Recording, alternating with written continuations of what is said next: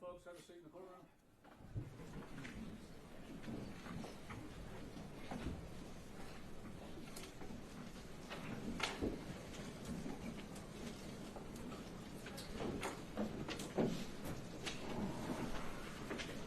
Okay, good morning. Have a seat. As we recessed yesterday, ladies and gentlemen, this witness had been passed for redirect to the state. Mr. Turner? Mr. Parties have agreed to waive redirect and recross of this witness, Your Honor. We have no recross and no redirect, Judge. Recall? No, Your Honor. No, Your Honor. Okay, sir. We have been released not subject to recall. We've been asking the other witnesses since the rule was invoked. Please don't discuss it with anybody until you're aware the trial is over with. Yes, sir. Thank you very much. Your next witness. Cody Allen.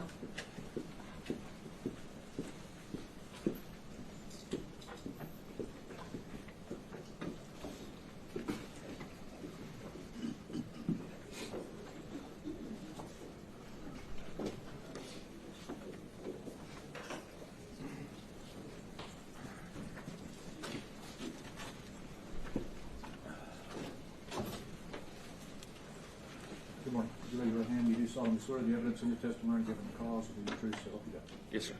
This is our witness stand over here. You'll have a seat. Adjust that microphone if you need to. You may proceed. Tell us your name. Cody Allen. What do you do for a living? I'm a Texas Ranger stationed in Midland, Texas. Would you tell us about your background in law enforcement? Yes, so I completed the DPS Academy in 2007, was a state trooper for approximately 6 years. After that, I was a special agent with our Criminal Investigations Division. And then I became a Texas Ranger in 2019.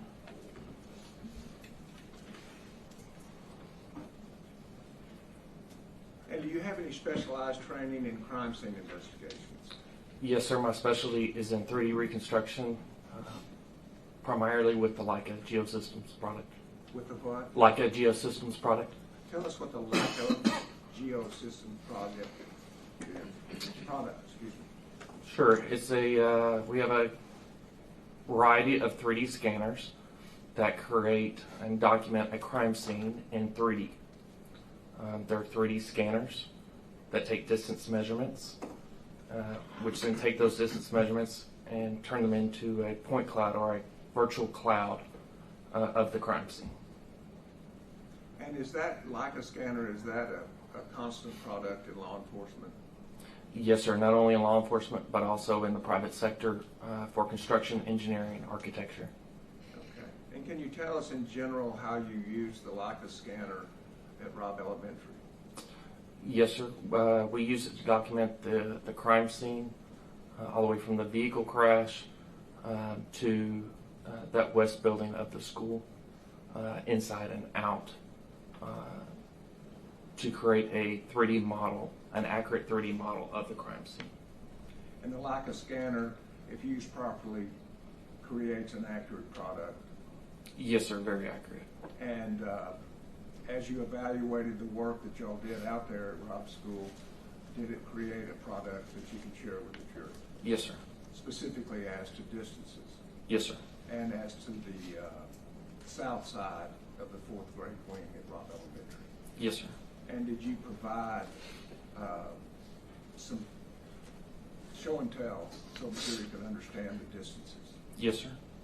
Now, your work shows distance, but it doesn't show time. Is that correct? That's correct, sir. So the time to cover a distance would have to come from another source. Yes, sir. It just shows the distance. Yes, sir. So whether it takes 12 seconds to cover a distance or it takes 45 seconds to cover a distance, you can't tell us about that. All you can tell us is how far the distance is. Correct, sir. We would have to refer to body cameras or other things to determine how long it took to cover that distance. Yes, sir.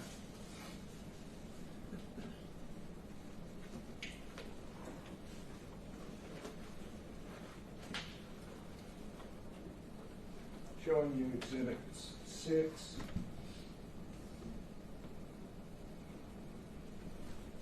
8,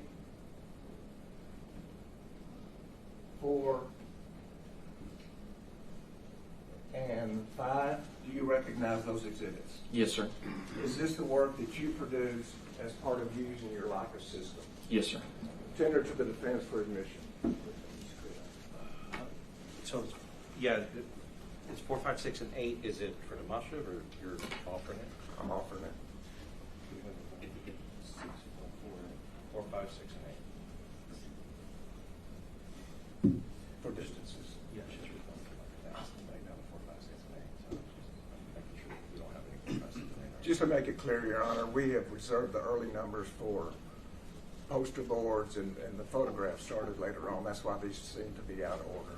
Thank you. No, actually, we already have an 8, so that the records and can make that one 7. Okay. And instead of 8, we offered a 7. I'll make that change now. So, I'm sorry, what are the numbers again? 4, 5, 6, and 7. Okay, thank you.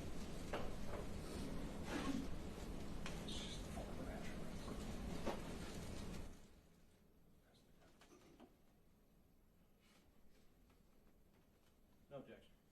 They're admitted.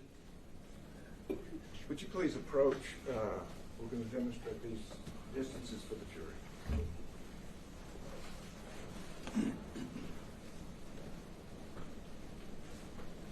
And we got jurors all the way across, so I brought this for you to use to help stay away from. Starting with states.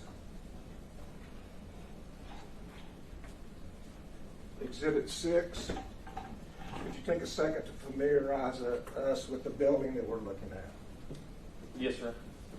Your parking lot, where the teachers were parking, is here on the bottom of the board. Towards the top of the board would be towards the other area of the school. And how was this product, States Exhibit 6, how was it produced? Sure. So the scanner creates a cloud of points that are distance measured, such as any 3D model you may be familiar with virtual reality or anything like that, but extremely accurate. We then take a slice or a picture of that data from a certain distance down, some distance from the top down. And then from that, we're able to create accurate measurements. All these points that are created in here are measurable points. As the scanner hits a certain point on a wall, 2 million points a second, and creates this cloud. And so is the building in place, the building as it appeared as far as the outline according to the scanner? Yes, sir. The only thing that's not here is the roof.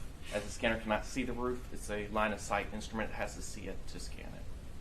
So it's as if the roof has been taken off. Correct, sir. Just the ceiling tiles are left. And when did y'all use this scanner? I believe it was the day after the shooting and the day after that, sir. Okay. And the vehicles that are pointed out there, were they in that place or was that added? This was as it was when I arrived the day after the shooting. And the parking lot, the way it appeared? Yes, sir. Okay.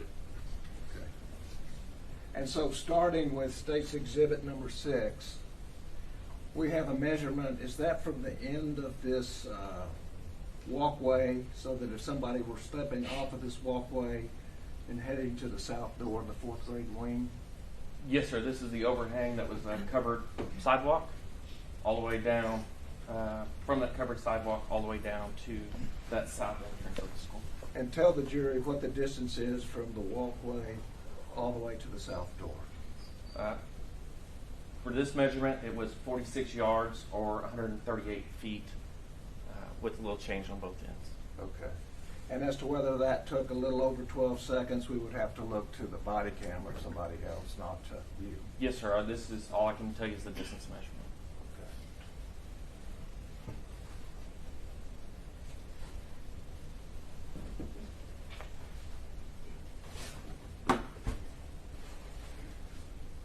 State's Exhibit 7. Make sure it's oriented the same. Is this the same diagram that we've been looking at, the Leica scanner production? Yes, sir. In the same condition? Yes, sir. What is the measurement in State's Exhibit 7 showing us? 43 yards or 129 feet. Again, some change on both ends. And what is the distance from and to? From would be the officer's patrol car door. That's where I took the measurement from the driver's door all the way to where the door would be in that south entrance. So just about 3 yards shorter than the distance that we measured from the coming off of this walkway to that area. I believe so. Close to the same distance. Thank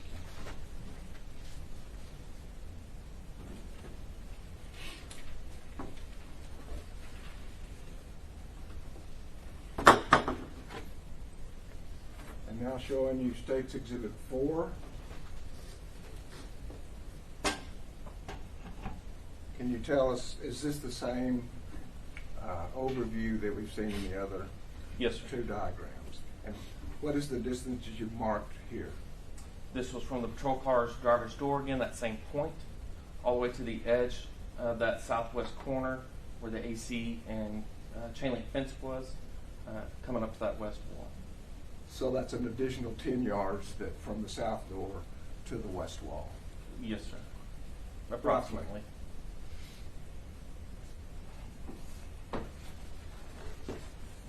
And the difference between 129 feet and 138 feet, about 9 feet? Yes, sir. Could you stand about 9 feet away from the jury rail? Just off the top of my head, sir, it'd probably be around here. I'm about 6 feet tall, so. And about how many steps is that? Just normal steps for you? About 4, sir, 4.5. Just 4.5 walking steps?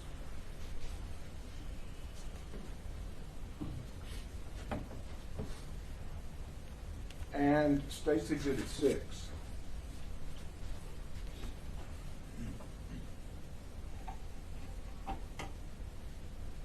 Let's see, I just did that. Says I'm supposed to grab this one. Excuse me. State's Exhibit 5.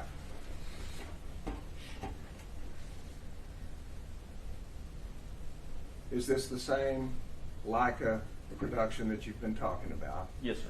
Is there an additional measurement on this? Yes, sir. And what is the measurement? It's of the west wall of the school from the corner of that AC vent all the way to that south door, including to that where it intersects and then up due to barriers in between. So it's not just a straight line, it's a straight line plus an additional if you have to turn and go up the walkway. Approximately, sir. And so the total distance is how much? Be about 66 yards, sir. So about 198 feet. So this is 62 yards to here, Yes, sir. and then another 4 yards here, just so we understand. Yes, sir. Thank you. Yes, sir.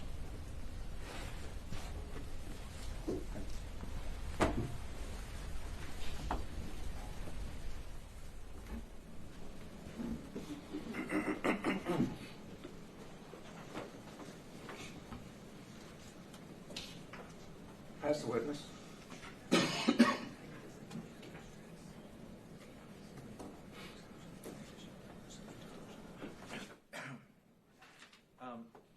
May I proceed, Judge?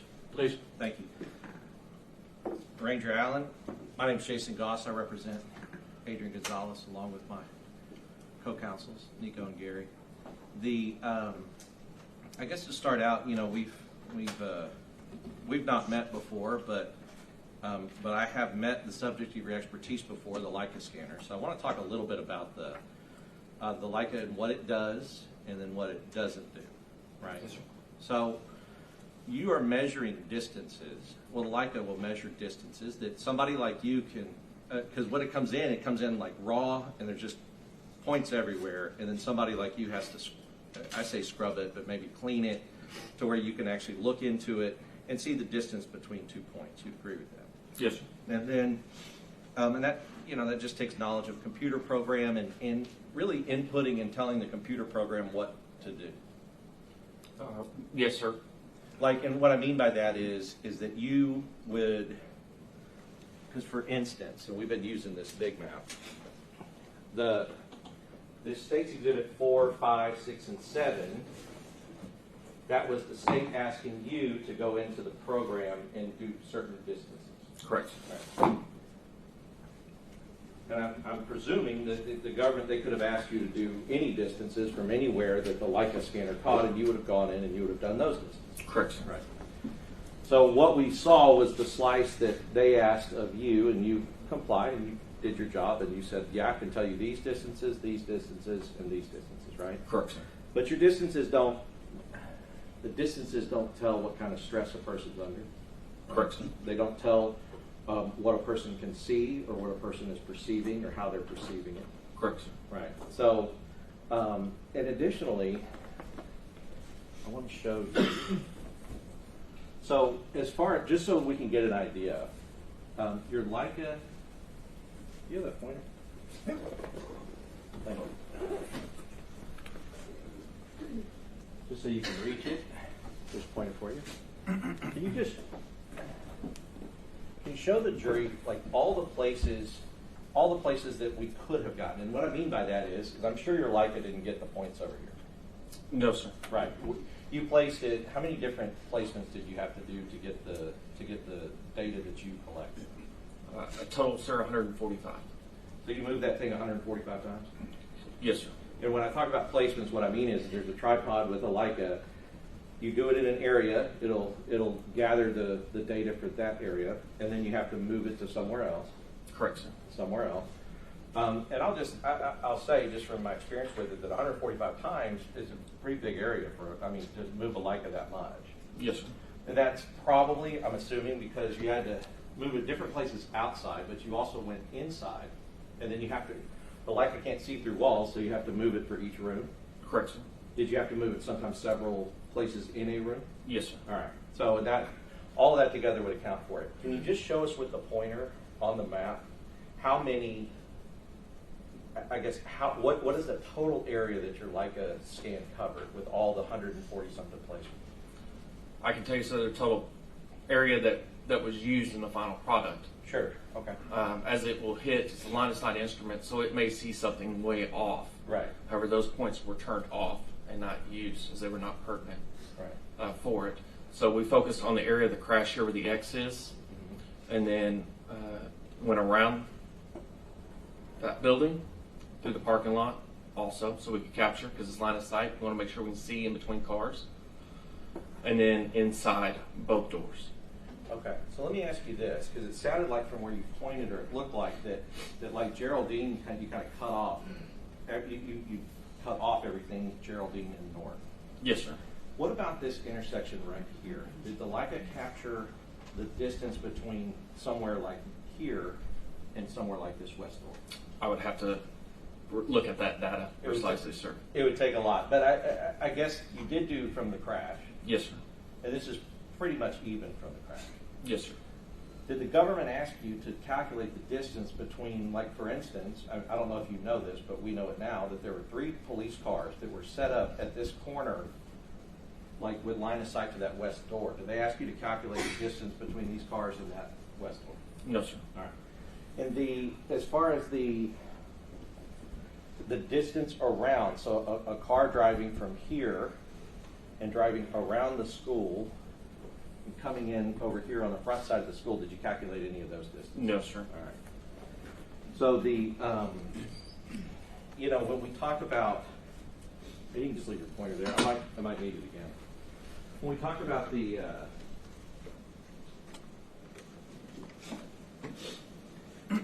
I guess when we talk about what you had, though, I don't know, maybe from that distance around Geraldine to the front of the school, could you have calculated that if they asked you to, like from the south part of, running along the south part of Geraldine around to the front of the school? No, sir. Geraldine was congested with a lot of law enforcement vehicles, command trailers, news media, such as that. Sure. So I guess what you mean by that is that you would not have been able to place it at the time that you were there the day after. You would not have been able to place it due to the congestion. Correct. But they didn't ask you to go back when it wasn't so congested and do it either. That's correct. Right. You did that one time, one scan that comprised of a lot of different scans, and then that was the only day you went out there to do it. Roughly, sir. Yes, Okay. sir. As far as the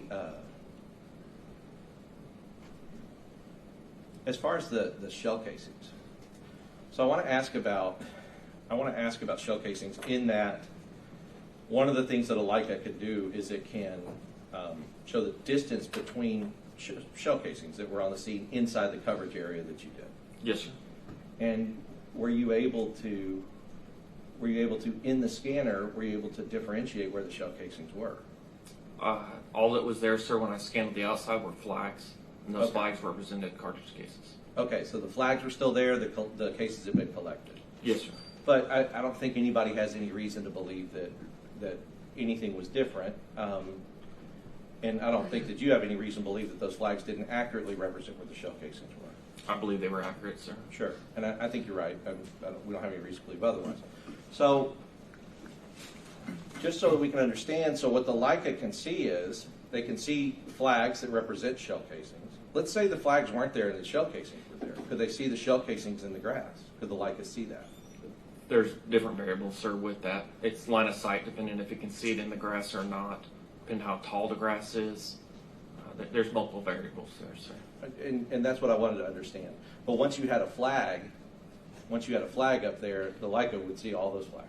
Yes, sir. All right. So, did the state ask you to calculate any distances between shell casings? No, sir. All right. And when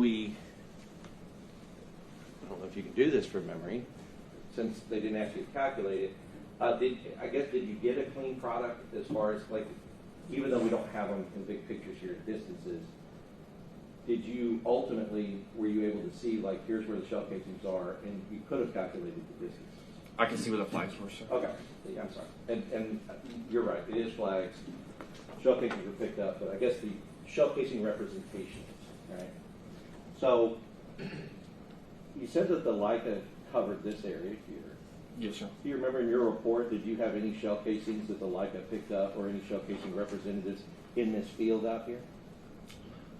I don't remember any of them out here, sir. I remembered some that were close to here and close to that sidewalk there. Okay, so and then the shell casings went here, like kind of down here around the sidewalk, and then up the building. You saw flags here Yes, sir. as well. Okay, so nothing out here, Not that I can remember, sir. nothing out here on the south, No, sir. right? Nothing out here.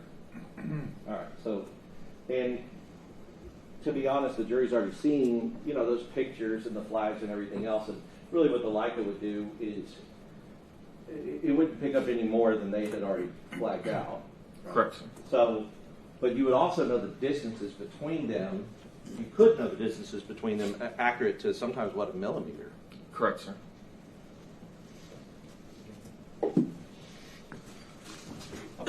Pass witness, Judge. And does a photograph show exactly where a casing is? A photograph of a casing. No, sir.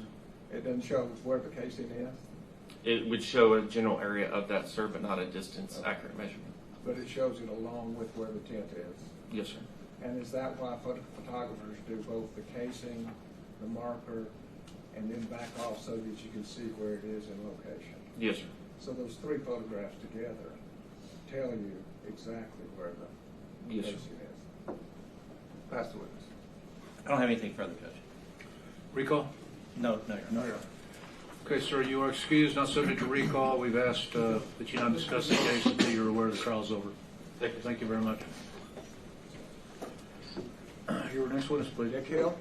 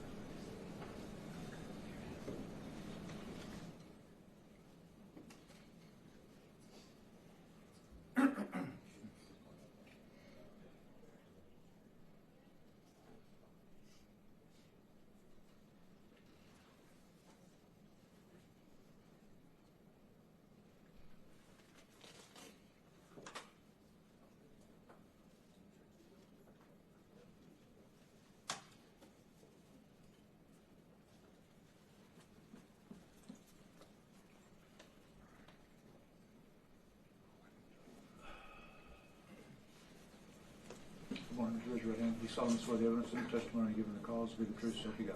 I do. You have a seat over here, the witness stand. Adjust that microphone if you need to.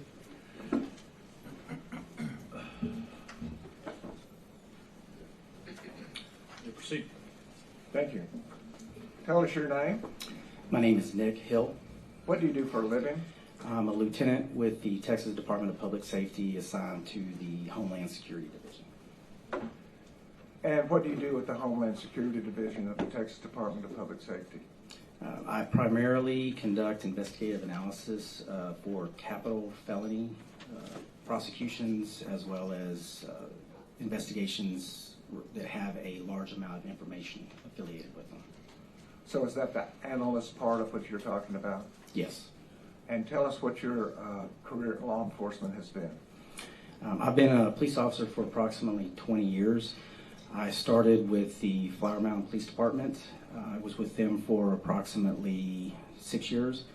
Then came to work for the Texas Department of Public Safety, and I've been with the Texas Department of Public Safety for approximately 15 years. And what has been your progression through the Department of Public Safety?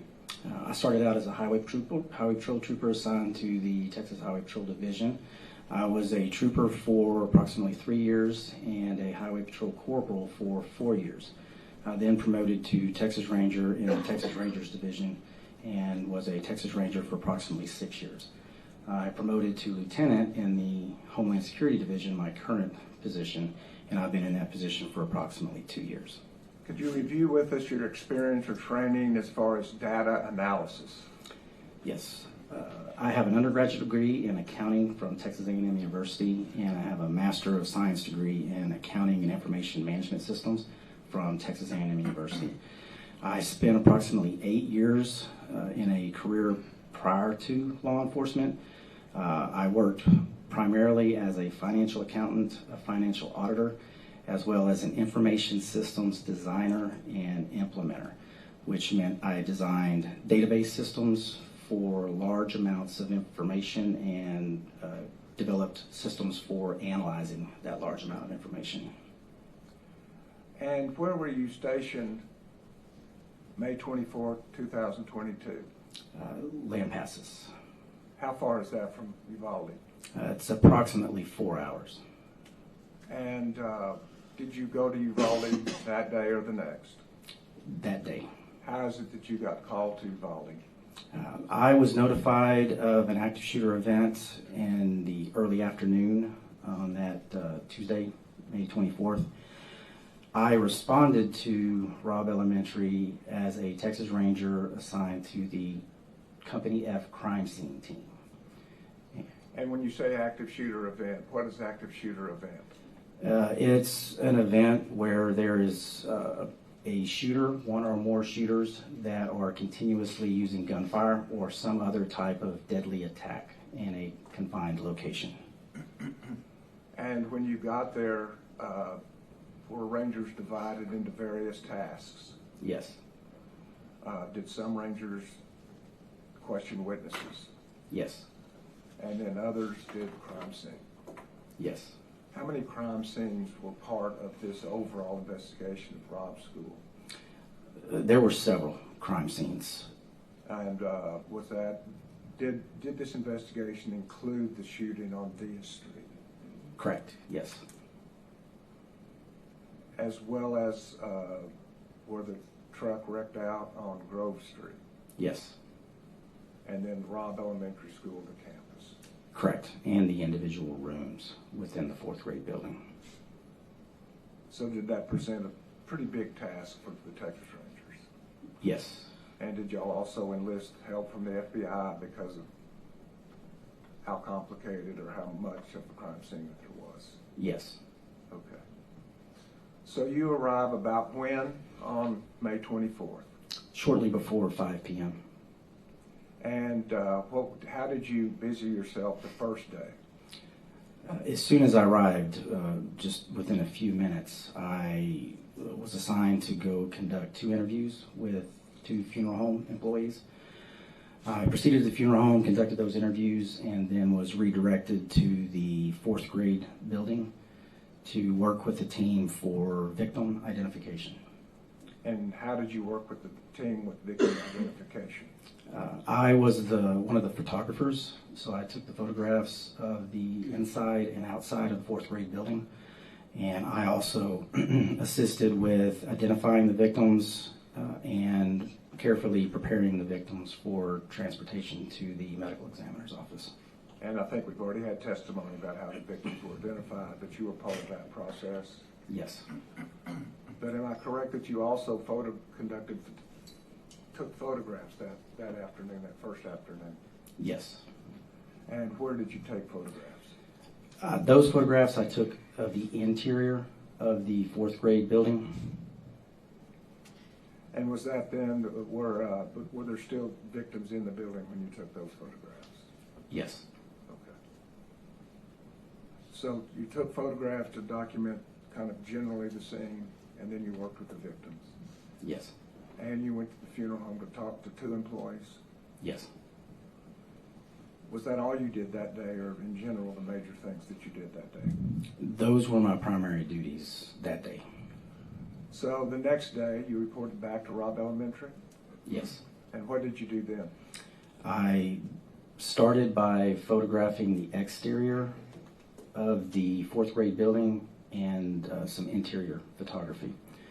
I then was assigned to process the shooter's vehicle that had crashed into the culvert, and 2 other rangers and myself processed that vehicle.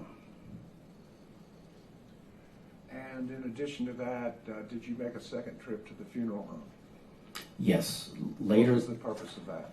Later that day, there were some questions about surveillance video from the funeral home.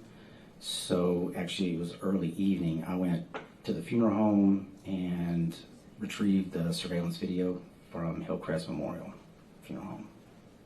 When you retrieved the video, are you able to determine the accuracy of the timing on the video? Yes. How did you do that?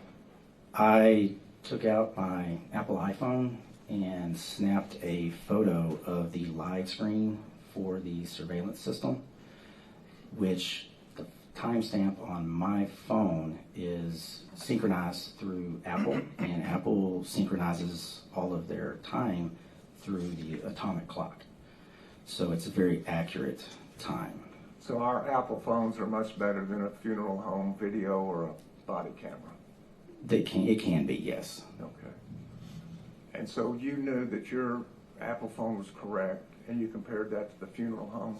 Yes. Could you tell the jury about the accuracy of the funeral home tapes? The funeral home tapes were approximately 2 seconds. There was a variance between the timestamp on my photograph and what the funeral home surveillance video was timestamped with. And so you have reviewed the funeral home videos, have you not? Yes. And there is a black... And Judge, just to save, I'm sorry, Bill, to save some time, we're stipulating to the times. Okay. I just want to show which one it is. Okay, I just wanted to let you know, we'll stipulate to the times, Judge. Thank you. Okay. Well, just real quickly then, so the jury can know if they go back. The black time is the funeral home time, but you added the accurate time, the real time. Is that correct? Correct. And that's in white? Yes. Okay. So the real time would be in white, and is that true for all of these videos, body cams, dash cams? If we see the white time, that is your work. Yes. You actually added to the video. Correct. Thank you. On the second day, before I get to that, did you do any other searches other than what you have just described? In other words, did you return to Robb Elementary later to retrieve a few more pieces of evidence? Yes. Tell us about that. I transitioned into another role after my duties on Wednesday, and part of that role, I was working with Ranger Robert Montalvo. And if there was evidence items that was located after the first couple of days, then Ranger Montalvo and I would go out and photograph those items and collect them from where they were found. And so did you do that with regard to Robb's school? Yes. And we've seen photographs, but did you recover, were you part with Montalvo recovering 2 casings on the west side of the 4th grade wing? Yes. And 2 casings from room 112? Yes. And a trigger system from room 111? Yes. Now, taking you back to the second day that you were out there, were the markers for the casings on the west side still out there? On the first day, I don't recall seeing the markers. On the second day, yes. That was my question, the second day. Yes. And so, did you compare where the markers were in comparison to perhaps where bullets had struck the building in room 104 and 102? Yes. When I was photographing the exterior of the 4th grade building on that second day, that Wednesday, I was looking for projectile defects or bullet holes that would be either in the windows or in the brick. Thank you. Just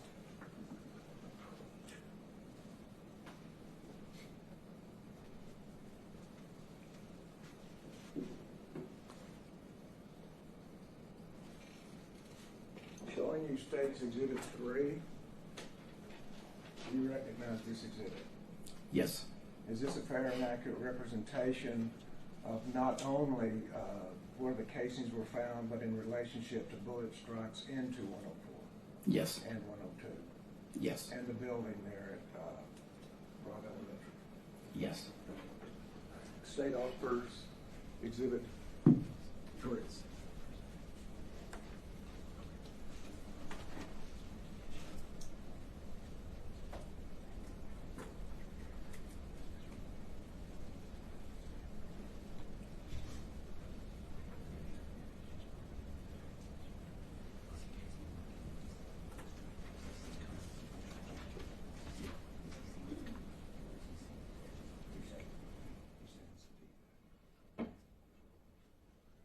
Judge Maverick, Iron Road briefly. All right. Ranger Hill, I'll be asking you some questions in a second, but just for clarity. This X here Which one? on 104, I'm sorry, on here on the wing. On Room 24? Yes, sir. Are you just, is this X just mark a defect, or are you testifying that this is coming from a certain area, or are you just determining that's a defect? It's just documenting the defect. Okay. Thank you. No objection. Submitted.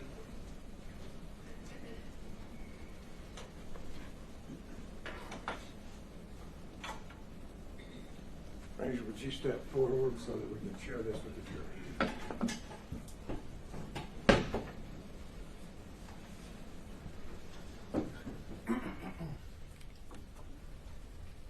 Thank you. Could you give us an overview of what we're looking at? This is a Google Earth image of the Robb Elementary campus, as well as the Geraldine Street, South Grove Street, and the Hillcrest Sir, can you Memorial. speak up, please? This is a Google Earth overview of the Robb Elementary campus, as well as Geraldine Street, South Grove Street, and the Hillcrest Memorial Funeral Home. And on this diagram, are there yellow numbers? Yes. And what do the yellow numbers indicate? The yellow numbers are markers that the FBI used to mark the location of fired cartridge casings. And would you show us in general terms where those markers were? And describe what you're pointing at. There are going to be numbers in yellow. Each one of these numbers corresponds to a marker number or a tent number that the FBI used to mark each one of those cartridge casings. And so you have them first at the south side of the parking lot, is that correct? Yes.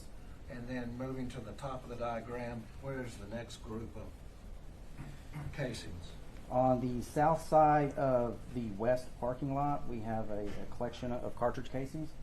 And then once we reach the west wall of the 4th grade building, we have sequences of fired cartridge casings as we move north along the west wall. And as you saw those cartridge casings, is that where you looked for where bullets may have defect, I suppose, where they hit something in relationship to the location of those casings?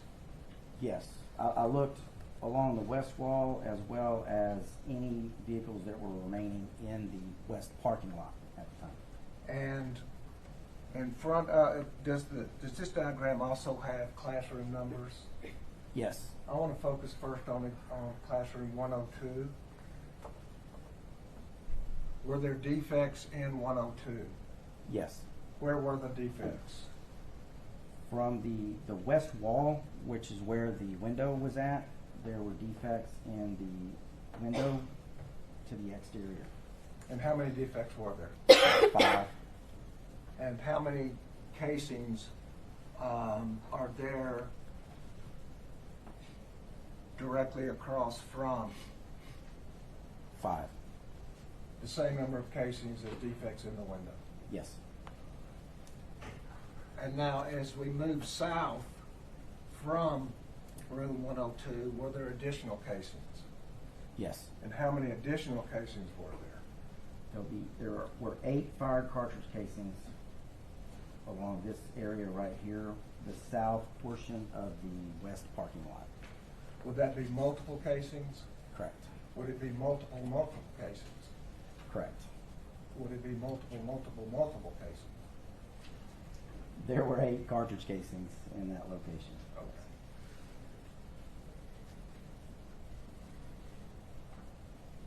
And now moving up north of the wall, was there an additional defect in the west wall at Robb Elementary?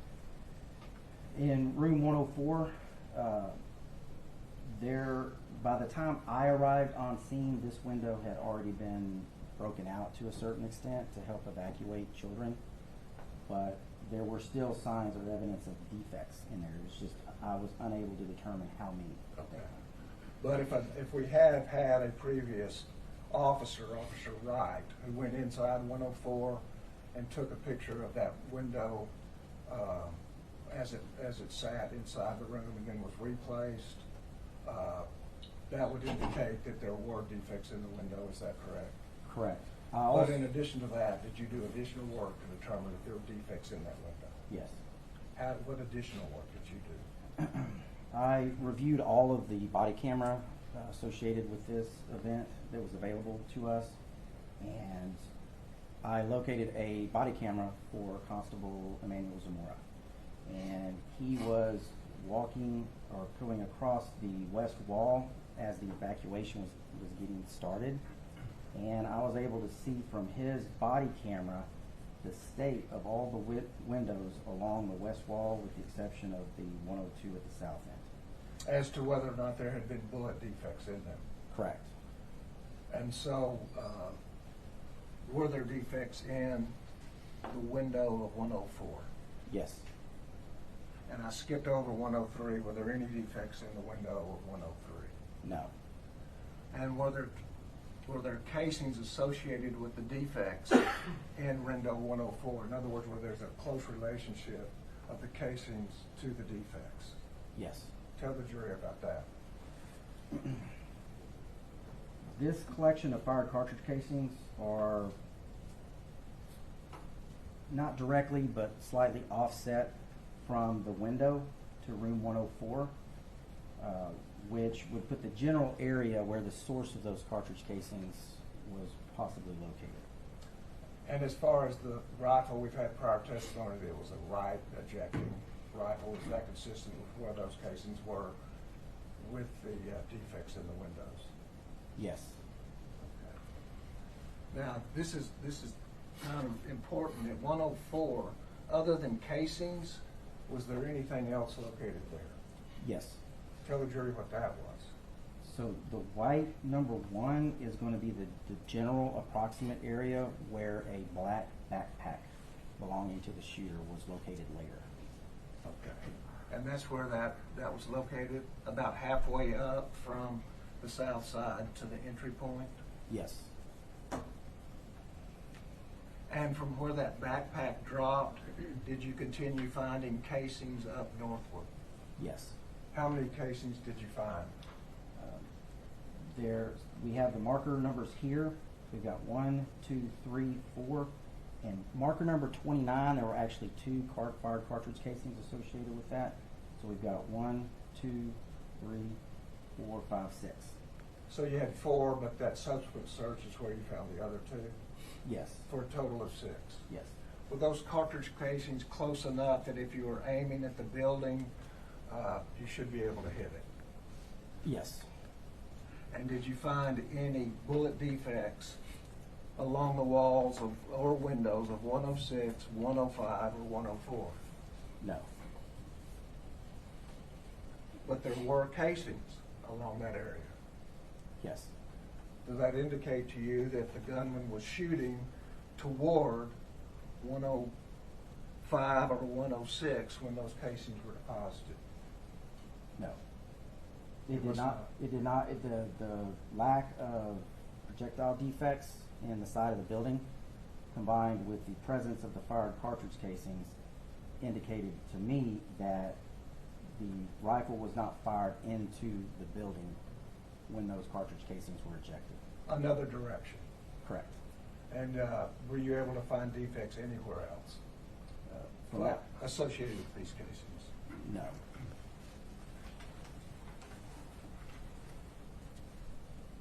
Okay. Now moving to the right side of the building. I can't call left and right, I'm not sure. Is there also an X there? Yes. And tell us about that X. This X represents a projectile defect in the south room 111 window. Tell us about the defect. The defect, it was a perforating bullet round that went through that window, and it was near circular in size. What difference does it make to you if a defect is circular in size? The closer, if you look at the source of the projectile, the firearm, and the target, meaning the surface, the closer to 90 degrees that round is fired, the defect will be near or close to just a complete circle. The more that source or that firearm starts to move at an angle, the more oblong that defect will become. And there'll be other indicators such as a leading edge, other things that we can look at. And was this defect oblong or circular? It was close to circular. Indicating to you what? It wasn't at 90 degrees, but it was going to be slightly offset. I can't tell you the degrees, but it's going to be not too terribly lower than 90 degrees. Close to 90 degrees? Correct. So show us in general terms the trajectory of that bullet through that defect in the window in 111. Just generally where it would have started and where it would have headed, the direction. Okay, I did not perform trajectory, but I would have expected, just based on the way the projectile looked and that it was close to circular, an angle somewhere in this vicinity. And you're moving not horizontal, but just a little bit lower than horizontal, is that correct? Correct. And did you also find or know that there was a defect, can I have that for a second, all the way down here Yes. in the room 24? Yes. Would you expect a bullet coming out of room 111 that left that kind of circular defect to be at an angle that would reach 24?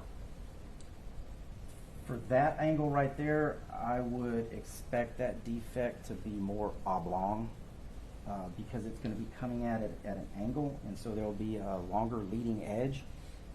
And there was also, from what I recall, a PVC pipe, electrical conduit pipe that was right there that didn't have any damage as well. That could have been an obstruction if a round was coming from this direction. So the round to get through that obstruction into that defect would have had to leave some kind of mark on that PVC pipe. Possibly, yes.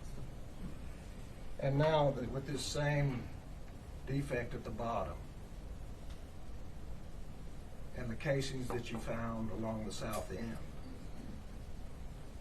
and the trajectories that you talked about in general, what would you say about the casings at the south end in relationship to the defect in 24? So from my observations of the photographs for this particular defect, it was not circular, but was not oblong either. But it was going to be closer to a 90-degree angle than closer to a 0-degree angle. I would have expected something about like that in that general area. So consistent with the casings you found at the south end, Correct. that a shot leaving a casing here would end up in 24. Yes. Now on this diagram, you also have blue vehicles, is that correct?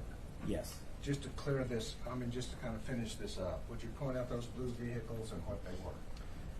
So here, these blue icons represent the Uvalde PD officers that arrived at this location: Sergeant Coronado, Officer Jesus Mendoza, and Officer Juan Saucedo.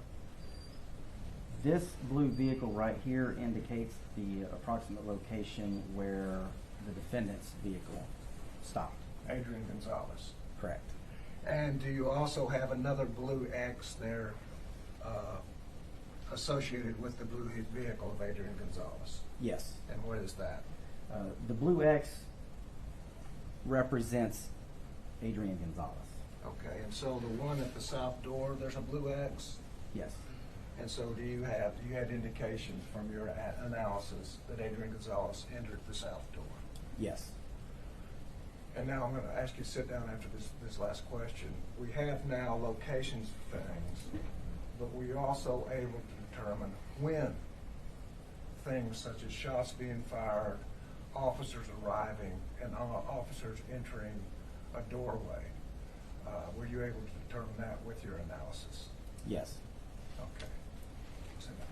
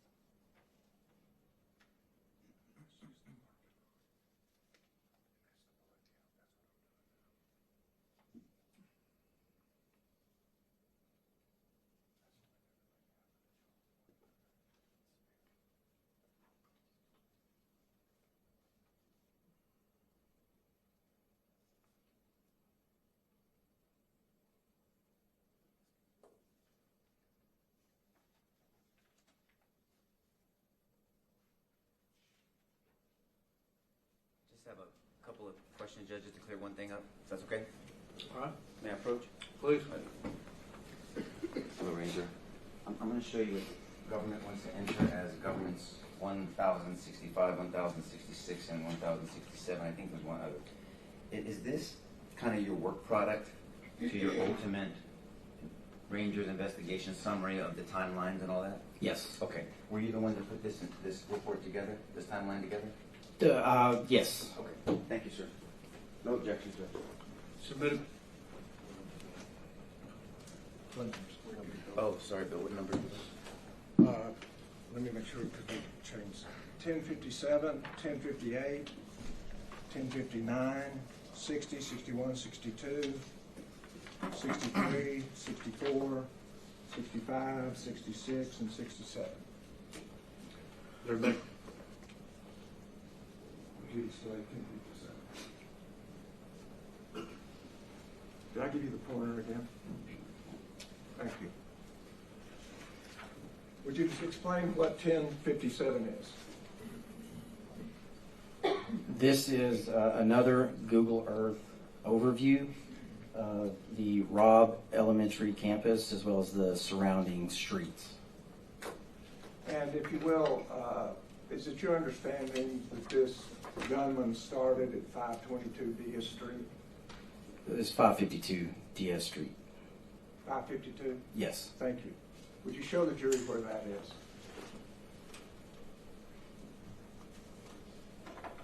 And the truck that you searched on that second day, where did you do that search? So would you show the path then from Diaz Street to that ditch? And would you show the funeral home? And is that where you recovered the video from the funeral home?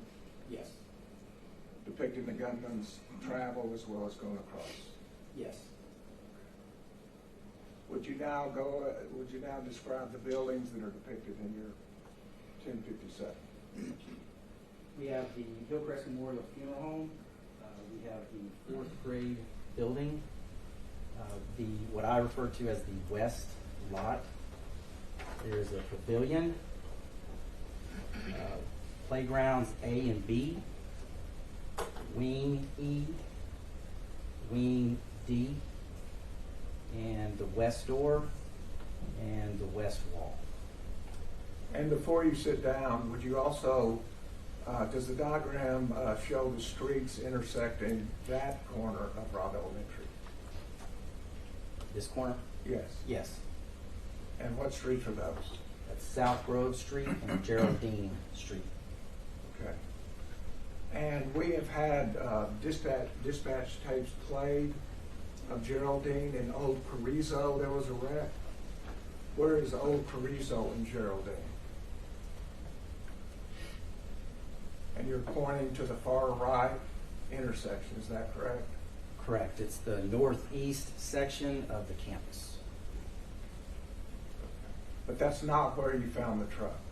Correct. You found it on Grove in Geraldine. Correct. Thank you.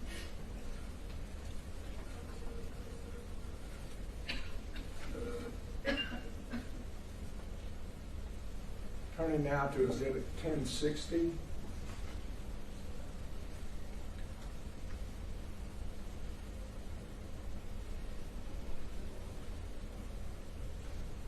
Is there both a red line and a blue line there? Yes. And could you tell us what those lines represent and show us where they go? The red line exhibits the general approximate walking path for the shooter as he moved from the crash site over to the west lot, north along the west wall, entered the west door, south in the hallway, south, and then his location in room 111 in 112. And we're able to recreate the line from the funeral home, the outside part anyway, on the grounds to the west, from the funeral home to Yes. and along the building from the case from in the hall for this raw video. Yes. Yeah. And the blue line The blue line represents Mr. Gonzales, Mr. was driving Mr. campus, he through the Mr. gate, Mr. area into the west part, to the west, ultimately to the west to a stop and to the west location. Thank you. To the west. Exhibit 1061. Have you marked a blue square on 1061? Yes. And what is that? That is the backpack that marker number 1 represented on the other diagram. This was the backpack that the shooter dropped. And is Exhibit 1061 a screenshot of a video? Yes. And whose video was that? This was a video that I collected from a person across the street. A short video? Correct. Very 52 short. seconds. Yes. And what did the video show in general? Well, one showed the location of this backpack, the original location of it, as well as the shooter running this direction towards the camera, and then in through the west door into the 4th grade building. And Exhibit 1062?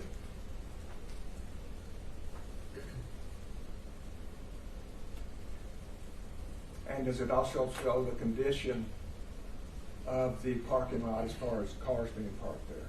Yes. Exhibit, well, go ahead and have a seat, and then we'll get to the next exhibit.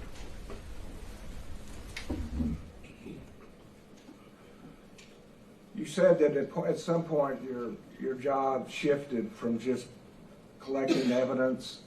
Could you tell us how it shifted? After the Wednesday, I came in Thursday to submit the evidence that we collected from the crash site. After discussing the evidence procedures with Ranger Montalvo, who was the assigned evidence custodian, I transitioned into an evidence management role to help accommodate the large amount of physical evidence that we would be taking in throughout the course of our investigation. So you were part of the inventory of the large amount of evidence that was coming in? Yes. And on those first couple of days, was it primarily ammunition related? The first couple of days, there was a large amount of ammunition. And did you catalog that and inventory it? I didn't inventory the ammunition. There were other rangers that did that. I worked with Ranger Montalvo to organize all of the evidence as it was submitted. And did you review that organization and inventory to determine how many shots were fired that day? Yes. And in doing that, was there also a determination of shots fired by law enforcement as opposed to by the gunman? Yes. How's that determination made? In this particular case, the shooter used a specific type of ammunition.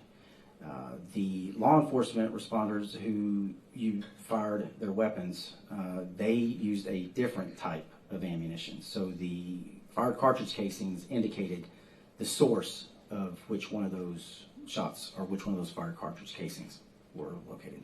Showing you Exhibit 1063, and you might have to approach the exhibit.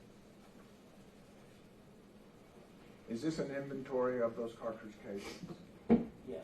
Starting with the middle one, could you explain what the graph, first of all, how it's scaled and what each one of those lines and each one of those columns mean? This is a fired cartridge casing matrix that we used to ensure that we had gathered all the fired cartridge casings for this event.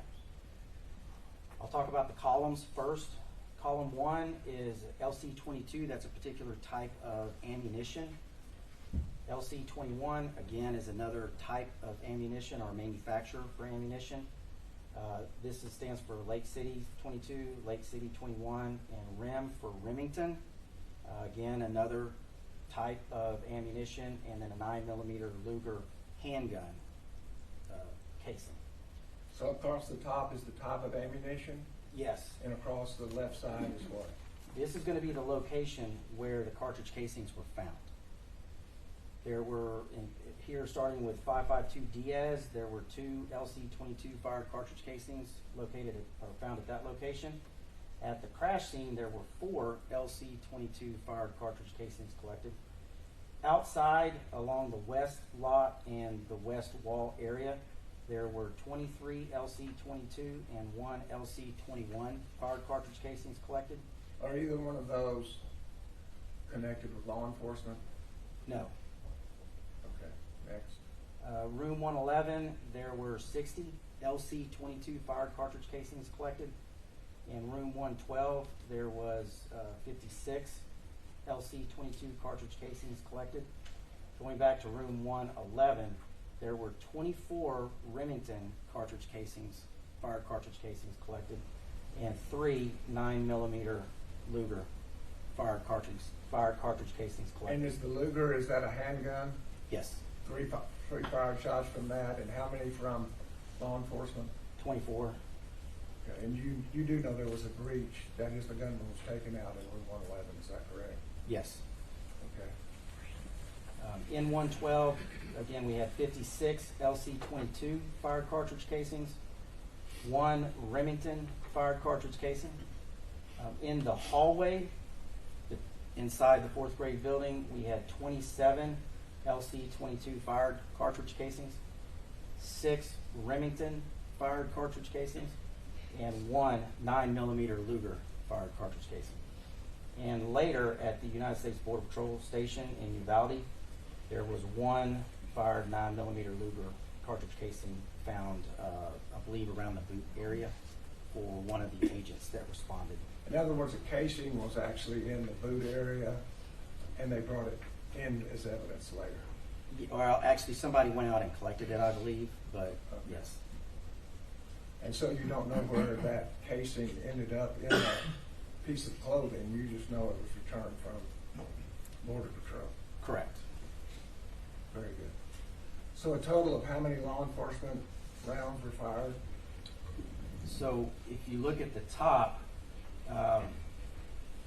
based on work that the ATF did and receipts for ammunition that the shooter had purchased, LC-21, that was an off, but still part of this same. It could have been a round that got added into the lot that was purchased. But the LC-22 and LC-21 were associated with the shooter. The Remington and the 9mm Luger were associated with law enforcement. So throughout the event, law enforcement fired 35, or we recovered 35 fired cartridge casings.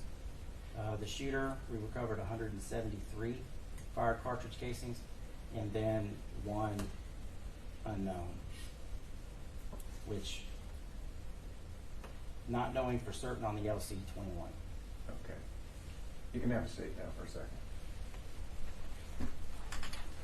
What you have just described for us then is the number of shots that were recovered from the investigation of all the rangers around Robb School as well as Dia Street. Is that correct? The number of fired cartridge casings that were collected.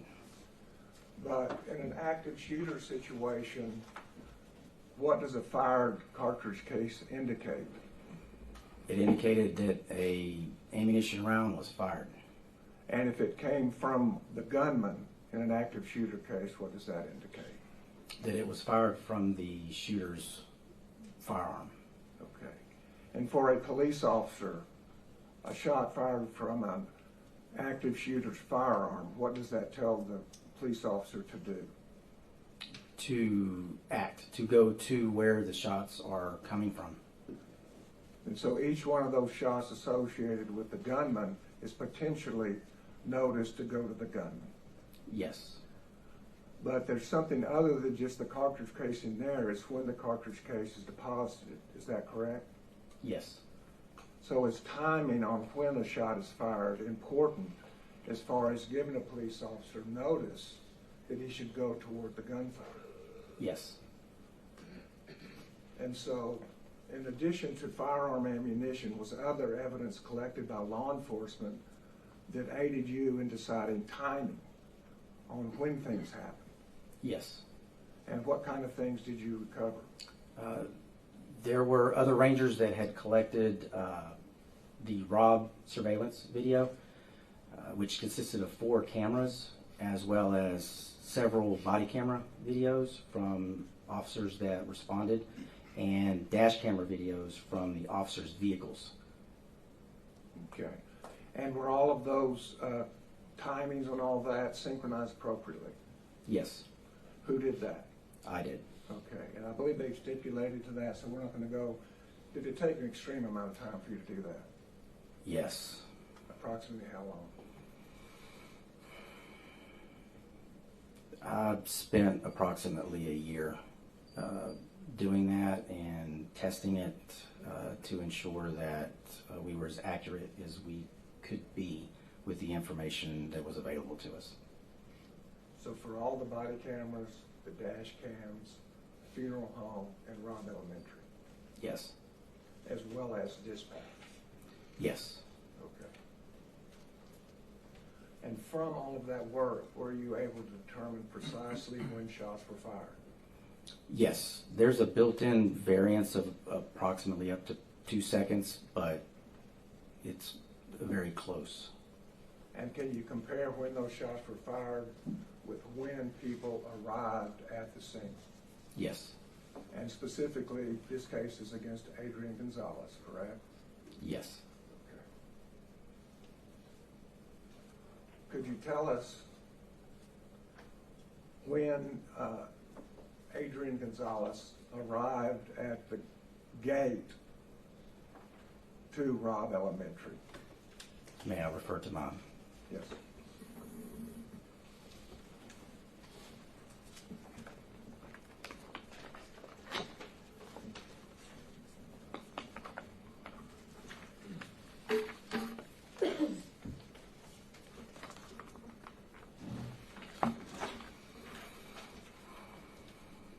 All right. Mr. Gonzales arrived at approximately 11:31:41, and that was going to be at the West Gate location. 11:31 what? 41. Had any shots been fired prior to his arrival? Yes. Well, yes. On Diaz Street, had they been fired before his arrival? Yes. Had the shots at the truck been fired before his arrival? Yes. And then we moved to that south grounds. Had any of those shots been fired before his arrival? Yes. How many shots had been fired before his arrival? There were approximately 6 shots that were fired before Mr. Gonzales had come on to the school property. Okay. And then from the west gate, were you able to determine when Adrian Gonzales' car was parked approximately within a few seconds? Approximately, yes. I was able to see Mr. Gonzales' patrol car come into the parking lot and drive to an area roughly about where the west lot meets the grass. And then we know where his vehicle came to a stop. So I did have to approximate when he would have come to a stop based on how fast he was traveling as he came from the west gate and past the known location that I could see on the surveillance video. And what was your approximation? Approximately 11:31:55. And from Adrian Gonzales' arrival at the gate at 11:31:41 until it came to a stop at 11:31:55, were there any shots fired? Yes. How many? There were 2. And were you able to determine where Adrian Gonzales' vehicle was in relationship to those 2 shots? Approximately before Mr. Gonzales had stopped his patrol vehicle, there was 1 shot fired. And then around the time he stopped his vehicle, the 2nd shot was found. So close to when he parked. Correct. And did you also time the dispatch tape in which Adrian Gonzales said shots fired, shots fired? Yes. Can you tell us when that was? 11:32:09. So after he parked his car until he keyed up his radio and announced shots fired, how much time had elapsed? I'm sorry, what were the 2 times again? From the time that Adrian Gonzales parked his car at 11:31:55 and keyed up his radio saying shots fired, how much time had elapsed? Approximately 14 seconds.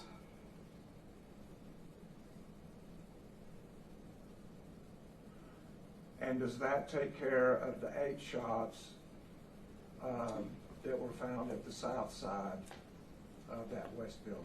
Yes. And from this point on, do the shots then travel away from Adrian Gonzales? Yes. The casings, I mean. I'm sorry, could you... The casings, following the casings then, they go from that south side north. Correct. Not, they don't close in on Adrian Gonzales, they go the other way. Yes. And so how many shots were fired along the west side? 16. How many? 16.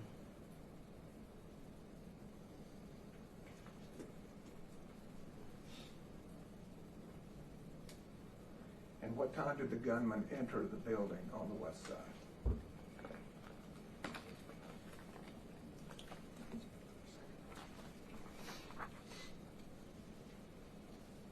Approximately 11:32:59. So about a minute and 4 seconds later, after Adrian Gonzales stopped. 11:31:55 to 11:32:59, is that correct? Correct. Yeah, approximately 1 minute and 4 seconds. And before we get into the west building, I want to talk about the timing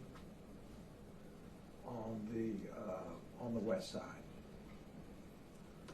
As the gunman was traveling along the west side of the building, about halfway up, is that where the bag dropped? Correct. Okay. And let me ask, did any other officers arrive on the scene about halfway between when Adrian Gonzales parked and the gunman entered the west door? Yes. Who entered? Who arrived? Uvalde PD Officer Jesus Mendoza, Officer Juan Salcedo, and Sergeant Telesoro Coronado. And they arrived where again?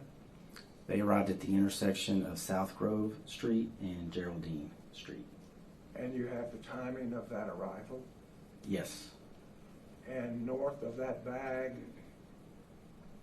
going toward the west entry, are there any more bullet defects in the building? No. Are there any more casings indicate the gun was being fired during that period of time? Yes. How many? I have to refer back to the diagram real quick.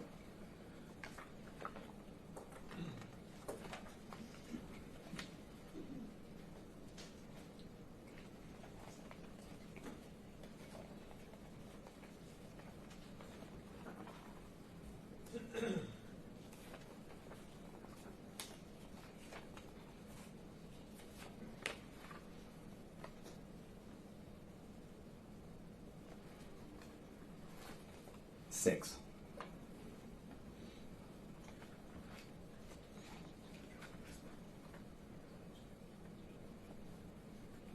Now, as we get to the west door, can you describe the west door? It was a metal, appeared to be a heavy metal door. There was a window in the door, a narrow window, as well as a wider roof to floor or ceiling to floor window just to the right as you're looking from outside to the inside. And the weapon that the gunman was using, as well as the defects in rooms 102 and 104, is that kind of weapon capable of penetrating glass? Yes. And how quickly did that weapon fire? That is a native semi-automatic rifle, and it would fire as quickly as somebody could pull their trigger and allow the gun to reset to pull the trigger again. And penetrating glass with rounds from that kind of rifle, would that weaken the glass? Yes. eventually making it breakable. Yes. How long would it take to take that glass in perfect condition with that kind of AR until the glass was capable of being broken? I can't say for certain, but I wouldn't think it would take very long. When you say very long, are you talking about minutes or seconds? Seconds.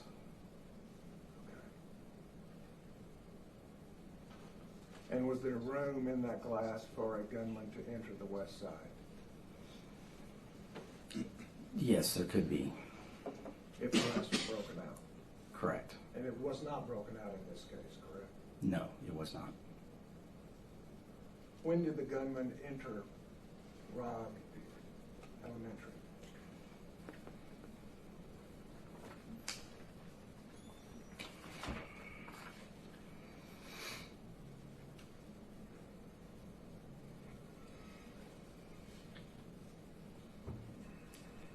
Approximately 11:32:59.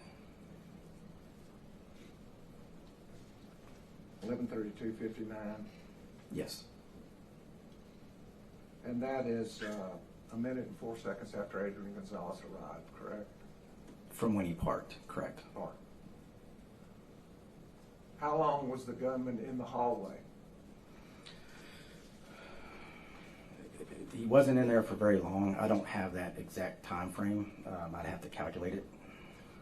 Well, let me just ask then, do you have the time he entered the hallway? I mean, entered from the west door. Yes. Do you have the time that he entered room 111? Yes. And did he go into any other rooms before he entered room 111? No. So what time did he enter room 111? Approximately 11:33:45. Okay. So from 11:32:59 to 45, about 45, 46 seconds. Approximately. More than 12 seconds. Correct.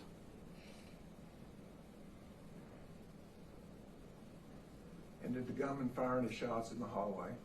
Yes. And did you find casings in the hallway? Yes. And did you listen to the Robb video to determine how many shots were fired? Yes. How many shots were fired by the gunman in the hallway before going in room 111? 21.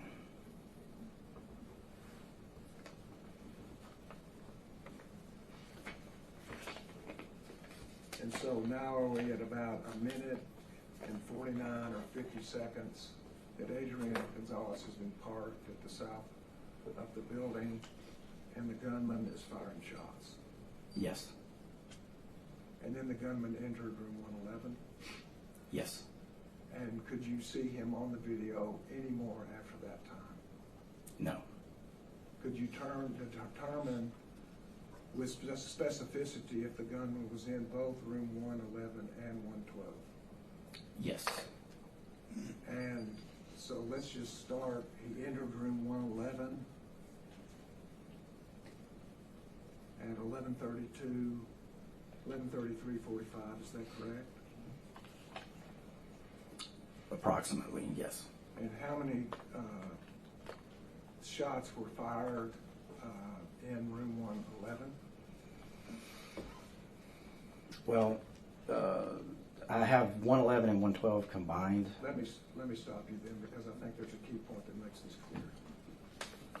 What time did Adrian Gonzales enter the south door? At approximately 11:35:48.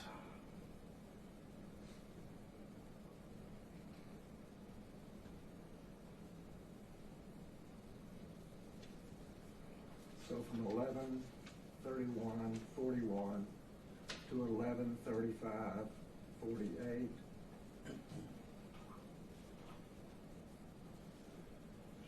Somewhere in the neighborhood of 4 minutes. Correct. From the time Mr. Gonzales came through the west gate. And so now we need to know how many shots were fired in 111 and 112 until Adrian Gonzales entered that south door. 117. 117 shots. Yes. Were you able to determine if they were in both rooms 111 and 112? Yes, some of the shots, yes. in both of those rooms? Correct. And how were you able to determine by looking at the raw video if the shots were in 111 or 112? Well, shortly after the shooter entered 111, he began shooting, so time and distance would indicate that those shots would have taken place in room 111. He also fired 2 shots where sheetrock dust was projected into the hallway from room 111. And then as sequence of fire continued, there was a pause in the gunfire. And a short time after that pause, when the gunfire resumed, there was sheetrock dust that got projected into the hallway from room 112, indicating that the shooter fired that shot from inside room 112. Okay. Now, in addition to when Adrian Gonzales entered that south wing, were you also able, through Coronado's body cam, to determine when Coronado said shots fired, get in the building? Yes. And when was that? When did he actually say shots fired? Yes.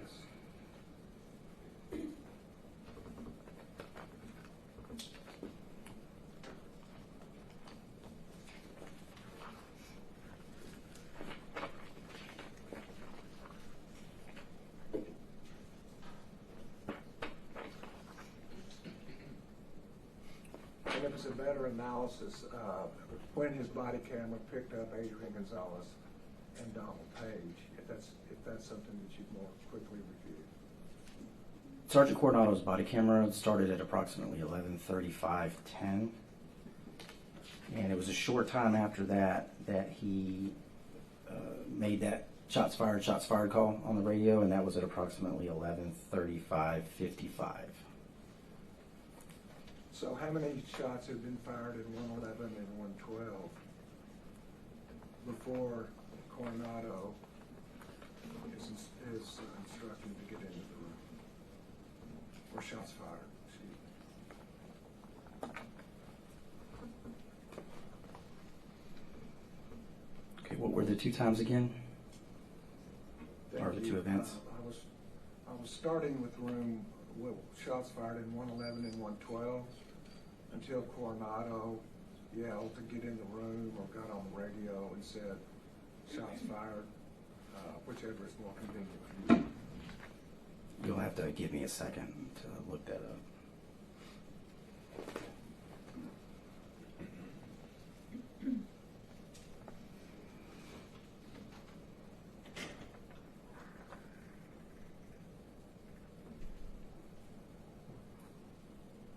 I'm sorry, what was that first time? Entered room 111.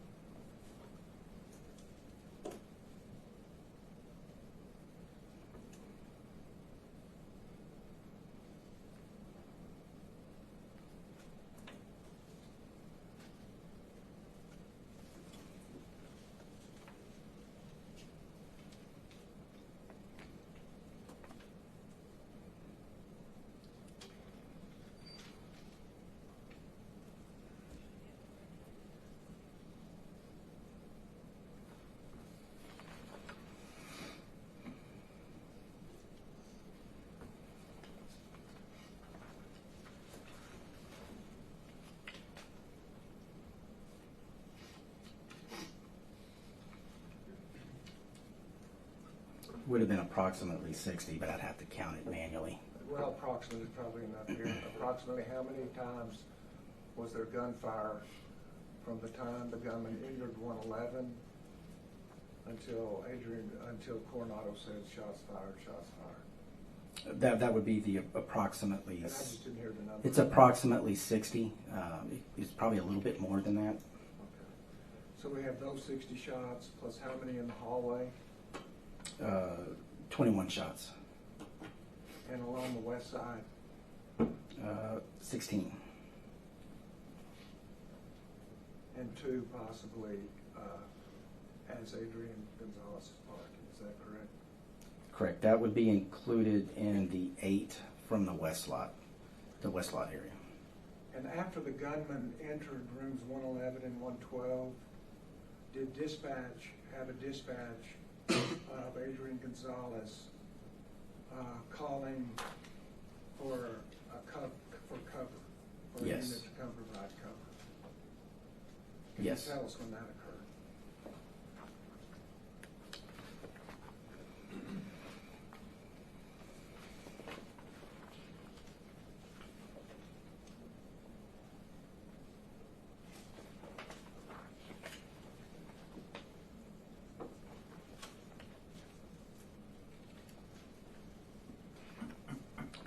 Approximately 11:34:28.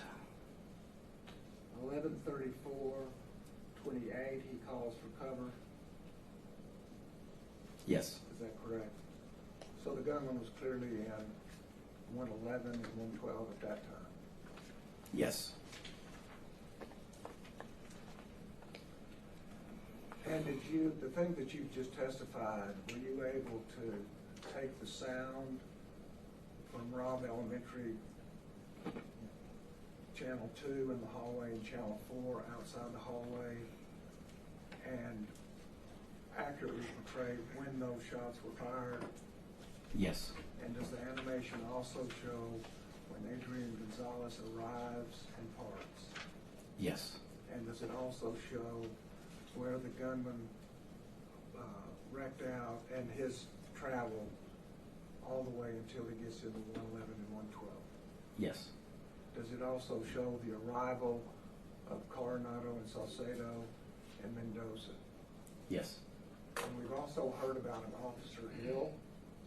Does it also show where Officer Hill arrived at his location? Yes.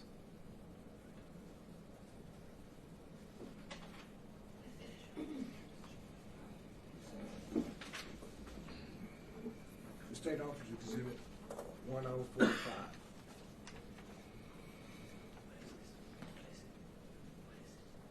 This is the animation. It shows red dots. It's actually just a combination of these.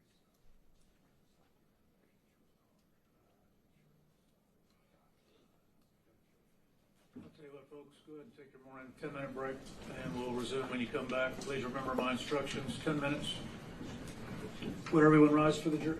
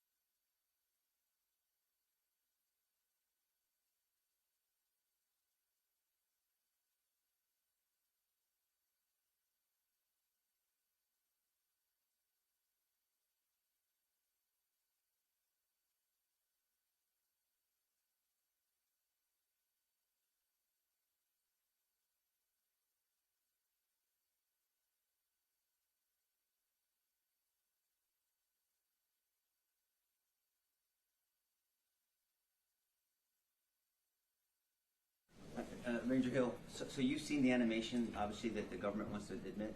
Yes, And did you put that animation together? yes. Okay.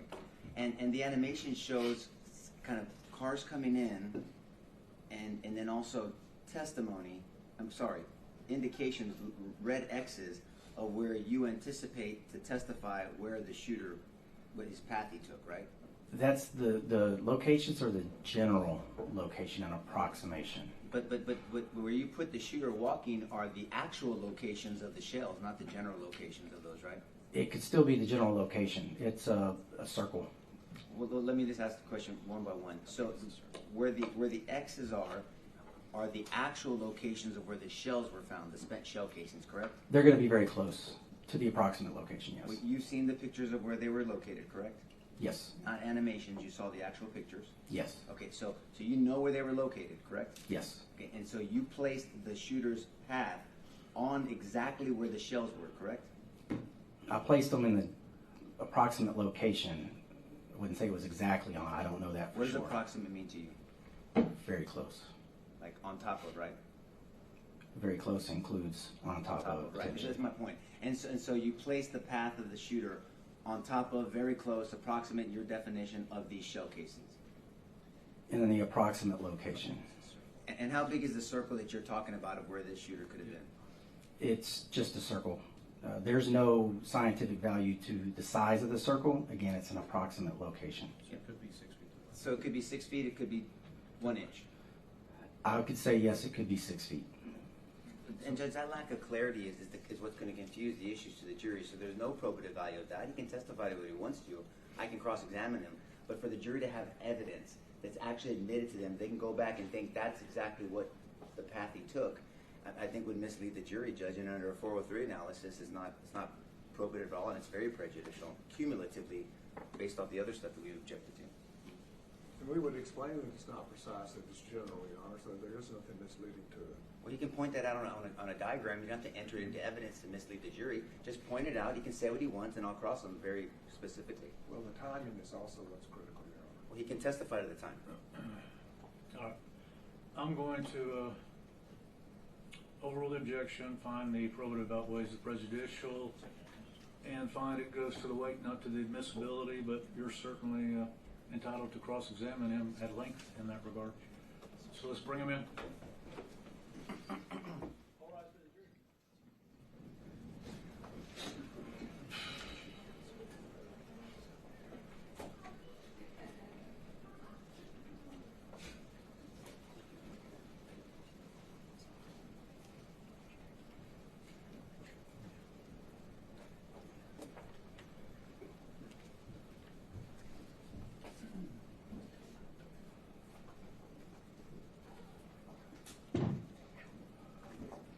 Sit in the courtroom, please.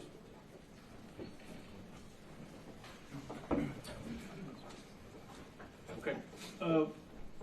We may proceed based upon the ruling the court has already made. Mr. Turner. Thank you, Your Honor. And so, this animation that we're about to play, that is your rendition, is that correct? Yes. Based on the funeral home, Robb Elementary, dispatch, is that correct? And the body camera video, yes. And is Amy Marine's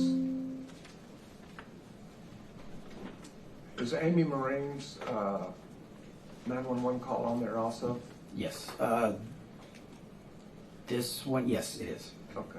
Because in the background of that, can you hear also officers dispatching? Yes. Okay. So that and the sound of gunfire, as far as the timing, as well as the animation, shows where people were when shots were being fired. Yes. And people were making dispatch. Yes. Asked to play exhibit 1045. It was admitted, I believe, outside the presence of the jury, asked to be admitted from the jury. Yeah, I've admitted it outside the presence of the jury, so subject to the objection already been overruled, you may proceed.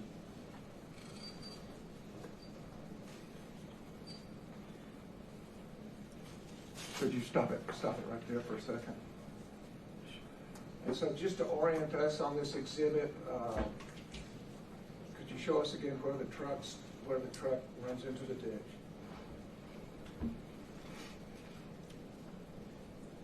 Approximately this location. And how does it explain the track that the gunman takes? How does the animation? Uh-huh. There is a circle depicting the shooter, and the movement of the circle is based on time distance observed from the surveillance video here. So from point to point and how long it took for the shooter on the surveillance video to go from point A to point B, the animation draws out the pace at which And what color is that animation in? red. What? Red. Okay. And as the shooter enters that southwest corner and goes up the west wall,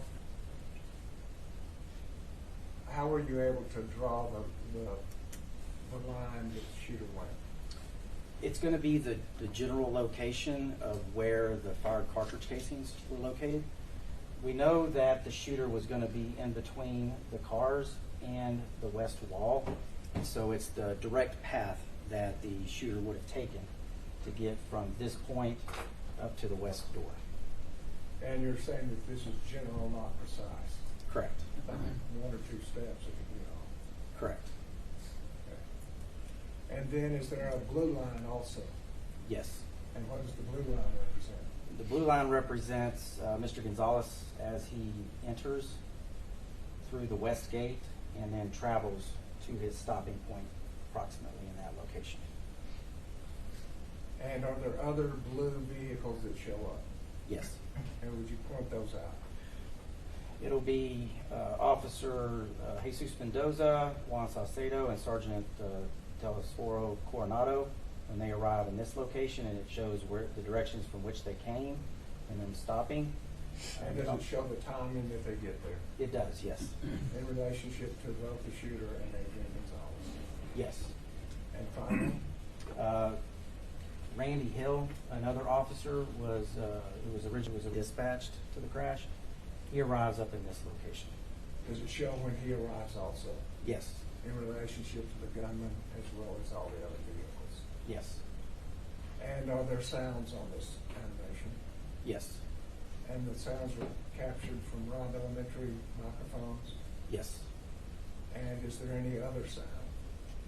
Yes, there are, the 911 phone call from Amy Marin, the Robb Channel 2, the sounds of the from inside Robb Elementary, Robb Channel 4, which is going to be over in this location, the sound that microphone for that camera was able to collect, as well as body camera for Sergeant Coronado. And why is Amy Marin's 911 call so important? One, there was a lot of information just as far as what she was relaying to Uvalde Communications, but also... What was she as she was relaying that information? Well, she had gone outside the fourth grade building with her cell phone to report the crash. And then once the shooting began, or shortly around that time, she comes back through the west door, and you can hear her 911 phone call through the 911 recording, as well as through that 911 recording, you can hear certain elements of radio traffic in the background from some of the officers because of the and way that radio traffic previously identified as coming from Adrian Gonzales. Yes. Is some of that. Correct. Where we play it now, Your Honor. And if you'll just sit, I'm not going to interrupt it. All right, proceed.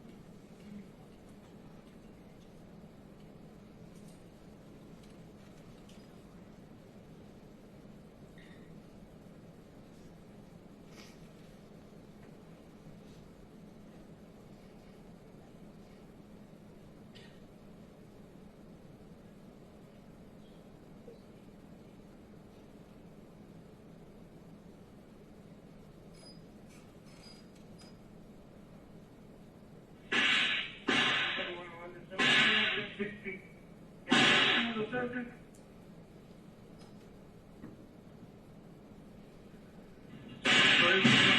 See if you get that. Yeah, what's it? I'm gonna have to do all these. Turn you off. Do you have a description yet? Not at this time, sir. Caller cannot remember what he was wearing.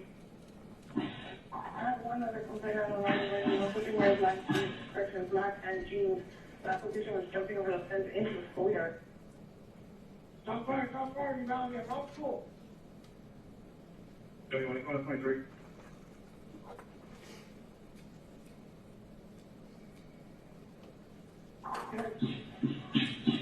Make contact with the flight units that's coming behind us. He's behind the floor.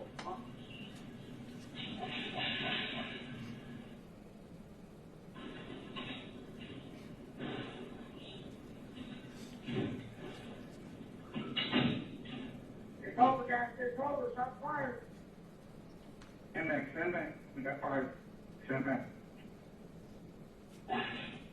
Units advise caller stating that Nelson is going to be back to the school. Going to be on the west school, on the west side of the school by the vehicle.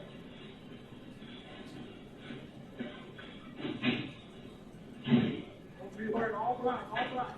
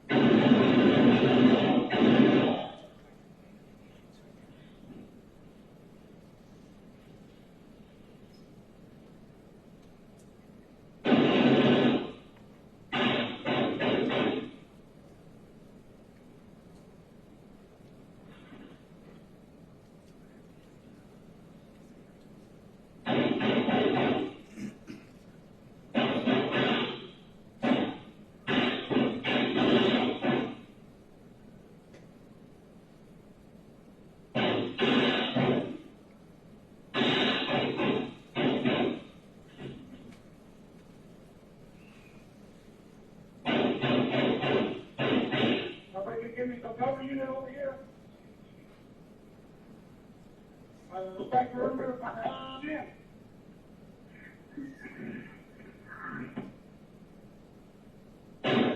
Right there, unit, right there.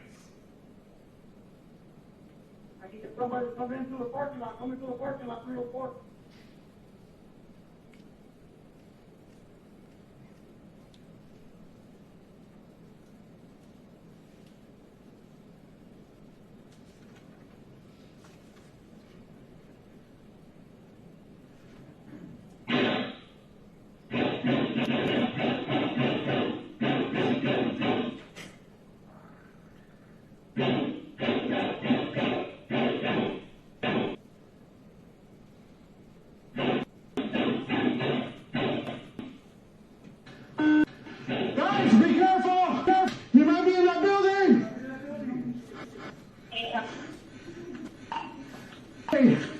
Uvalde, they're saying that he's possibly in the building on the... Oh shit, that's fine! Get inside! Go, go, go! Laying on D Street. One female shot in the head.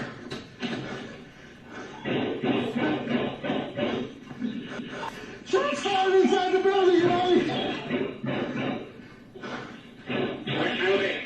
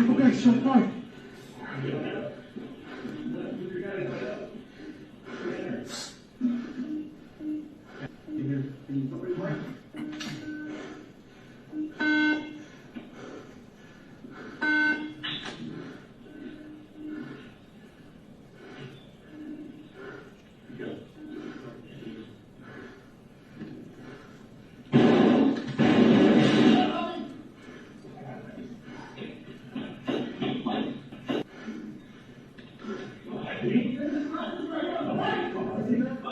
cover, guys.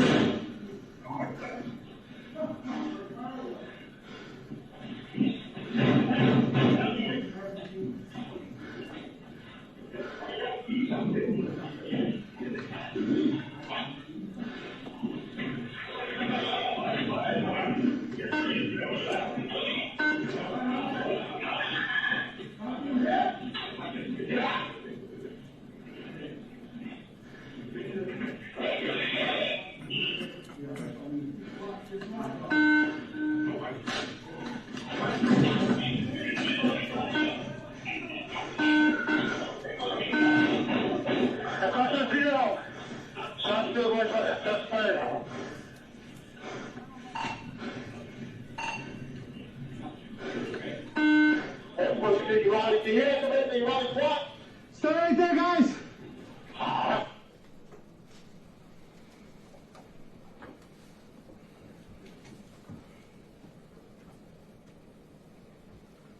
Is that a fair and accurate depiction of your work as to the timing of when the shots fired and the movement of the officers?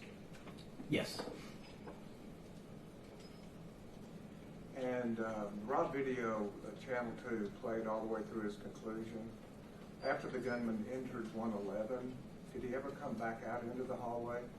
No. There was no coming out and shooting at Javi, Martinez, and Eddie Canales? Correct, he did not come out.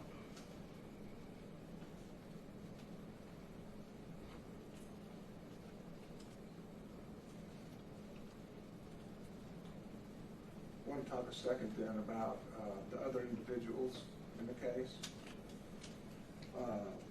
And let's start again when Adrian Gonzales arrived.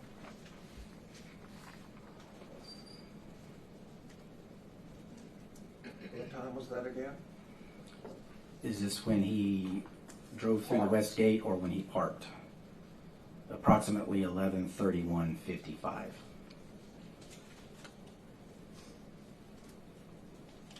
And Donald Page, did you represent him in the animation? Yes. Was he the second blue car that drove by and parked by where Adrian Gonzales was? Yes. What time did he park? Approximately 11:35:10. 11:35:10. Yes. So 3 minutes and 15 seconds after Adrian Gonzales. Approximately. And then when did the two enter? Page entered at 11:35, approximately 11:35:46, and Mr. Gonzales entered at approximately 11:35:48.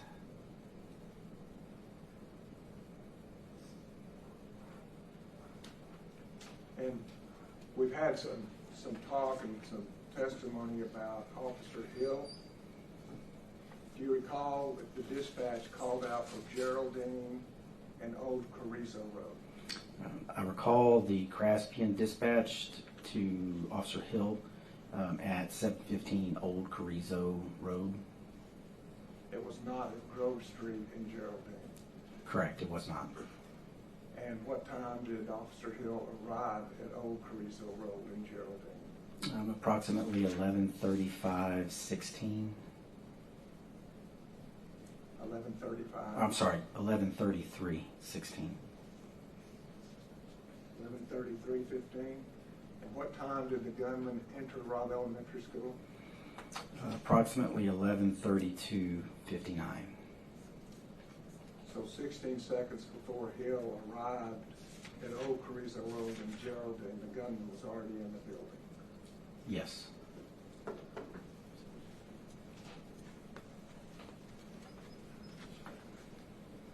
And I know it's on your animation, but where was that Old Carrizo and Geraldine meet?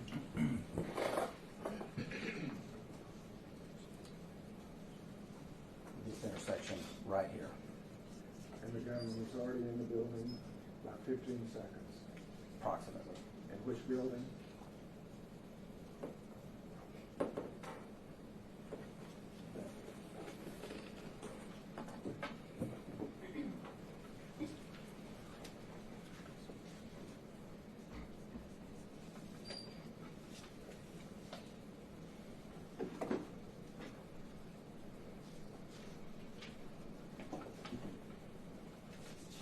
then we have the three officers that arrived, is that correct? Correct. And that would be Coronado, Salcedo, and Jesus Mendoza. Yes. And you showed that they arrived when the gunman was about halfway up, is that correct? Correct.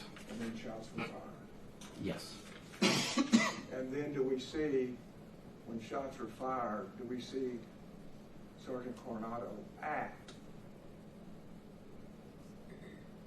Does he engage in activity to stop the gunman? At that particular time, Sergeant Coronado, he had arrived at the intersection. He and the other two officers were there for a short period of time, and then as the shooter was entering the fourth grade building, they went back to their patrol vehicles and relocated to the northeast corner. So it wasn't inaction, it was action. Correct. He was relocating to another area of the campus. They didn't fail to act, they acted. Correct. And was Coronado followed by any other police units? Yes. Who was that? Officer Jesus Mendoza and Officer Juan Salcedo. So they did not remain at that intersection? Correct. They followed Coronado to the north end? Yes. And as far as to where they went, would it make sense to fan out to find the gunman? Yes. And did Coronado continue to act by jogging to the area that we saw? Yes. And when he heard shots, what did he say? He said, oh shit, shots fired, and began running faster towards the fourth grade building. He acted? Correct. Within seconds of hearing the gunshots? Correct. And he went into the building? Judge, I'm just for the record, I want to note that I don't mind him leading his own witness, but I just want to put that on the note that I acknowledge it, and he can lead all he wants, because I'm going to take care of it after a while. Okay, proceed. And finally, as to Salcedo, I just want to ask some questions. Thank you for reminding me. I don't want to leave. Yes, sir. Tell us where Officer Salcedo arrived, please. He arrived at when he first arrived at the school, Yes. at the intersection of South Grove Street and Geraldine Street. And what was the distance in general terms from where he was and the gunman? I didn't take a specific measurement on that. I did look at it using a Google Earth measurement, and it was approximately 130 yards. And was the gunman, would you tell us whether he was stationary or moving at the time? He was moving. There could have been moments of where he was standing stationary, but he was making progress going north along the west wall. And tell us if there were any obstructions between Salcedo and the gunman. There were vehicles in the parking lot. Depending on where the shooter was standing at the particular time, there were some vehicles where there were parking spaces that were free. So depending on where Salcedo or Officer Salcedo was positioned behind his patrol car and where the shooter was at that particular time, there were vehicles that were in between Salcedo and the shooter. And what does backdrop mean in regards to an officer shooting? It's what's behind the target at which you are shooting. In this case, there was the fourth grade building with windows in it that would have been behind the shooter from the position where Juan Salcedo was parked. Okay. And Adrian Gonzales, where he was during this time, was he in a position to see the shooter? When he pulled through the west gate and into the west lot, there was a point at which we no longer see his vehicle. So I had to look at where I was able to last see him traveling in the school, on the school grounds, and where his vehicle came to park, which is how I arrived at the estimated or approximate time when he had parked. His movements after that, I didn't have any access to video or anything that could actually place him in a particular location. But have you heard the concept tunnel vision? Yes. Tell us what that is. Usually under a high stress situation, the way the blood collects and pools in your body, it can affect your vision by creating a tunnel vision, which is narrowing of your vision, and that's to help you focus more of your attention on either, in this particular case, a threat or something that is threatening to you. And it's difficult to maintain a view of what's in your periphery when you experience tunnel vision. Periphery being along the outsides. Correct. And auditory exclusion. It happens also with high stress situations where for a moment of time you don't hear what's going on, and that's again to help the body prepare to defend against a particular threat. So there'll be a period of time where either you don't hear it at that moment or you won't recall it a short time later. So you may have heard it but don't recall it when asked. Correct. In this case, from when Adrian Gonzales parked his car until he got on the microphone saying shots fired, how much time had passed? From the time he parked until the time that he got on the radio to acknowledge, approximately 14 seconds. And it was in regards to shots being fired? Correct.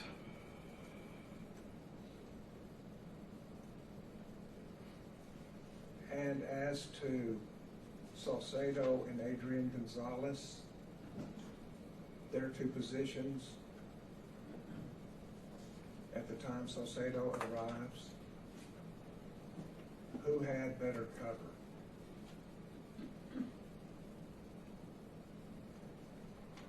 Mr. Gonzales. Why did he have better cover? The brick of the fourth grade building, if the threat is not there in view shooting at you, but you hear the gunshots, you know that the gunshots aren't happening where you're at. And if an officer were to move towards the fourth grade building, the brick of the building would provide cover. And as to concealment, Adrian Gonzales and Lon Salcedo, who had better concealment during that period of time? Mr. Gonzales. And what is concealment? Concealment is where you can hide yourself or be hidden. However, bullets or projectiles can still perforate or go through what you are hiding behind. And from the southwest corner, behind cover, toward where the gunman was at that time, what would be the backdrop? That would be the west wall to the fourth grade building, as well as the windows on that west wall. Is that from Salcedo? Correct. And from the southwest corner of the building,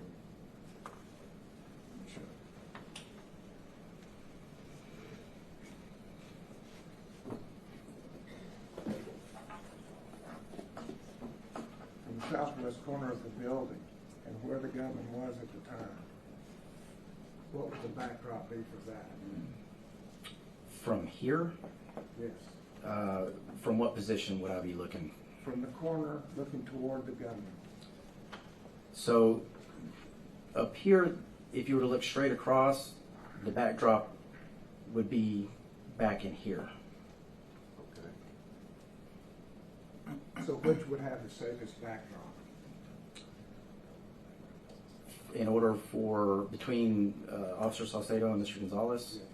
as far as taking a shot at that particular time, the safest backdrop would be from Officer Salcedo. With the class behind it? No, I'm sorry. I'm sorry. I misspoke. because of the windows that are in here. With Mr. Gonzales, he does have a backdrop of this neighborhood here. However, there's a vehicle that was parked right here, a black Ford Expedition. Although a vehicle is not the best form of cover, the engine block can provide some cover. That would also help you use the angles to put the backdrop at the electrical box that was here, as well as any brick Describe where the electrical box was. right here. Why does that improve the backdrop? It's a large piece of metal equipment, and it's going to have a lot of components inside. Those components could act similarly to an engine block and could stop a projectile from penetrating or perforating through that object. To go through and hit an unintended target. Correct.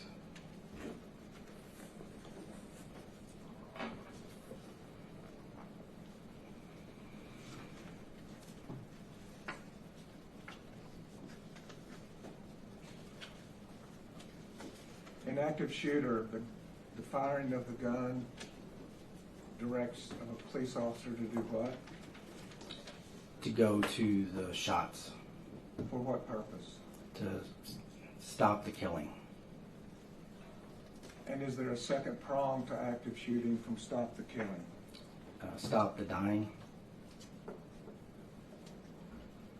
And so, if somebody is in 111 and 112 firing, an officer's obligation under active shooting is to stop the killing and stop the dying? Correct.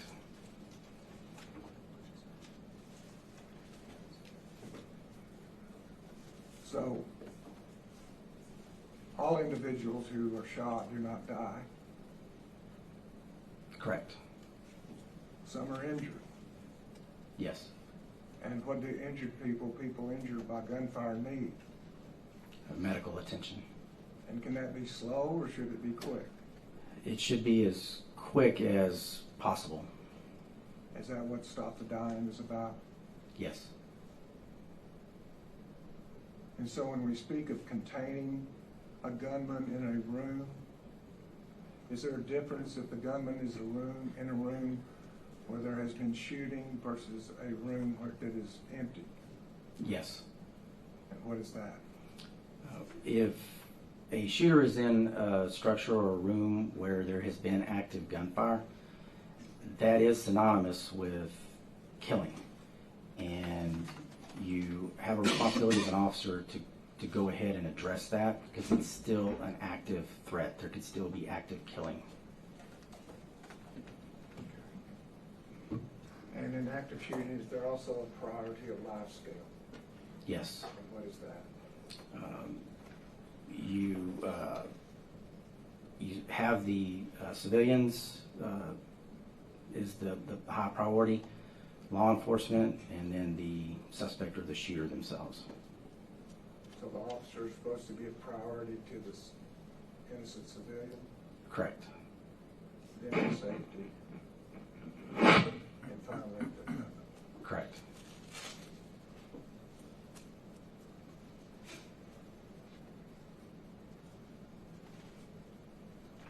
Pass the witness.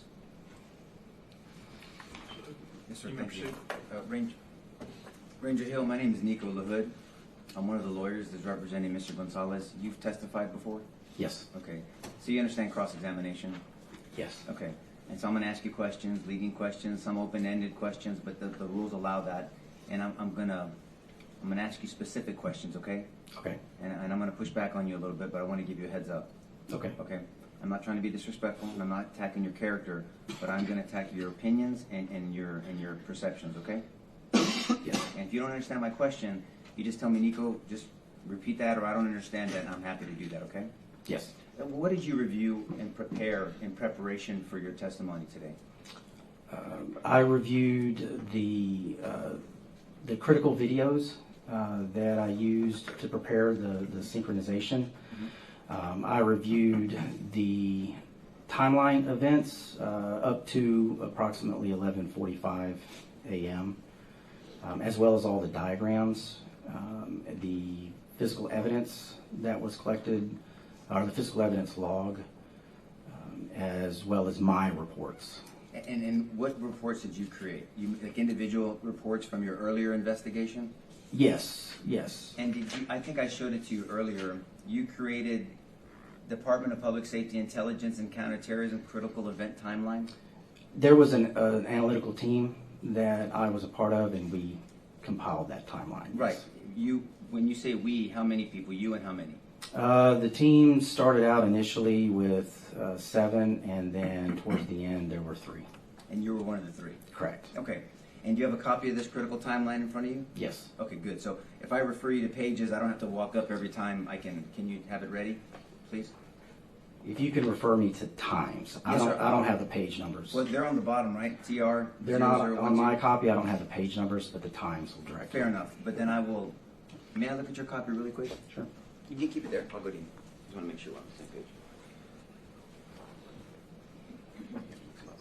You just have the pages. Okay.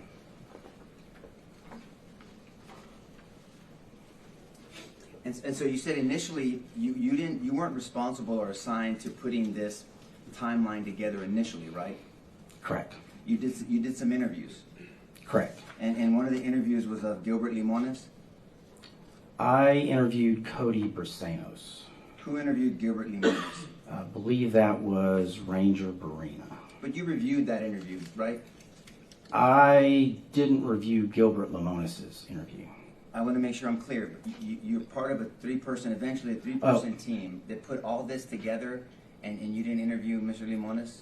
You didn't review his interview? I didn't review it in preparation for trial. I reviewed it early on in the investigation. Okay, so I'm sorry. I'm going to shift now to just the whole investigation and how you put this together. Okay. Okay. So you did review Gilbert Limones' interview, correct? Yes. Okay. And part of that interview, you had to reconcile what he said to his 911 call at 11:29:05, correct?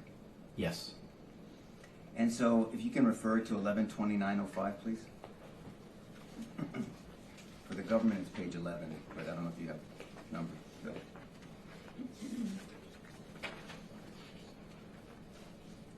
Yes, I have it. Okay.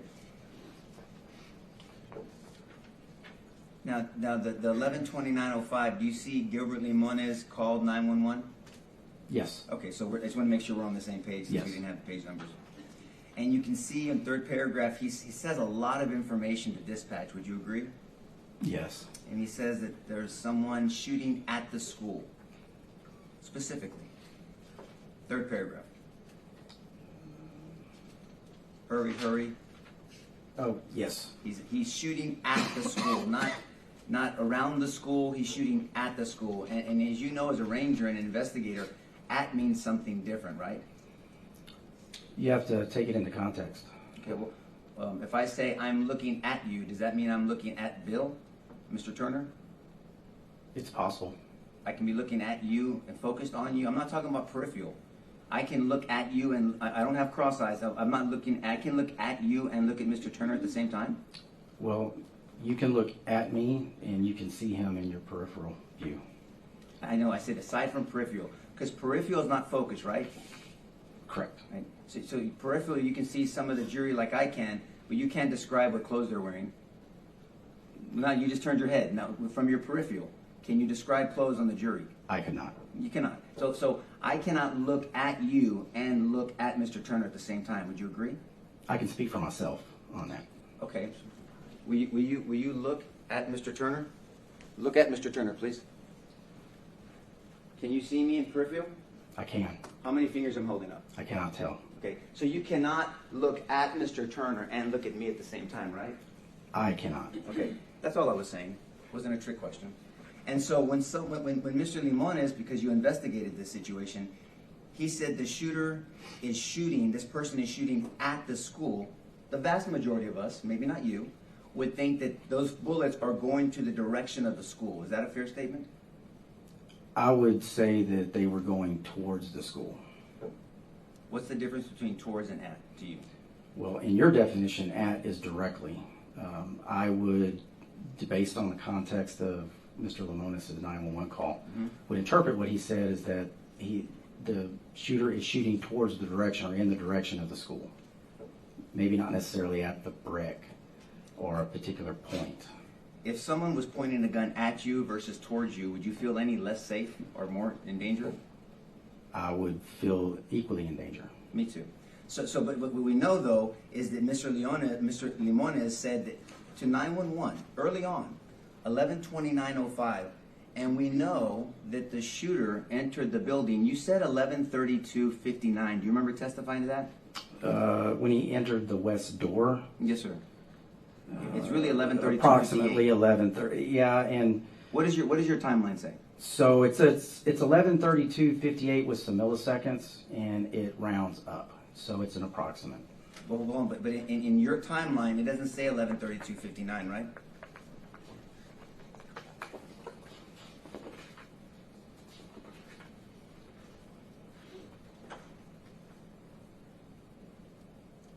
It says 11:32:58, but there were milliseconds on the back. Real quick, does it say milliseconds on your report? No, I took the milliseconds off, and the exporting program rounded up.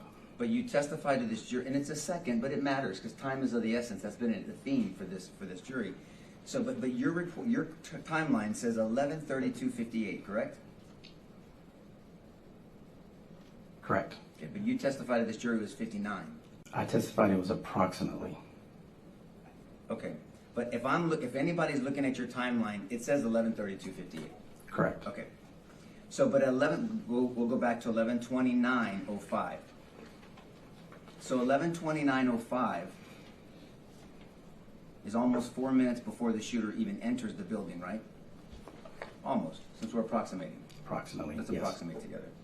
Okay, so at 11:29:05, Mr. Limones is telling the dispatcher that there's an individual shooting at the school, correct?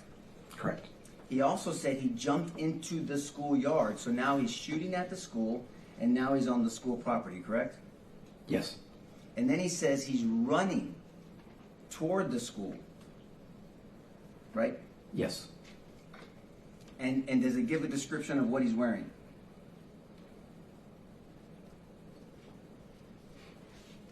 It's right, it's the next line under.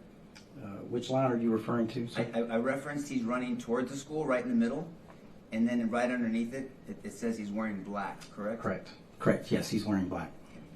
And he even says he's a young kid, so we know we're not looking for someone with gray hair, right? Possibly, yes. Yes. That's approximately. And so this is pretty detailed description of what Mr. Limones was telling the dispatcher almost 4 minutes before this shooter entered the school, right? Correct. And then the dispatcher said, I have officers there. I'm going to go ahead and disconnect with you, right? Are you looking further down on the page? Yes, sir, at the bottom of that same 11:29:05. Fourth line from the Yes, bottom. communication says they have units heading that way. No, well, and didn't discontinue. didn't say heading that way. What does it say? Okay, sir. So since I have officers where? Since I have officers there, yes. So that the officers are already on the scene. That's what it sounds like. Fair enough? Yes. But there weren't officers there, right? Not at that time. And so the dispatcher used that excuse to get off the phone with Mr. Limones, right? I'm going to go ahead and disconnect. I don't know that it was an excuse. The reason, I'll say a reason, I'm sorry. The reason. Possibly. Well, it's not possibly. I'm going to go ahead and get off and disconnect with you because we have officers there. And that's typical when the officers arrive at the scene, now there's no longer a need for dispatch. So they say, now I'm off, and now the officer can take the descriptions you're giving me, right? You know that as standard. Yes, yes. Yeah, just so the jury knows, so dispatch stays on the phone with a caller because there could be critical information that maybe other officers need before they arrive at the scene, so the dispatcher stays on the phone the entire time until officers are actually there, right? Generally, yes. Generally, and then they get off the phone. But officers were not there. Correct. So you agree that the dispatcher probably should have stayed on the phone with Mr. Limones? Yes. Okay. And then 5 seconds later at 11:29:10, that's when Amy Marin calls, correct? Yes.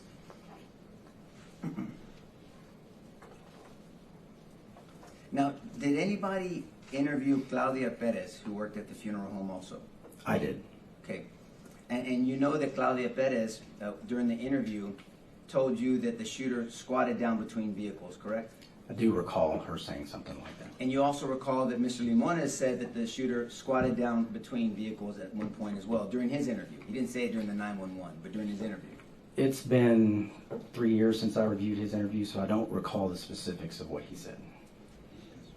He testified to the jury. All I'm saying is that's consistent with what Claudia told you. Ms. Perez told you. Okay. Is that consistent if he said that?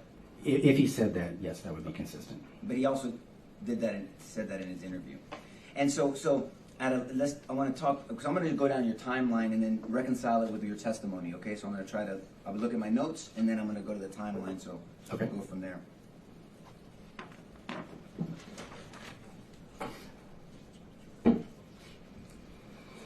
Now, based off of what Mr. Limones said in his 911 call, that's not the information that was dispatched, correct? Not all of it. Well, what was dispatched? Do you remember? Well, it was dispatched as a crash initially. Right. But that was as a result of Amy Marin's 911 phone call. And then around the same time, Gilbert Limones had placed his 911 phone call. I'm saying the specifics. The specifics of what Mr. Limones notified dispatch on at 11:29:05, wearing black, shooting at the school, running towards the school, all those important critical details were not dispatched to law enforcement, correct?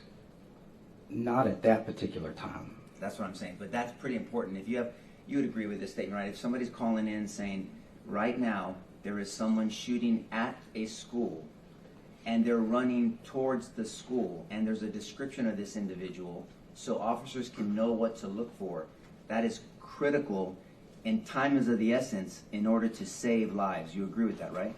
Yes. And that wasn't done. Fair statement? Not at 11:29:05, which was the beginning of Mr. Limones' 911 phone call. Obviously, the transcription here, Yes, sir. to get every sentence, we don't have each second. And so it starts with the phone call. I do know that approximately 30 seconds after that, I do believe Uvalde Communications did relay information about a person with a gun. Yeah, but not the specifics that I went over with you, right? I remember they're saying that they're with a gun initially, and then eventually wearing black clothing. But eventually gets people killed, right? It depends on the passage of time, how much time I know has that. passed. Eventually can potentially get people killed, right? If you wait and eventually relay important critical information, it could get people killed in a situation like this. It's possible depending on how much time passes I by. understand. I'm giving you a general question. That's why I said eventually. It's possible. And so let's go back to our timeline, or your timeline. And just before we get back to the timeline, you just compared an Apple phone to the funeral home, and you just, I mean, like right now my phone says 11:45. We just assume that Apple's correct, right? The way that Apple does their time synchronization is very accurate. That was initially the way I approached the synchronization, but I did use another synchronization method to help narrow down or tighten the time. I'm just saying, this is how you started with an Apple phone, and then just kind of comparing it to what you saw on cameras, right? And At the very beginning, yes. Sir. And so let's go back to your at 11:29:32. That's when you notify you notate that there's the shots fired at Gilbert Limones, correct? And Cody. And possibly Albert Vargas. Because he was the person that was in the residence that came out as well. Correct. And you say possibly because did anybody interview him? I believe he might have been interviewed, but I do not know that. It didn't make your timeline though. His interview didn't. I got it. Or nothing about his interview. But even before this though, the shooter had already tried to murder his grandma, right? Correct. And he shot his grandma in the face. Yes. And the person responsible for all this damage and heartache is dead. It's that same guy that tried to murder his grandma, right? Yes. And so at back to our timeline, at 11:29:36, communication dispatches an officer, Randy Hill. Correct? Yes. And so he was specifically asked to go to route, right? To go to route to go to the incident. And he says, please be advised, shots fired. Right? Yes. Not shot fired at a school, correct? Correct. Not suspect wearing black. Correct. Not suspect running towards that same school. Correct. Okay. And that would have been critical, you already said, right, for Officer Hill to know that information, right? It would be important information, yes. We're going to get there. I might as well do it now just because I want to have context, because you testified to something specifically that I notated, and I want to talk about it, then we'll come back to the timeline. You said that, I believe you testified that Officer Hill arrived at the scene at 11:33:32. Do you recall that? It would be approximately 11:33:16, 17. Is that on your timeline? That is not on the timeline. Yeah. And that's you making, why is it not on your timeline?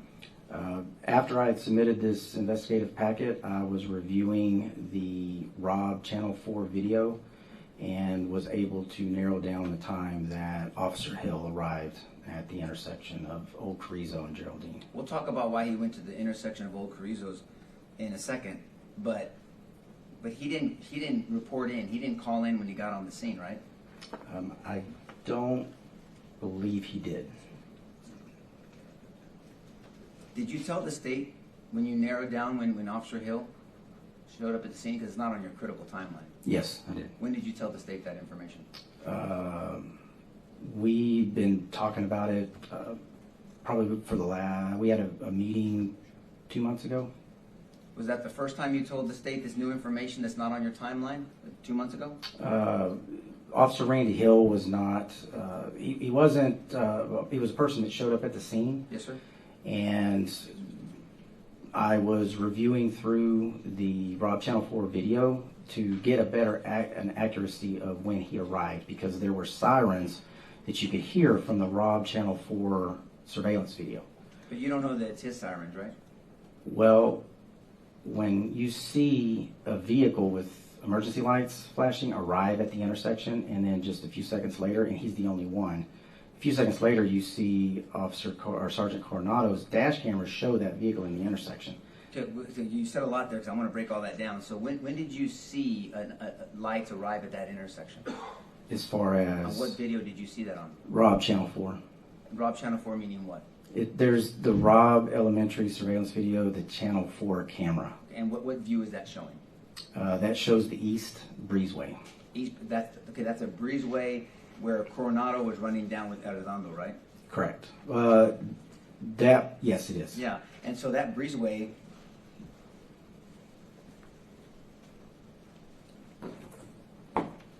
You're talking about this breezeway, right? Well, then that's not where they ran down. They ran down over here. They actually came from this location.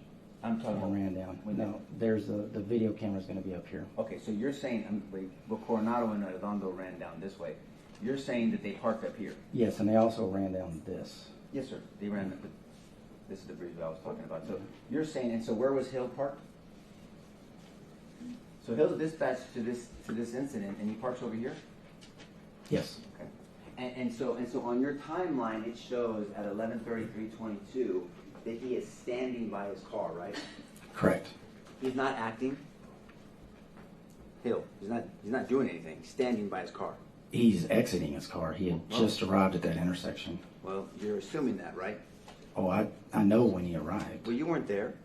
I can see it on the Robb Channel 4 video. But what I'm saying is, let's go step by step. At 11:33:22, when Coronado, because the jury's seen this, when Coronado's driving, and we'll talk about why he went around, you see him standing there. He's not exiting. There's 4 legs. It looks like there's 4 legs by his vehicle, right? He could have been standing momentarily. Well, that's what I was asking you initially. At 11:33:22, your timeline says that he is standing by his vehicle, right? Correct. Later on, what made you focus on Hill to go back and look and to correct this new information that you told the government 2 months ago? The sounds of the sirens that were captured on the Robb Channel 4 video that was in the breezeway on the east side of the school were very loud. They were louder from that microphone than what the sounds of the sirens that would have come from Officer Mendoza's, Officer Saucedo's, and Sergeant Coronado's vehicles as they were pulling up to the intersection of South Grove and Geraldine. I was curious if I could find out where those louder sirens that were captured on the Robb Channel 4 camera, where they were coming from. And I knew that Randy Hill and Justin Mendoza had arrived at that intersection. Okay, and you said a lot, and I want to dissect it all, right? Did you tell the government that his arrival was not on your timeline? I don't recall us having that conversation. But you told them that there's new information. You said, what conversation were you having about this then? What did you tell them 2 months ago? I'm really trying to get a feel for that. Well, it's not new information because the video had been existing the entire time. Well, this is a And critical. delivered to the defense 2 years ago. Well, hold on. Well, They had the video for over 2 Okay, years. that's not an objection. Let's proceed. Yeah, I mean, figure it out, I guess, right? So this is a critical event timeline. What does critical mean to you? A critical event. What, I didn't ask that. What does it mean to you? Give me a definition, please. A very important event. Very important event. So everything in this timeline is important. At the time the timeline was created, yes. That wasn't my question.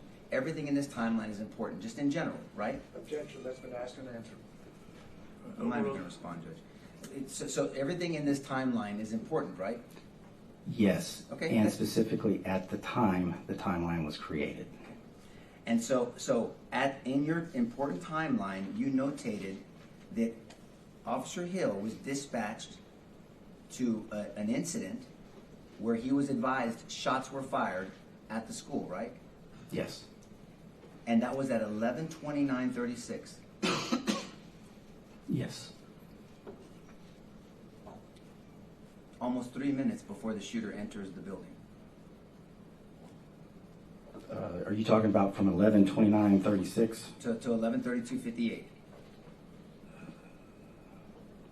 Approximately. So it's a little bit more than 3 minutes, right? It's a little bit more than 3 minutes. I was rounding down, right? Approximately, yes. And so instead of going to the school, Officer Hill goes to a corner. My understanding when I looked up Listen to my question, please. You can answer. I'm going to let you talk. I've let you talk a lot. But my question was, after being dispatched to a school, and a school where there were shots fired, he goes to a corner. Yes or no? he goes to a corner of 715 Old Carrizo Road. Yes, and that's a corner. Correct. And he was standing at that corner. Momentarily, yes. Well, you know he enters through the east door at 11:54:58, right? Yes. So he doesn't enter the building. He's dispatched before, more than 3 minutes before this animal enters the school. But doesn't enter the building for almost 25 minutes later? That's correct. Let's go back to our timeline. So now we're back in our timeline, and so you looked at the scene, and we're going to go through your opinion of your animation, because that animation is just your opinion, right, based off what you looked at? It's not my opinion. From a time perspective, it's based on the data that I observed. Well, you know I'm going to ask you questions about where you placed the shooter at different times, right? Correct. Okay, so the animation is not, you're not looking at a video, superimposing the video onto your animation. You're making educated guesses. It's your opinion, right? As far as what part of the video? The whole thing is your opinion, based off information. I'm not saying you're making it up. It's based off your information, right? The animation is not my opinion. I have no opinion. Well, you can have an opinion of how close someone is, right? You had an opinion on what at versus towards is. That you had an opinion about that, right? And you asked me my opinion. That wasn't my question. You had an opinion about what at versus towards is, correct? I do, yes. Okay, so all I'm saying is you have an opinion based off what the evidence shows, right? The animation itself was derived from the data. Based off of your opinion. Not based on my opinion. Okay. Based on investigative analysis. Which is based off your opinion. Objection, asked and answered 3 No, times. Judge, he's being tricky, and I'm trying to ask him specific questions. 3 times, Your Honor. I know they don't like the answer, Judge. I'll overrule the objection. I'll sustain the objection to the sidebar, which wasn't made, and let's proceed. Okay. So I'm going to ask specific questions. You can say no. You don't have to. If you want to banter with me, I'm happy to do that too. But just say no then, okay? that Okay. fair? Okay. So this is based on, this is your rendition. The government asked you, it was your rendition. This is your rendition, the animation that we're gonna get to, right? Yes. Okay. So when we look at the open field and we see the shooter get out of his vehicle, because he's already shot towards or up at Mr. Limones and Mr. Briseño, correct? And possibly Mr. Vargas. Possibly. But you didn't review his interview, right? I don't know that he was interviewed. I cannot recall. He may have had important information on whether the shooter was shooting towards the school, right, and running towards the school. That would have been important. It would have been critical. Yes. Okay, but it's not in here. Correct. Okay, and so while he's walking down into Robb Elementary campus, we see no spent shell casings in this open area, correct? Correct. What assumption can you make? What opinion can you have about that? That he didn't fire his firearm. And then there's no casings anywhere here, correct? Correct. And so it is safe to say that at this point he wasn't shooting anywhere while he was walking towards this area. Yes. And this is, why did you give him this loopity-loop, this area here, this walkway, and then around? When I was reviewing the Hillcrest Funeral Home, specifically Channel 2 and Channel 4 camera angles, you could see the shooter walking from the crash site over to the school. Now that's not going to be this exact path. This is not a scale diagram. I'm looking for key features in the grass that were still existent on this particular Google overlay, and approximately positioned the shooter on that path. But he could have easily just gone straight this way too, right? It did not appear, looking at the Hillcrest video, that he went straight. And appear means your perception. My perception was that he didn't walk straight. Your opinion. It's based on analysis of it. Your perception is your opinion, right? In that particular case, yes. There's no data points here. I mean, there's no casings, there's no footprints. That's what I'm saying. I'm just, it's not meant to be a difficult question. I'm just saying he could have gone this way too, right? Correct. Object to repetitive and badgering the witness. He's answered it 3 or 4 times, Judge. Okay, I'll send the objection and go ahead.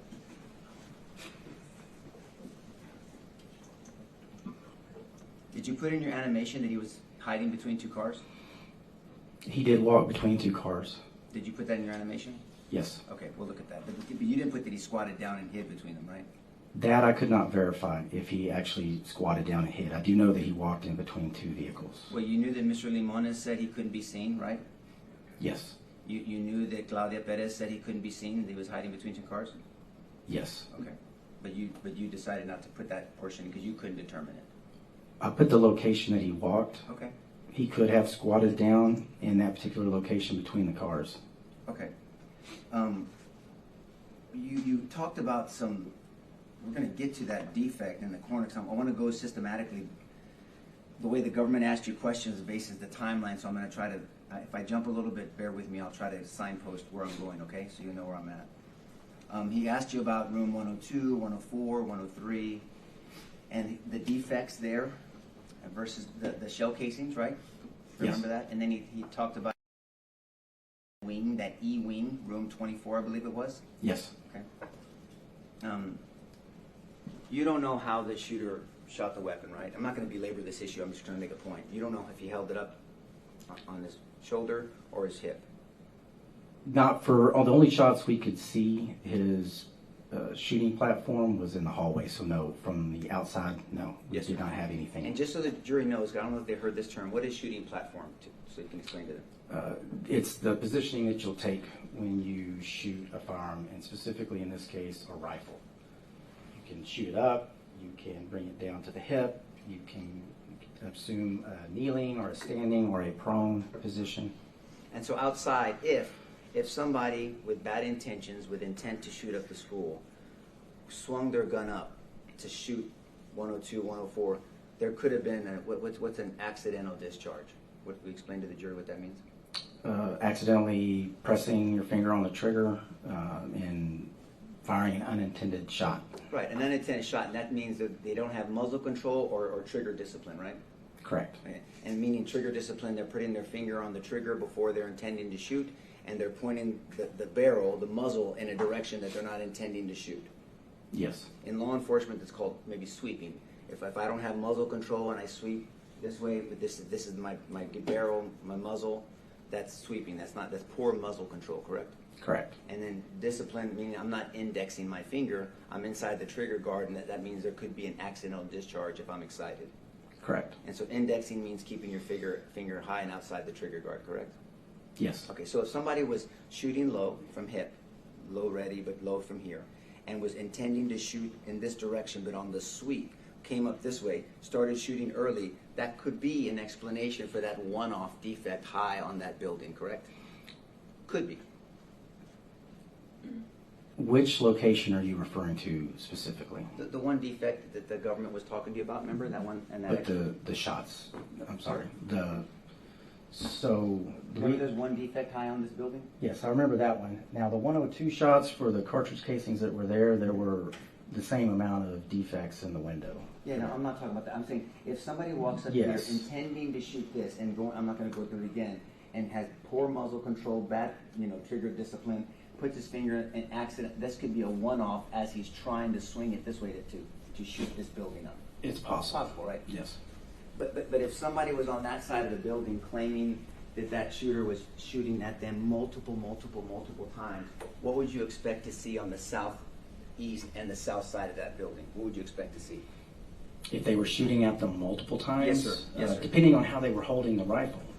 If they were using a good shooting platform or holding the rifle properly, I would expect to see projectile defects in the structures. Right, those defects meaning kind of marks, effects from the actual cartridge projectile coming out, right? Correct. Okay.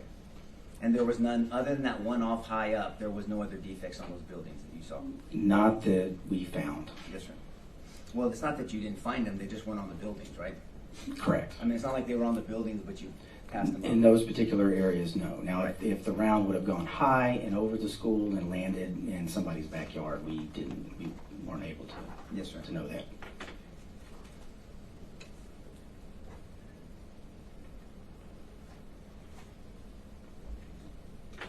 Now, at some point, when you were talking about, we're going to get back to our timeline.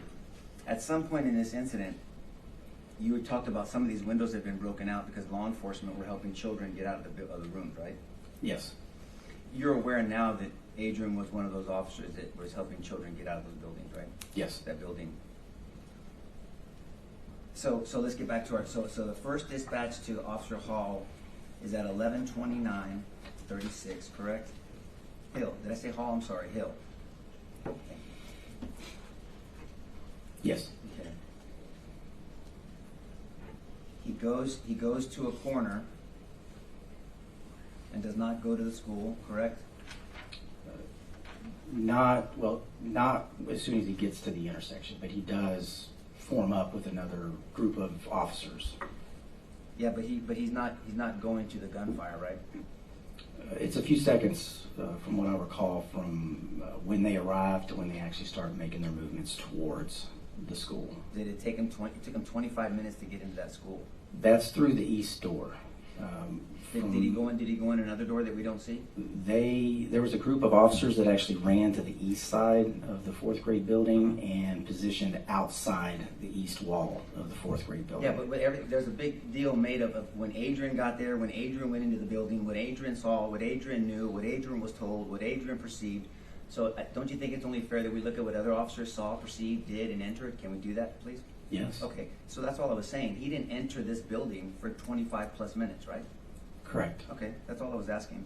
And so we'll talk about what he was doing or not doing, but he wasn't running towards the gunfire. He actually was with the group of officers running towards the fourth grade building. He just didn't enter. I know, that's what I'm saying, but he didn't, with their perception, running to the gunfire is going to it, right? So is your opinion to this jury that Officer Hill was running to the gunfire?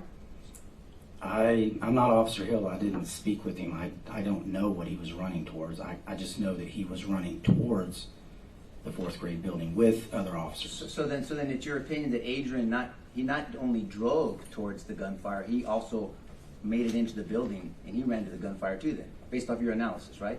I'm sorry, you said about Mr. Gonzales, he Yep. drove to the gunfire? Do you agree that Mr. Gonzales drove into the gunfire, correct? Correct. Okay, and he actually went to the gunfire because he made it into the building. Yes, eventually, yes, he did. Well, way more than 25, 30 minutes before Hill did, right? Yes. Okay, that's all I was asking. So at some point, and there still hasn't been an accurate communication of what Mr. Limones had told the dispatcher back when he called at 11:29:05, right? It still has not been. No one knew exactly all those details, right? For that first dispatch? Yes, sir. Is that what you're At referring to? 11:29:05. That's going to be Gilbert Limones' 911 phone call? Yes, sir. And which radio communication are you referring to? I'm just in saying general? nobody had that information at that point. No one had. Let's be specific. Since they asked you about when Adrian showed up, Adrian parks his car at 11:31:55, correct? Approximately. Approximately. He didn't have the information that Mr. Limones was telling the dispatcher, correct? At that point,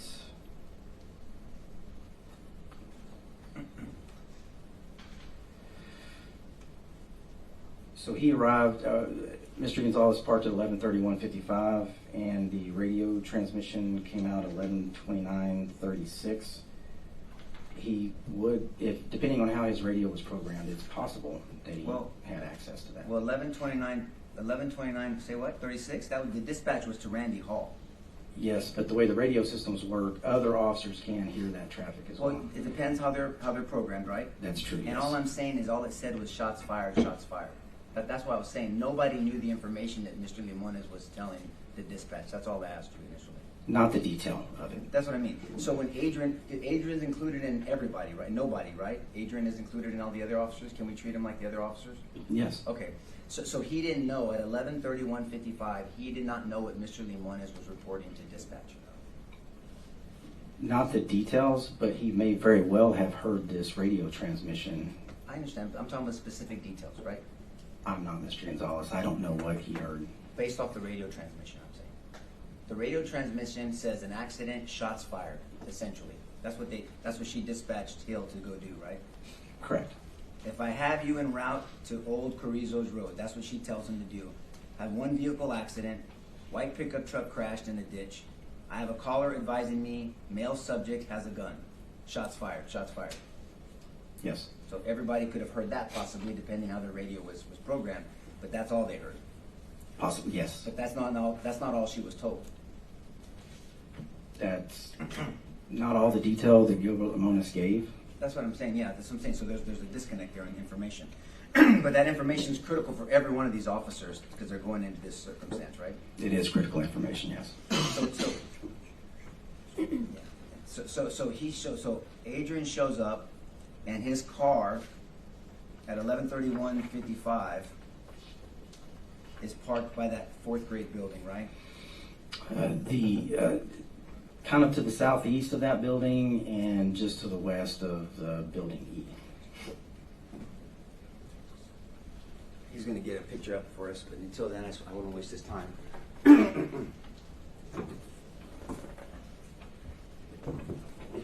you can use your pointer. Are you okay with that? Yes, sir, absolutely. Roughly about that location right there. And we'll get the actual picture. But so at some point, there's a description of there's something put out there that someone's running, that there's some suspect running, right? At some point. I believe so, yes. Yeah. And so you know now, and during your investigation, that Adrian Gonzales was driving towards a person running. Yes. And so potential information he could have had is there's an accident, there's someone running towards the school, there's a gun, and there's shots fired. And Adrian Gonzales doesn't stop on a corner. He goes all the way into the school, right? Towards a person running. Yes. Officer Hill didn't do that, did he? As far as when? Well, I mean, when he first got to the scene, let's talk about both officers first getting to the scene. Mr. Gonzales, because they compared Saucedo to Gonzales, and I'm going to get there in a second. Let's compare Hill to Gonzales. They both have the same information. Gonzales drives into the scene towards someone running that he thought could have a gun. Hill stops on a corner, right? In general, basically. Momentarily, yes. Okay, momentarily. Okay, it's good. So can you see this over here? This is Defense Exhibit 8. And we see, I'm not sure, so Officer Hill's over here somewhere, right, at some point? Yes. Okay. And Adrian Gonzales is here, driving towards an individual that was running, that had a gun, that shots were fired out of school. He drives all the way in here, correct? He did drive towards that location, and there was somebody there, my understanding. Now, it ended up not being the shooter, but we're making assessments at the time, because what we have to do is analyze, as you said earlier, each individual officer's decision-making based off what they knew at the time, right? What they were dealing with. And so at the time, Officer Gonzales thinks that knows, or hears, he doesn't know for sure yet, that there was an accident initially, that there was someone with a gun, there were shots fired, and there was some type of running towards or out of school, roughly. Yes. Okay, and he goes towards that. He's acting. Would you agree that this is a person of action? He's driving to, I guess, what he perceives as somebody standing there, or if I recall correctly, has fallen down. Right. But they were running first. Remember, because you have to either walk or run before you can fall, right? Yes. And so not necessarily, but. Well, if Ms. Flores said she was running, she testified to this jury. You believe that I told you that? Yes. Okay, thank you for that. And so Mr. Gonzales is acting. You believe this is action, correct? It's action. Yes. Okay. And so once he gets there, I noticed not in your critical timeline, there's not a place that acknowledges what Melanie Flores told this jury. And what she told this jury, just so you know, is that she was with Adrian Flores dealing with this situation for 2 to 7 minutes. That's not in your timeline, right? When this timeline was created, it was just based upon the initial interviews, and I'm going off of what Melanie Flores' initial interview contained. Well, she only interviewed twice, right? I don't know for sure. I know there was something after the initial interview, but I was not a part of any of that. She's a critical part of their indictment. You understand that? Yes. Okay. And so you're telling me that you weren't asked to look at both of her interviews and incorporate that in this critical timeline? I only looked at her first interview. I didn't see the second interview. And then the first interview said, basically what I'm telling you, they both collectively say this, but that she came in to interview with you guys 7 days later, right? You guys didn't go to her, she came to you. I didn't conduct the interview. Did you review it at all? It would have been about 3 years ago, and I don't recall the specifics of the interview. They're relying on her specifics, and then they have you as a witness to testify to this jury. You understand why I'm asking you specifics, right? We had Ms. Flores come testify, Your Honor, is what she said. Then why put him up on the stand? Okay, neither one are legal objections. Overruled. Proceed. Okay, so you can understand why I'm asking you specifics at least, right? Yes. Okay, and so I understand what your answer was, but that's not incorporated. Her 2 to 7 minutes with Mr. Gonzales after he drove to this dangerous situation is not incorporated in your critical timeline, right? The unaccounted time for Mr. Gonzales would be incorporated in the timeline. And see, that's where I'm going. See, because they want you to testify to this unaccounted time, and if this unaccounted time was told under oath to this jury of a 2 to 7 minute timeline, it's not unaccounted anymore, right? From my perspective, Let me ask you a question. I don't want your perspective right now. I don't mind it. If there's unaccounted time that the government wants you to testify to this jury, because they want this jury to hold Adrian Gonzales accountable for unaccounted time. That has nothing to do with questioning the It's a shame. witnesses to the fact. So let's talk about unaccounted time. There's 2 to 7 minutes that Ms. Flores testified to this jury that she's with Adrian Gonzales at that exact scene. That's important if you're analyzing unaccounted time. Wouldn't that be something you would have wanted to know? That's all I'm asking. I didn't have access to that particular type of information. Oh, I know, and I'm not blaming you for it, by the way. I understand that, Ranger. I'm just saying that would have been important information for you to know if you're analyzing unaccounted time. It would be important information, but I actually prefer not to have that information in advance. Because I used my... I want to make sure I understand you, because I don't want to misstate something. So you're here to analyze, give your opinion, of unaccounted time to this jury, and you don't want to know of potential reasons for that unaccounted time, because then it would be accounted for. My role in this particular part was Did you to... hear my question? Objection, Your Honor. I asked a specific Let him question, ask- Judge. Let him answer the question. Okay, I'll overrule the objection. You can answer, sir. Finish your answer. Yeah, all I'm saying is Judge, if you're I here, think you just said well, he finished his he answer sustained, and he didn't let him. he overruled your objection, Bill. But he said you'd let him. Yeah, No, let- but that means he didn't answer my question. Okay, let's restate the question. Listen carefully, Ranger, and answer it as quickly and as specifically as you can, okay? Go ahead. If you're analyzing unaccounted time, and there's a potential reason for that unaccounted time, 2 to 7 minutes, would that be important for you to analyze unaccounted time? That's all I was asking. Yes, it would be important. That's all I was asking. And so that's not in our critical timeline, but that's something that was testified to. So we have Adrian with Ms. Flores for 2 to 7 minutes, and I know that's a range, but that's her testimony, okay? And so they were asking you that it took between the time Adrian shows up and the time that the shooter goes into the building. I thought you said it was 1 minute and 4 seconds. Do you remember saying that? Yeah. That would be the time between when Mr. Gonzales parked to when the shooter entered through the west door, approximately 1 minute and 4 seconds. So, where's the marker?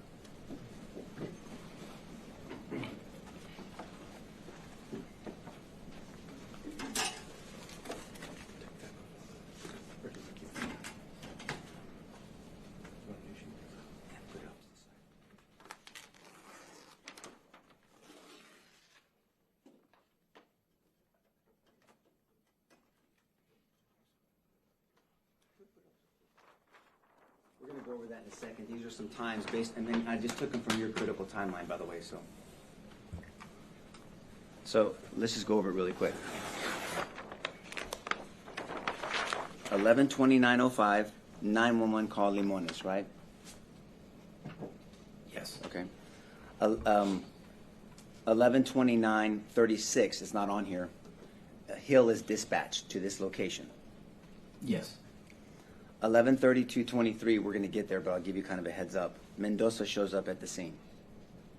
Correct? Yes. 11:32:29, Saucedo shows up, correct? Yes. 11:33:32, Coronado shows up, right? Yes. 11:32:58, shooter enters the building.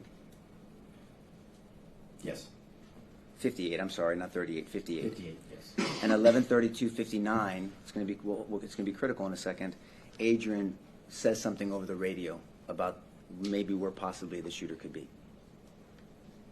You want me to look it up? Yes, sir. If you didn't look at it yet, yes, please.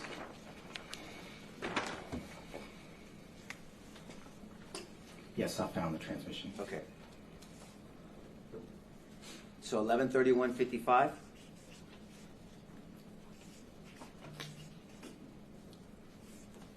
Adrian parked. Correct? Correct. And then now you know, but you didn't know it at the time. There's a 2 to 7 minute period where Adrian is dealing with gunfire, because he can hear it too. We're going to talk about that 14 seconds later. And he's dealing with a frantic individual in front of him. Okay, right? Yes. Okay. And maybe you don't know this, but she testified that she's telling him south entrance, west side. I mean, there's a lot of things going on at that time, and that's understandable because she's under stress. Objection, that's a misstatement of evidence. She never told the officer the south entrance. Okay, ladies and gentlemen, what the lawyers say in their questions, as I've told you before, is not evidence. If your recollection of the evidence you heard differs, rely on your own recollection. Proceed. But now that you've reviewed her interviews, you know that the ranger and Mr. Garza here, their investigator, had to correct her and said the shooter did not enter through the south building. You know that she was corrected during one of her interviews, right? I wasn't aware of that. You weren't aware of that? Okay, well, I will represent you, and they're not going to correct me because she was corrected, okay? So 11:31:55, and you're saying 1 minute and 4 seconds later, the shooter enters the building, right? Yes. So if the shooter enters at 11:32 58. That's where you're getting the 1 minute and 4 seconds, right?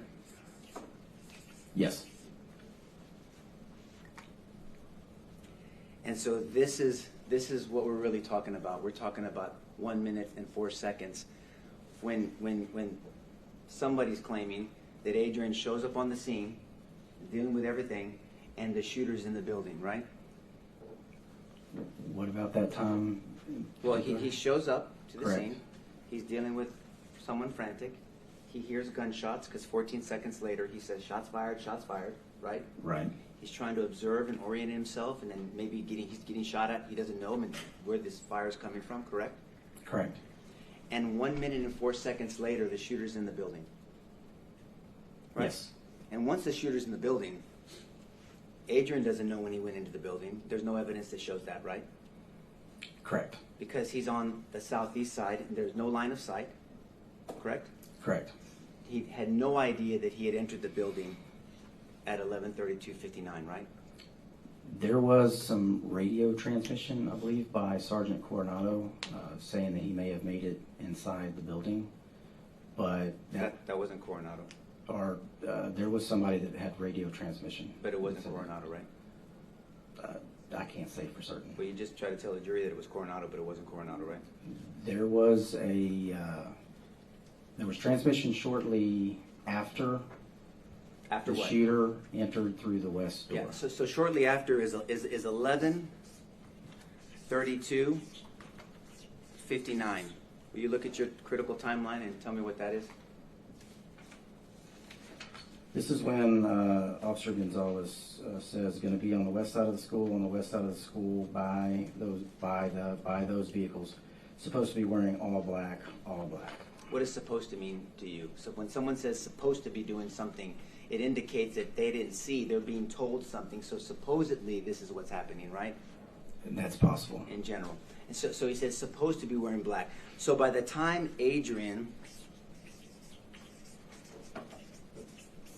shows up on the scene, is dealing with a frantic witness, and there's nothing, Miss Flores, I'm not criticizing her at all. She's got a lot going on. She told kids to go back inside. She's fallen. She thinks she's being shot at. She's hearing sounds. There's echoing, right? He's dealing with her. He finally gets oriented. He reports at 11:32:09, shots fired, right? That's from Adrian Gonzales. Correct. Okay, so he's there. He's got to get out of his vehicle. He sees a potential victim he doesn't know. He thought it was the suspect as he drove into it because he took action. And he takes more action by getting out of his vehicle. He didn't stay in his vehicle, right? Based on what you're telling me in his interaction with Miss Flores, yes, he didn't stay in his vehicle. I appreciate you trusting me. I really do. But based off of your interview, based off of your investigation, you know he got out of his vehicle. I didn't conduct an interview, but yes, he did get out of his vehicle. But you did do an investigation, right? I participated in the investigation, yes. But that participation has a critical timeline that everybody's depending on, right? Correct. Okay. And so you know so that takes more action to get out of your vehicle, right? Yes. And then if there's shooting going on, you have a better chance or a worse chance of surviving if you get out of your vehicle? You have a better chance if you get out of your vehicle. Get out of the vehicle or stay in your vehicle and try to hide and not be seen to get shot? As me being a police officer, I would not want to stay in my vehicle. Tactically, right? You'd either get behind the engine block or you'd run. Or find some other cover or go I got it. to the threat. Right, but you don't get out of the vehicle and subject yourself maybe just to stand around and pace, right? You wouldn't be pacing back and forth. I would not. Okay. And so all I'm saying is he gets there, he says shots fired 14 seconds later because he hears them himself, right? And he wants to relay, part of your training is to communicate to other officers to let them know, hey, there's shots fired, heads up, right? Yes. Okay, and then between here and here, a minute, do you have a different color? Thank you. So from here to here is a minute and 4 seconds, right? From the 11:31:55 to the 11:32:59. Yeah. 58. Yes. Right? That's a minute and 4 seconds. At 11:32:59, Adrian, after getting information from the witness, listening, because he never saw the shooter, but he's listening to things, he's giving an approximation. He's making educated guess to notify their officers, west side of the building, west side of the... Testified. He's relaying information, Judge. I'm just trying to... Okay, Saying what go ahead and ask the question, please. Okay. He transmitted, you can say transmitted, Adrian transmitted information to everybody on the radio, correct? Yes.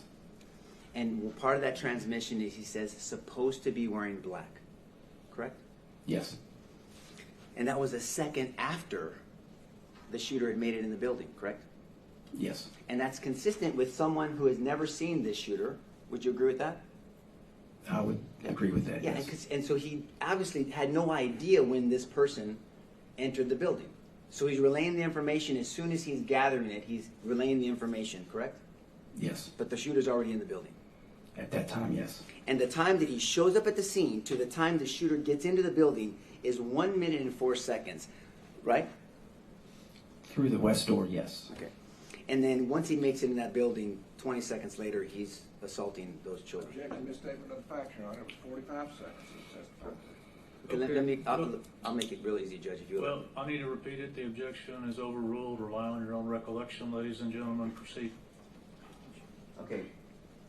Does someone have to enter a room to assault somebody with a weapon? No. Yeah, that's what I meant. So do you mind if I use an example, you and I are if I'm shooting at you hypothetically? Please. Okay. If this is a door in front of you, and I'm standing outside that door, and I have a weapon, and I'll still aim down, and I'm shooting at you with this weapon through the door, am I assaulting you? Yes. So the assault's happened 22 seconds later, right? You can look at your timeline. From the hallway, yes. Yes, sir. From when he enters the building at 11:32:58, in 20 more seconds, he goes down to 112 and he starts shooting that door. 22 seconds, I think it is. Do you want me to calculate that for you? Or? No, you don't need to do it for me, but do it for the jury, please. Okay.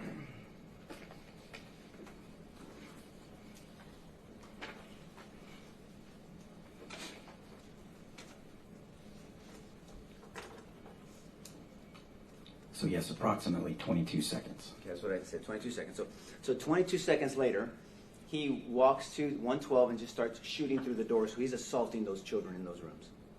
Yes. Okay, that's what I meant. And so all of that is calculated, and so we're trying to analyze and hold Adrian responsible for a minute and 4 seconds plus 22 seconds, right? There's additional time to consider. I got it, but essentially I'm talking about when he gets into the building, which he didn't know it happened, to when he starts assaulting those children. It's a minute and 26 seconds. From the time he starts shooting into the classrooms. That's from getting into the building to shooting the classrooms, it's a minute and 22 seconds. I'm sorry, from when he gets there, from Adrian gets on the scene to him shooting the classrooms, it's a minute and 26 seconds. To starting to shoot in the classrooms, Right, yes. that's it. And this whole time, Hill is still at the corner somewhere, right? He arrives at the scene, like I said earlier, approximately 11:33:17 is when he parks at the intersection. That's what your opinion, that part's not in the critical time, that's your later on assessment, right? I did observe it on a camera angle, but yes. Did anybody ever interview Hill? I don't recall. Would it have been important for someone to ask Hill, why didn't you go to the school and why did you stop on a corner? I can't answer that question. I wasn't involved in any of those interviews. No, but I'm asking you, in your opinion, your training and experience, would it have been important for us to consider why Hill went to a corner when he's dispatched at 11:29:36, 3 minutes before this person even enters the building, why he went to a corner instead of to the school? Wouldn't that have been important to ask? It would have been an important question to ask, along with why you responded to the school and your actions around your once you actually arrived at the school. Yes, sir. But that wasn't done by anybody. It's not your fault. That just wasn't done. I don't know if he was not interviewed or was interviewed. I'm not sure. that would have been important to put in here, right? The timeline doesn't include every single event that occurred. You'd have to go to all of the investigative reports in order to get more details about those interviews. Well, I'll represent you. We don't know why he went to that corner, okay? So, All right, folks, let me go ahead and give you your lunch recess at this point. Take an hour, get back as quick as you can, and remember my instructions. We'll be in recess for 1 hour, which make it 1:35. Would everyone rise for the jury?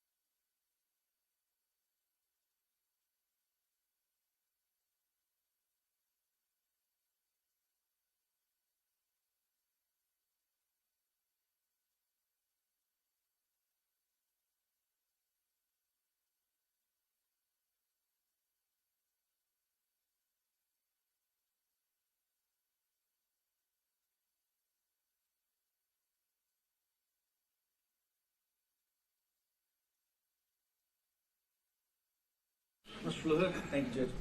Thank you, Judge. Okay, Ranger. We'll try to catch back up to where we were. During the break, you had an opportunity to speak with the government, correct? Yes. Okay, and you guys had a conversation about whatever testimony or whatever. They had some questions for you. Did the prosecution Yes, sir. have The for me? government, the guys, the prosecution, the government. We did talk about a couple of things. And you and I didn't talk during the break. Correct, we did Okay. not.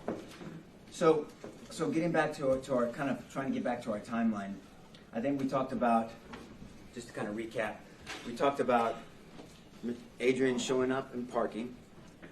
We'll talk about what the dispatch said. Shots fired, him announcing shots fired, so he hears shots and he dispatches, he radios that, correct? Adrian does. Correct. Okay. And then the shooter gets into the building at 11:32:58, correct? Correct. Adrian, 1 second later, almost simultaneously, but 1 second later, is relaying information on the radio to potentially other officers about where he may think that the shooter may be and what he may be wearing. Correct. But there's no evidence, because I think we all agree, that he never saw the shooter. Correct. And so he wouldn't have known exactly when the shooter got into the building. He wouldn't have known. Correct. Okay, I think that's where we're at. But we do know, and we talked about this, and I think we went over it briefly, that at 11:32:23, Officer Mendoza shows up. You put that picture up, Jason? Shows up to the corner of Groves and Geraldine. Yes. And that would be 35 seconds roughly before the shooter enters the building. Approximately, roughly. Right, approximately.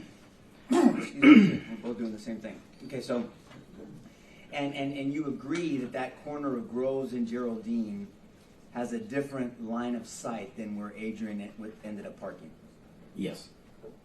And when you mean by line of sight, the jury's heard this before, but just recap, it means that if somebody has view of somebody, so if I'm looking at the jury, I have view of the jury because I have line of sight of them, correct? Yes, unobstructed view. That's a better way. Thank you for that. Unobstructed view. The jury just came out of the jury room. When they're in the jury room, we can't see them because there's something obstructing our line of sight. Yes. Okay. And so Adrian at no point had line of sight of the shooter. Outside or even inside, but outside especially.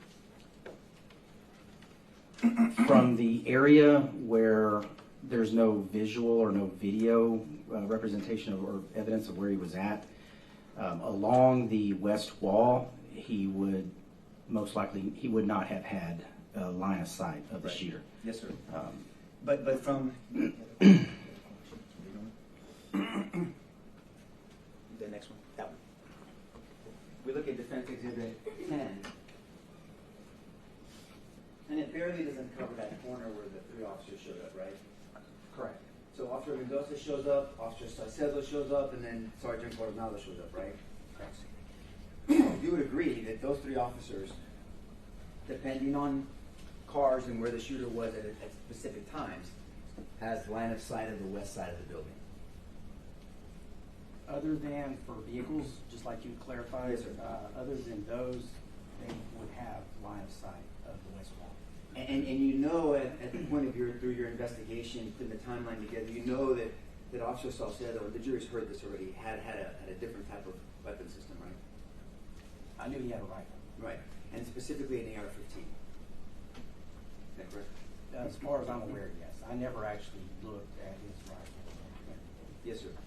But having a rifle is obviously more advantageous when you're dealing with, number one, a weapon on the other side that is shooting at fast pace, but also when you're talking about distances. A rifle is preferable. It's a superior weapon. Yes.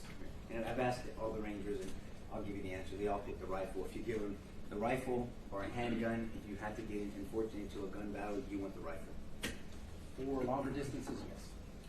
And so Salcedo had that, and then there were two other officers that still had weapons in their hands as well.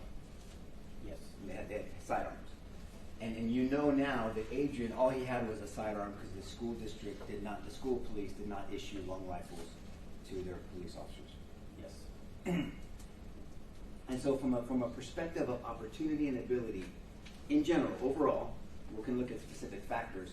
These three officers had better opportunity and had the ability to engage a shooter that happened to be on their side. I disagree. You disagree? Okay, I want to make sure I understand. So you're saying that Officer Mendoza, Officer Salcedo, and Sergeant Coronado were in less of an opportunity and had less ability than Adrian Gonzales to engage the shooter that happened to be on the west side? I'm not going to say that they had less or more opportunity, but there was means and opportunity available to Mr. Gonzales. And see, what you're talking about when he was driving in. And after he parked.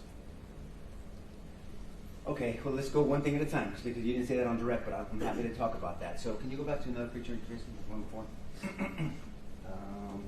Do we have another picture? Go back to the original one then, I'm sorry.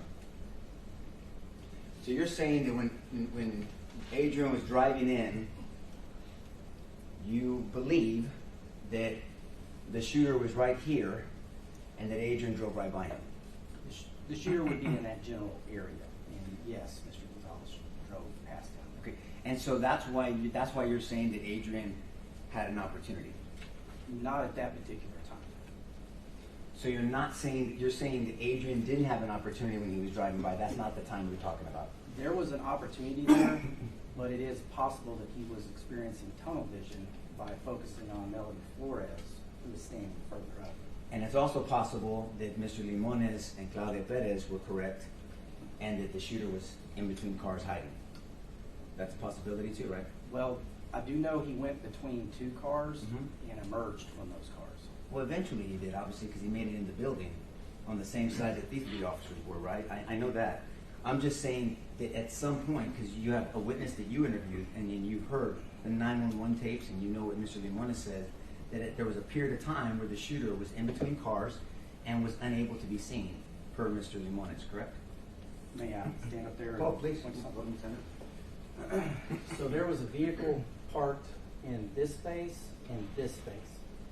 The video evidence I reviewed did show the shooter come through here. And then because of the distance of the camera, the pixels start to become a little bit more pixelated. When the shooter was in this general area, approximately, he fired several rounds. The first round he fired in this parking lot from you can see from the Hillcrest Memorial Funeral Home, the gas expulsion from the rifle as it rises up, and you can actually see it move up. And that's in any one of your reports?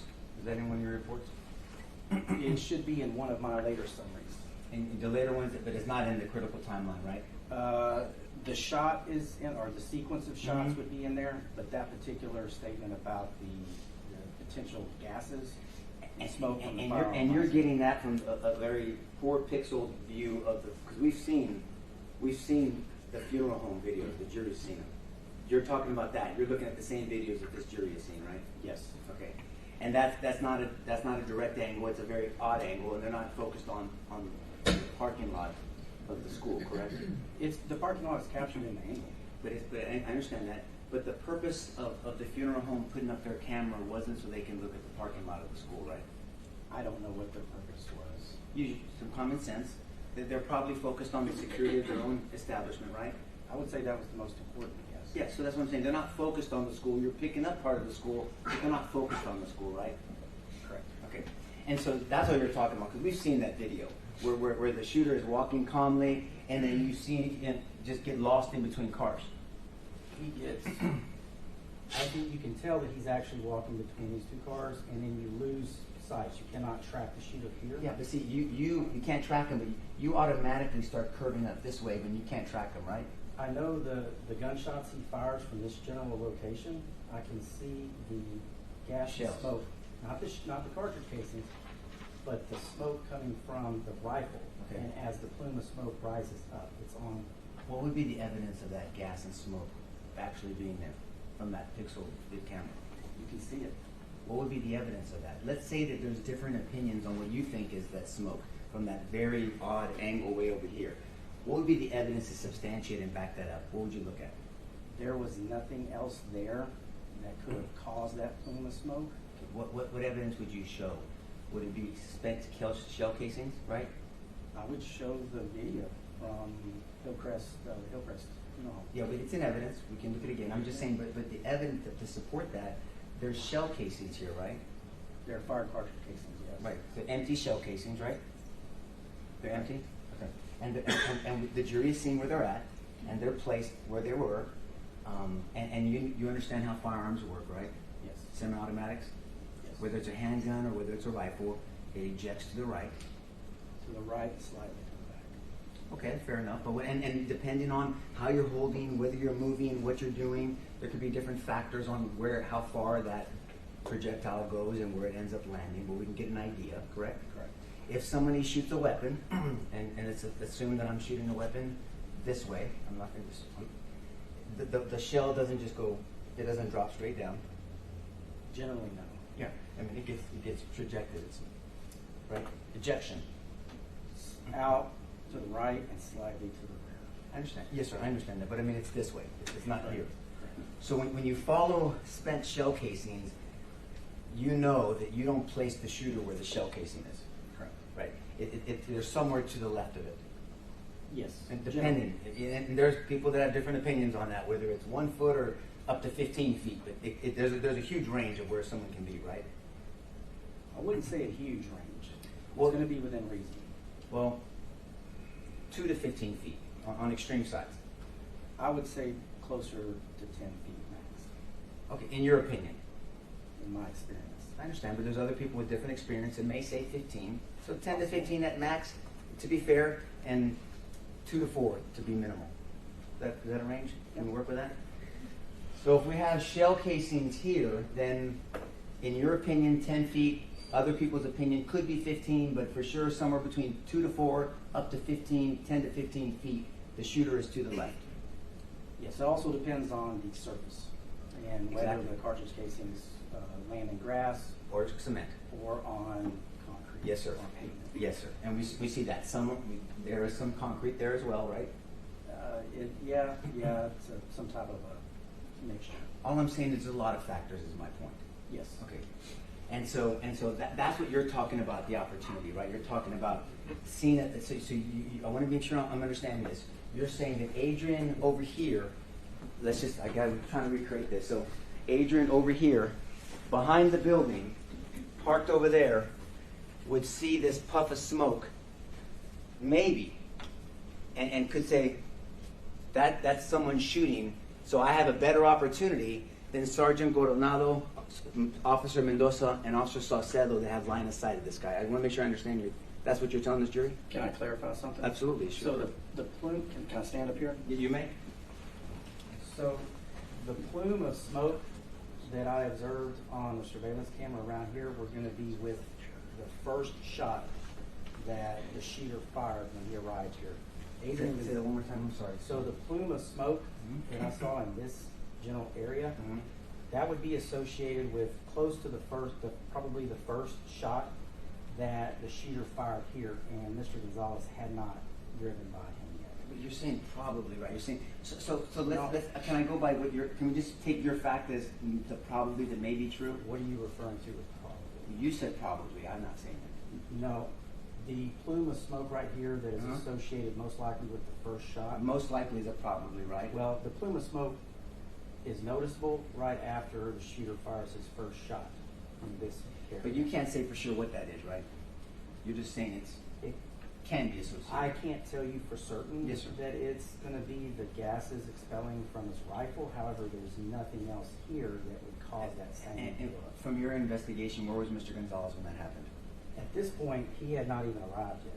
So you're surely not telling this jury that you want to hold him accountable for a shot that he didn't see, right? I never did. Well, but remember, you can have a seat now if you don't mind. But remember my first question before we went through this exercise? I said, who had the better opportunity and ability? And I said, these three officers with line of sight and the long rifle had it better, and you said, I disagree, and I asked you, what did you mean, and we've just gone through this exercise right now. Can I explain myself? Sure you can. Can I stand back up there?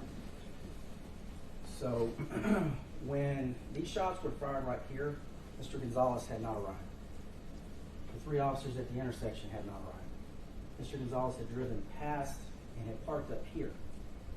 The 14 seconds that passed, he gets out. When he gets on the radio and says shots fired, he has now clarified. You heard something. He understands that shots are being fired because he put it out over the radio. But can I stop you there so we can go step by step? But before that, it was dispatched that there were shots fired, right? Dispatch did say that. Okay, so I mean, he just finally heard them himself, and now he's saying, I'm at location and I'm hearing shots fired, and they're trained to report what they hear, see, perceive. That's part of your observation, so he's doing what his training tells him to do, right? So he perceives and hears shots being fired and then gets on the radio and broadcasts that. I don't think that's contested. I think that but you're saying that shows that he has a better opportunity than people that saw the shooter? So at this point, once he's here and once the shots along 102 and in 104, once those shots start happening, these officers haven't arrived yet. Okay. They're not in a position. They don't have the opportunity. Okay. Here, a possible opportunity is because you have cover on this building. In this area right here, even with a handgun, an officer can come down here to gather additional information, and this is the opportunity that was available to the first officer, Mr. Gonzales. For 22 seconds before Mendoza showed up, right? Well, the two opportunities are independent. Well, of one another. let's go one thing at a time. So, so you're saying that you believe that Mr. Gonzales, Adrian, had a better opportunity or a different opportunity than because shots were fired, and although he didn't see it, he heard them, right? He acknowledged he did, yes. Well, sure. Is there a special class in either TCOL training, Texas Commission on Law Enforcement? Every officer in Texas has a TCOL license, correct? Yes. Anything in the academy or the Texas Rangers that distinguishes shots fired and say, where'd that happen? That's on the northwest side. I didn't have to see it because I can tell. That's on the southeast side. Is there special training to get your ears to be able to tell not just where shots are fired, but then when there's echoing involved? Because you know about echoing, right? I do. Okay. So is there special training for that? There's firearms experience that we have, but no that wasn't special my training. Yeah, so there's no special training. Is there a special type of ear, a gift from God, that gives somebody that special ability to tell, can you do this? Can you do what you're expecting Adrian to do? Not that I'm aware of. So you can't do something that you expect this jury to hold Adrian responsible for. Is that a fair statement? Are we talking about what I would possibly do? Well, I'm happy to talk to you about that, but I know you didn't come to testify about that. I asked you something specific about your ability, about your ears. You're trying to hold Adrian, it seems like, responsible for something that you've admitted to this jury that you can't do. No, I can hear shots. I know that, but do you know where they're coming from? I'm going to find them. That's not what my question was. I mean, because when you hear a shot, you're admitting that you don't know where they're from, right? So you're saying that there should be something you can. I'm not admitting I don't know where they're from. I have to hear the shots in order to be able to make that determination. So I want to make sure that the jury understands you, because I'm not sure I do. So you're telling this jury that you can be somewhere, forget about the stress factors, they're called human factors, right? Let's just set aside human factors for a second. That you can be in a situation and someone can shoot a shot and can put a blindfold on you to make sure to test your abilities. Bah, bah, and you can say, that is on the northwest side of me. You're saying you can do that? I have to hear the shot in order to be able to. But you should know if you can do this or not. Can you do that? I can. There have been many times where I have been able to accurately find the location of where shots were coming from. So you heard a shot and you knew where it was coming from. You heard a shot and you said, that's on the northwest side of me. That's on the southeast side of me. You did that? You've done that before? I have, yes. How many times? I would say a handful of times in my career. And have you done it with echoing off a building? I don't know if anybody believes you. Objection to sidebar comment. I'll move on. He's right. I sustain myself, Jeff. You're right. And so you're telling this jury that you have that ability. Objection is repetitive now, Your Honor. Let me finish my question first. All right, finish the question. Thank you, Judge. So you have that ability. It's on a fired shot by fired shot basis. Okay. Fair Yes, enough. I have been able to accurately determine where shots would originate. Now, let's take it a step further. Have you used this unique ability to tell where shots are coming from once they echo off buildings? That's the second side, part of my question. I have heard echo from shots, yes. Okay, I understand, so have I. A lot of people have. But now we're taking it a step further. We're testing your ability. So you're saying you can hear shots, know where they're coming from. You said you can do that. Amazing. And number two, now you're saying that you can hear shots echoing off a building and you can still tell where they're coming from. That's what you're saying? I can't comment on that unless I hear the actual shot. I'm asking if you've done that before. Have you done that before? Have you heard shots echoing off a building and being able to determine where they're coming from? Have you done that before? Yes or no? The shots echoing off the building from the shots striking the building or the sound echo? The sound, sir. Or both. Because there's an echo, right? When shots are fired near a building or at a building or around a building, there's an echoing effect, right? If you're outside and there's no hearing issues or no major obstructions, when there's an echo present, in my experience, the first shot's always been the loudest, and then the echo is more muffled. That wasn't my question, but I understand that. My question was, you have heard shots fired around buildings or at buildings, and even though the shot makes an echoing off that building, you have the ability to tell where it's coming from. That's my question. I have accurately determined the location of fired rounds with echoes involved. You're the first. That's amazing. Okay. And so that's what you're saying now. You're saying that 23 seconds before Mendoza shows up, and then 2 seconds later, Salcedo shows up with a long rifle, and then 3 seconds later, Coronado shows up. You're saying this 20-something seconds when Adrian gets there is dealing with a frantic person, hears shots fired. He doesn't have your special ability, so he radios it in and says, shots fired. And you're saying that's the opportunity that you say he could have had to know where this shooter is at? Is that what you're saying? He had approximately 50 seconds from the time he parked to the time the shooter entered the west door. That wasn't my question, though, because you were making a distinction between the time before Mendoza shows up, because that 50 seconds includes these three guys over here with long rifle, right? The portion of it does, yes. Yeah, so you were talking about this portion when Adrian was by himself, right? Not in that area where Yes. he was parked. Okay. Remember my first question? And I thought it was simple. I was saying Coronado, Saucedo, and Mendoza here had a better opportunity and more ability to engage, distract, deter, stop the shooter than Adrian Gonzales did without line of sight. And you said, no, I disagree. So now we've been doing this back and forth, correct? The reason I disagree is because before Mendoza, Saucedo, and Coronado can't take action if they're not there. I know. And that's why I was talking about this 23 seconds, and now you're going to 50 seconds. Well, because they're too independent. I understand that. Do you understand my questions? Do you understand my answer? I've asked you questions first. Do you understand my questions? I do understand your Okay. question. And my original question, let's start again. We can start again. I'm going to start again.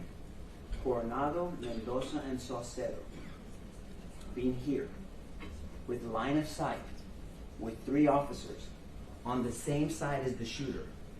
You're saying do not have a better opportunity or ability than Adrian Gonzales that never had line of sight, did not have a long rifle, was dealing with a frantic person, a witness, maybe a victim he didn't know at first. You're saying that he had a better opportunity than them? Objection repetitive, Your Honor. We've gone through this 3 or 4 times. Judge. Okay, you can answer it, then we're going to move on. Yes or no? Yes or no? Rephrase your question. Just answer the question and we'll move forward, okay? Coronado, Saucedo, and Mendoza on the same side as the shooter. The shooter's on the west side, right? Yes. Right. Same side with line of sight possibilities with a long rifle. Do they have a better opportunity and ability than Adrian Gonzales? No. They do not. Okay. So, with that being said, I think that says everything. But if that being said, so you're saying, so these guys here, he's shooting at the building, and there's an echoing. Do you believe that there was an echoing going on? Yes. For some shots, yes. Okay. And they believe that they were undertaking fire, right? They believe they do it. Yes. And you would agree that there's no defects behind them. Yes. Correct. And there's no defects on their vehicles. Correct. There's no defects from skipping on the pavement, right? Because they can show some defects on the pavement, correct? Correct. We do not wait. No, and there's houses behind them, right? Yes. And there's a funeral home over here. Yes. And those are structures that would, because bullets don't just disappear. If they leave a weapon, a firearm, they have to end up somewhere, right? Yes. And so there's zero objective evidence that these three individuals are being fired upon, right? Zero objective that they were not being fired at. There's zero objective evidence. Objective meaning that it doesn't matter about what you're feeling or you're perceiving. There's zero objective evidence that they were receiving fire, gunfire, over here. I would prefer to use there's no direct evidence to suggest that they were receiving. Well, that's what I mean by objective. Like, okay, objective, direct evidence. There's no direct evidence they're receiving gunfire, right? But they perceived like they were. You need? They perceived like they were, right? Yes. Okay.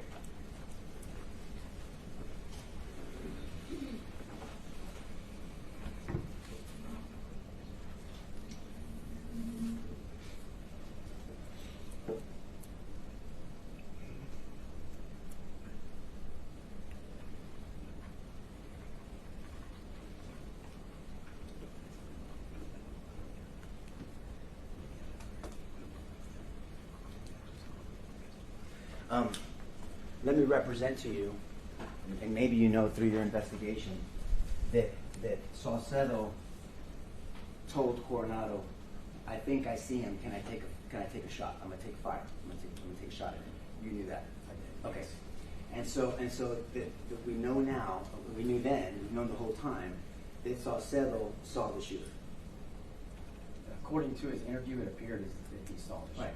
And matter of fact, he asked to shoot this shooter, but you know through your training that an officer doesn't have to ask for permission if they feel like they have the need and the fact scenario that gives them the authority to shoot, right? Legally, according to Chapter 9 of Texas Penal Code, no, they don't. And departmental policies may. Your Honor, I'm having trouble hearing the witness's answers. If Mr. Hood could sit down when he asks the question, I'm sorry, I'm just having trouble hearing. You can probably pull that microphone. If you're talking that way or looking at that diagram, just pull it down. Where does the government want me to sit to ask my question, Judge? I'll sit there.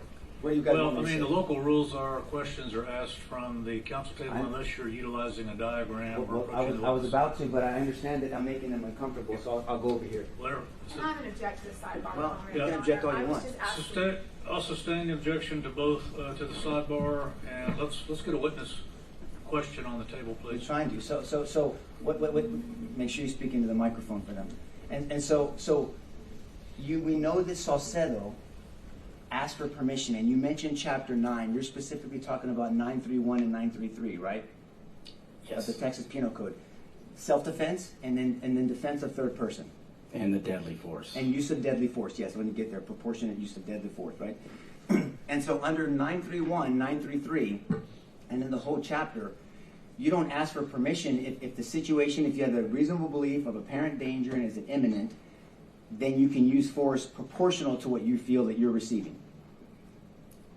Right? Technically, yes. Well, it's legally, it's not technically. Legally, that's the fact, that's the state, that's the standard, right? Legally, yes, but departmental policies may be different. I understand, but let's talk about the law, because every department's different. Correct. Right? And you know, Sergeant Coronado thought that was ridiculous for him to be asking for permission to use force if it was necessary. You knew that, right? I was not aware of that. Okay. Well, he testified to that. And so you have Officer Saucedo that had the opportunity because he saw the shooter, had the ability because he had a long rifle, but he didn't take it, right? Correct. He had opportunity and did not take the shot. And ability meaning he had a long rifle. I mean, that's different than a handgun. It is different, yes, correct. And so having opportunity and ability, he could have distracted, deterred, and stopped, denied the shooter entrance into the west side of that building, correct? Yes. Okay. And we're still dealing with Adrian on the other side, dealing with a frantic person that could have been a victim or not, was a witness, hearing shots, calling them in, right? Calling them in at right here at 11:32:09, right? Yes. Repetitive again, Your Honor. About the fourth time. All right, I'll sustain the objection. Give me a list of questions you want me to ask him. Which ones? Which ones, what do you want me to ask him? Pass the witness. No. Not a chance. Not a chance, brother. Not a chance. I know it's hurting you. So that we have that at 11. So then at 11:32:58, we've talked about now that the shooter's inside the building. Now let's talk about what everybody does once the shooter makes it into the building. Okay, I want to direct your attention to that. Okay. So we have the fact that the shooter enters the building. Now Adrian doesn't know he entered the building, correct? We know that now. It's possible, yes, he doesn't know. Right, and we have direct evidence to show and to show that he doesn't know. But so Adrian doesn't know he enters the building, but those three officers do know he entered the building. I don't know that for a fact. Well, they interviewed, right? Saucedo and Mendoza and Coronado, they all interviewed. You know that. I know, yes. Okay. And they all said that they saw him enter the building, but they thought he was going to run through the building. I'm going to object to that. That's a misstatement of the fact, Your Honor. Well, he They can said say they no saw then. him. Okay, ladies and gentlemen, rely on your own recollection of the evidence. Proceed. Well, you reviewed their interviews, right? 3 years ago, I reviewed their interviews. I don't recall the specifics. You're here to testify in front of this jury. We're talking about your critical timeline, and so the last time you reviewed them was 3 years ago. When I created more so the synchronization products, that's based on the video and audio evidence extracted from those files. But you're part of the investigative team, right? I had a part in the investigation, yes. But you know that Mendoza and Saucedo and Coronado interviewed, right? I do know that they interviewed, yes. And they believed that this shooter was going to run through the building. I don't recall what they said in their interview. They knew that he made it in the building, though. There was radio traffic shortly after the shooter made it into the building that said, "I think he made it in the building, guys." Yeah, and that wasn't Adrian that said that? It was not. Okay. And at the time that radio said, I think the shooter made it in the building, there was a gunfire right after that, right? At the same time. Look at your timeline, please.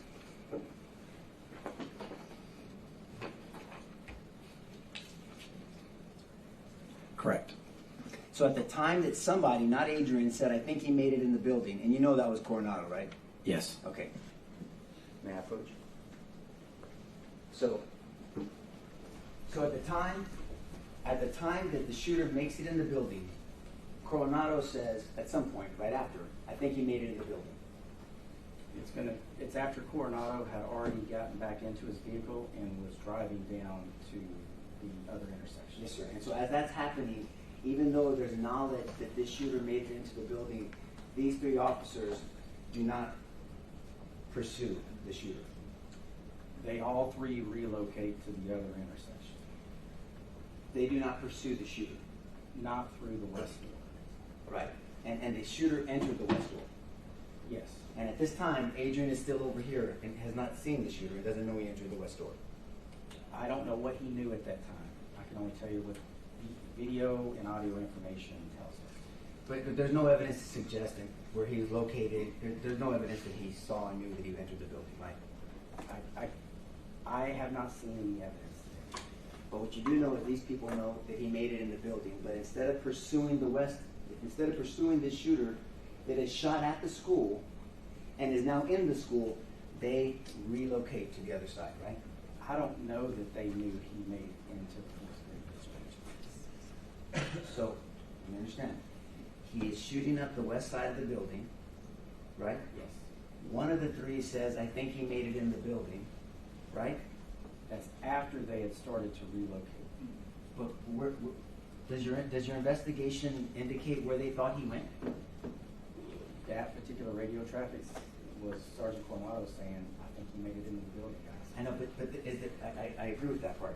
But is there any part of your investigation that indicates with these three officers, where did they think he went? I mean, he didn't just disappear, right? I would not think that they would have thought he just disappeared. Right. So there's a man shooting at a school, and then one of the three knows he made it in the school, and everybody drives off and relocates.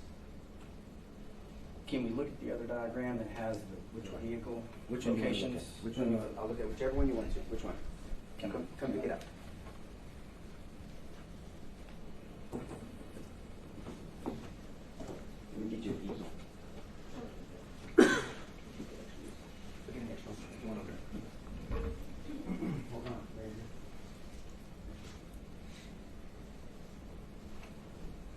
Where do you want to put it? Wherever you want to, son. Is this the one? Yes. Okay. Yes, sir. Of course.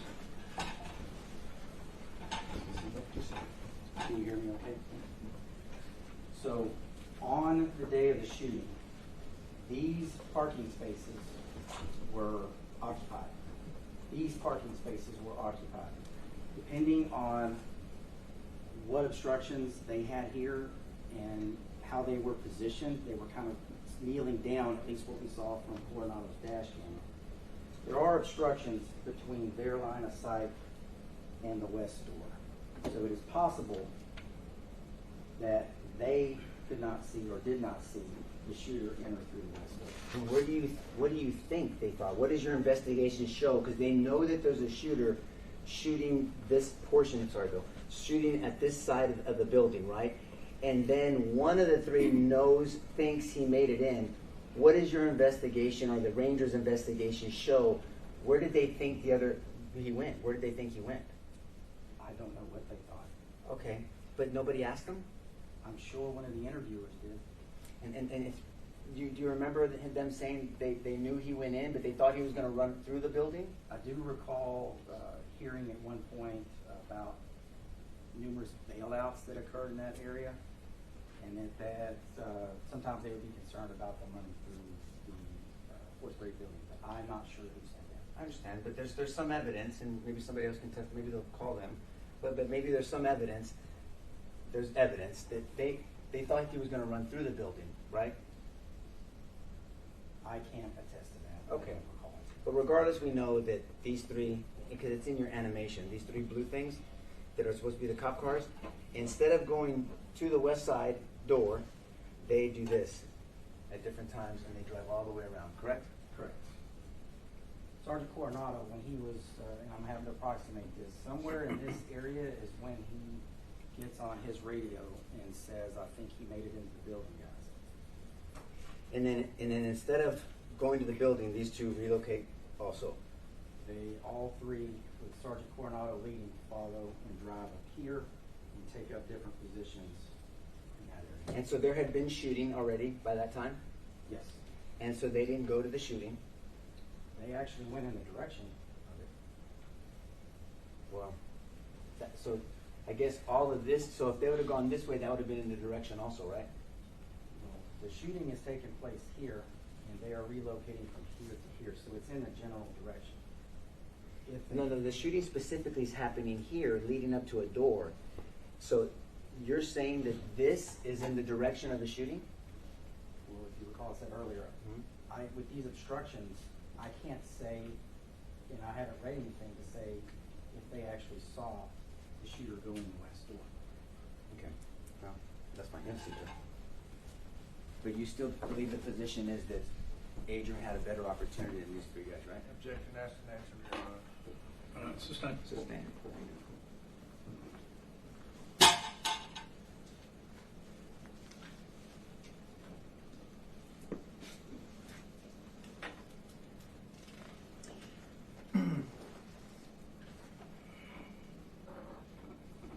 Now, as Coronado, we saw the video, but as Sergeant Coronado's relocating,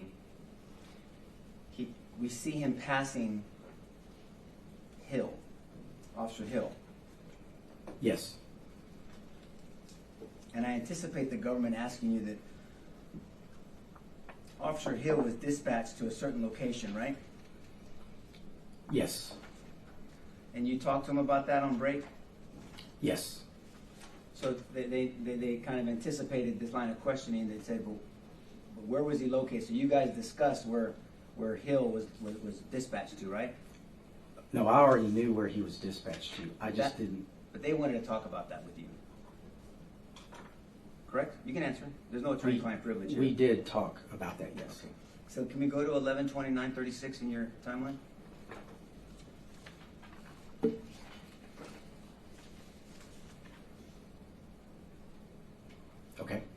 So that's Hill specifically was dispatched to 715 Old Carrizos Road, right? Yes. Have one vehicle accident. Was there a vehicle accident at that location? No. But that's the same transmission that every officer heard, right? It was broadcast. So what I'm saying is, so whoever had the right station set would have heard the same thing. And was listening to the radio. Right. And so Adrian didn't get something different. He got the same broadcast, if you heard it, as Officer Hill. Possibly, yes. But instead of going to a corner and standing there, Adrian drives onto the campus, right? With the same dispatch information. He does. He came from the opposite direction. And he goes into it and he hears shots fired, be advised, shots fired, right? That was broadcasted. Yes, So, and then he relays the shots fired. No, I know that, but I'm going off the critical timeline here. So that was, Adrian heard the same thing as Officer Hill did, right? Which time are you still looking at 11:29:36? I haven't moved from 11:29:36, sir. Yes, sir. I don't know if Mr. Gonzales heard that transmission. I can only say that it was broadcast by dispatch. Well, he drove, objectively, we know that he obviously drove 2 shots fired, or what he thought was shots fired. That or a crash. Was there a crash at the school on the southeast side of Robb Elementary? He drove by the crash. That wasn't my question. Was there a crash on the southeast side of Robb Elementary all the way where Adrian drove? No. But he still went there? Yes. Okay, because he was going to the shots fired.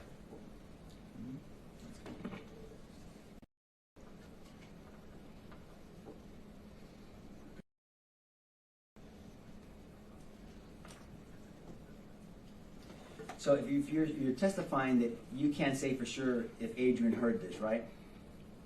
I don't know. Okay. So then other broadcasts that they ask you about, you can't tell this jury if Adrian heard that either. I don't, correct, I can't. Only if somebody acknowledges can you get confirmation that they heard the radio transmission. I understand. But we do know that we can see, because the jury's seen this, Coronado, when we see Officer Hill staying there, and I won't go over that again because we've talked about that, and then we know when he eventually, 25 minutes later, makes it into the building. And then Coronado parks his car, right? Now, all this time, because in your animation, and look, it sounds horrible. It bothered all of us to hear it, because you hear the shots, and you're trying to use your opinions of putting the best thing together, with limited information. But that doesn't take into account Miss Flores being with Adrian, right? Because that's not in your calculation. Correct. Yeah, and it's not that part's not your fault because you didn't know, right? Correct. Okay, and so but at that time he's still dealing with that, and then we see Officer Coronado coming around. Have you reviewed body cam from Mendoza? Which Mendoza? Good question. There's Justin and there's Jesus, right? Correct. Jesus Mendoza. I have. And is that anywhere in reports that we can review? It would be in the large drive of files that we turned over. And so Mendoza's, in your syncing, Mendoza's body cam starts at exactly the same time as Coronado's body cam, correct? 11:35:10. I don't recall when Jesus Mendoza's body camera starts. I'd have to look it up, but I know Coronado's started at 11:35:10. Can you verify? Because Mendoza starts at 11:35:10, but I want you to check my homework.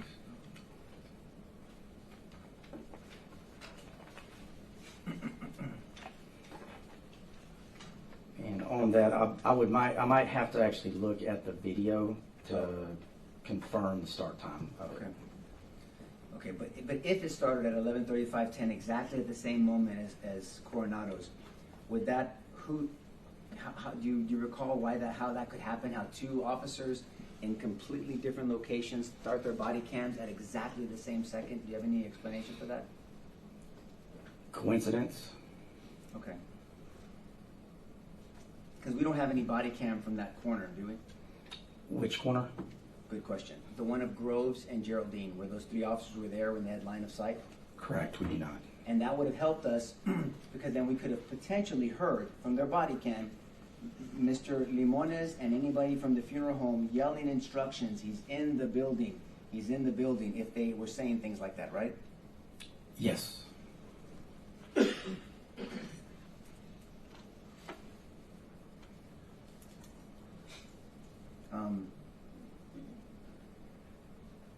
I believe the government asked you that hearing, and we went over this exercise, hearing shots fired tells LE, tell law enforcement to act and go to the gunman, right? If you hear shots? Correct, to go to the shots. Right, but then, like, my follow-up question is you have to know where the shooter is to go to a shooter, right? Or have a general idea of the direction from which shots are coming. And Randy Hill didn't do that, correct? Immediately? I think by the time Randy Hill arrived, the shooter was inside the building. But there was still, but there was a lot of shots. I mean, how many shots do you think happened? 160 something?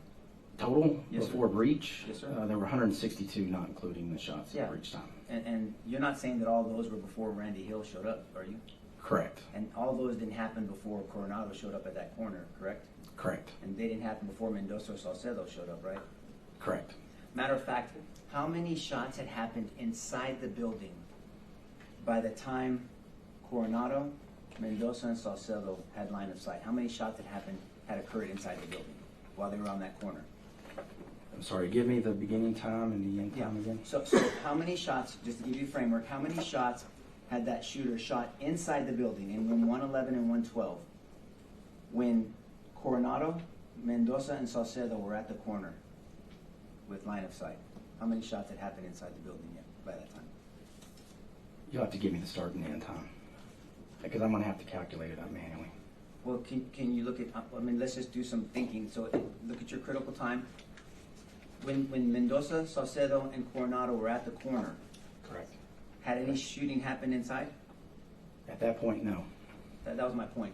0 shots had happened in room 111 and room 12 when those 3 officers were at the corner with line of sight, right? Correct.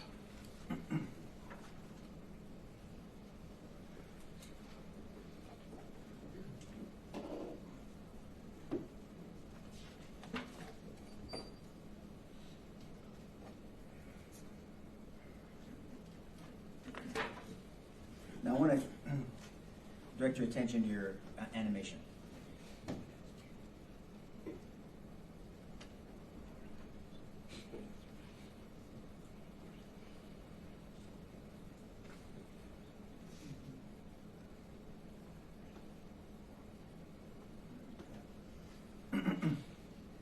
So you said, I think on direct examination, if I heard you wrong, please, I'll take it off my notes. You said Adrian called for cover at 11:34:28. Do you remember saying that? I've got to double check that. What was the time that you said? I wrote down, you testified 11:34:28. Correct. At 11:24:28, Mr. Gonzales said, somebody can give me a cover unit over here. That's 11:34:28? Yes. Where is that on the critical timeline?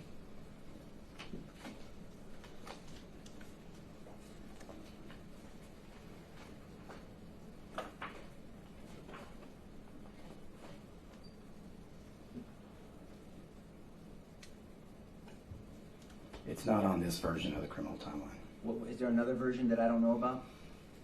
No. So why isn't it on this version?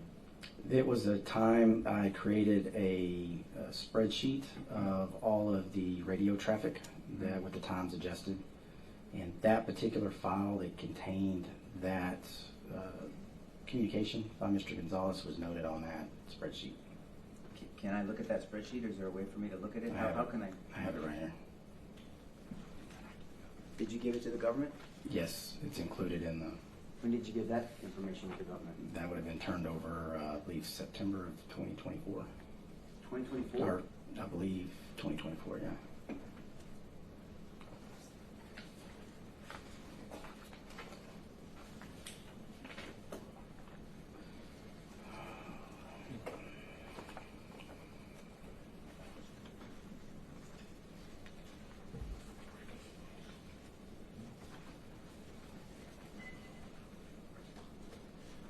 Let's keep going then.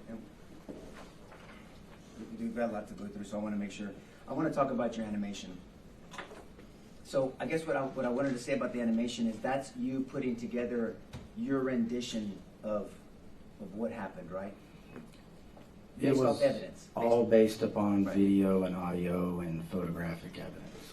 And is it fair to say that it still is limited by the same way this was limited, correct? There are limitations with it, yes. And I wasn't being disrespectful earlier when I said that's your opinion, meaning you're doing the best you can to put things together based off analysis, your training, information that you may or may not have at the time. That's all I meant to say. That's why I said it's your opinion, your rendition. I put it together based on verifiable video and audio evidence because I wanted to project the most unbiased view of the event. My ultimate objective was to tell the truth of what happened as accurately and as completely as possible. Okay, can we show it again without the sound? Can we do that? Just because there's family members in here. We're gonna with your permission, can we watch it without the sound? Yes. Is that okay, Bill? Yeah. I think if he knows how to do it, yeah. They can do it. Yeah, they're gonna do it. Do you mind if I ask you when to stop? Sure. Thank you. We can play.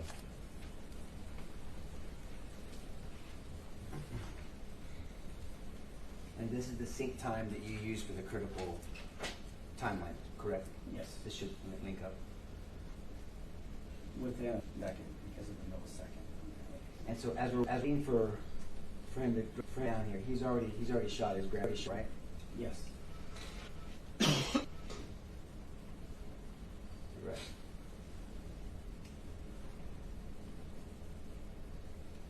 Now we're going to see Mr. Juarez and Mr. Briseño come out because of the funeral home. Yes. But Claudia Perez is still back at the funeral home. Yes. That's the young lady that you interviewed. Yes. Okay.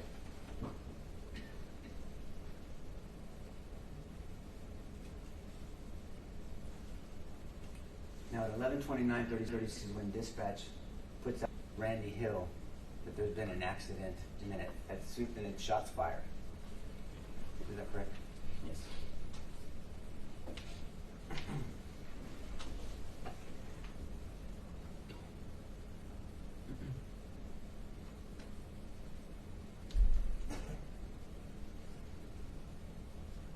Because Mr. Limones is actually on 911 when he's walking out there. Yes. This is the resident. So real time, he's telling them, being shot. And then at 36 is when there's the dispatch. Right there, right? Yes. Roughly. But then in the same call, he's talking about running towards the school, wearing black, shooting at the school. That's all in the same 911 call, correct? Yes. Okay.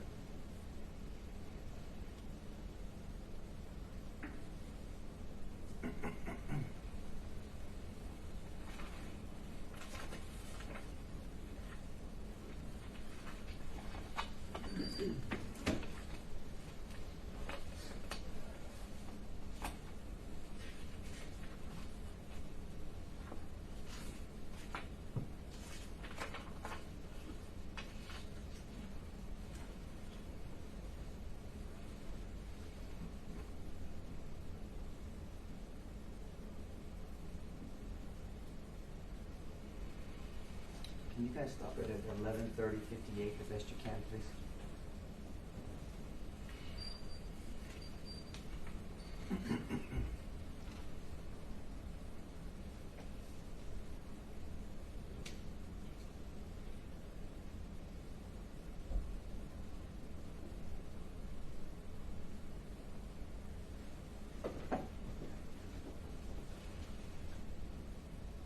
Pause.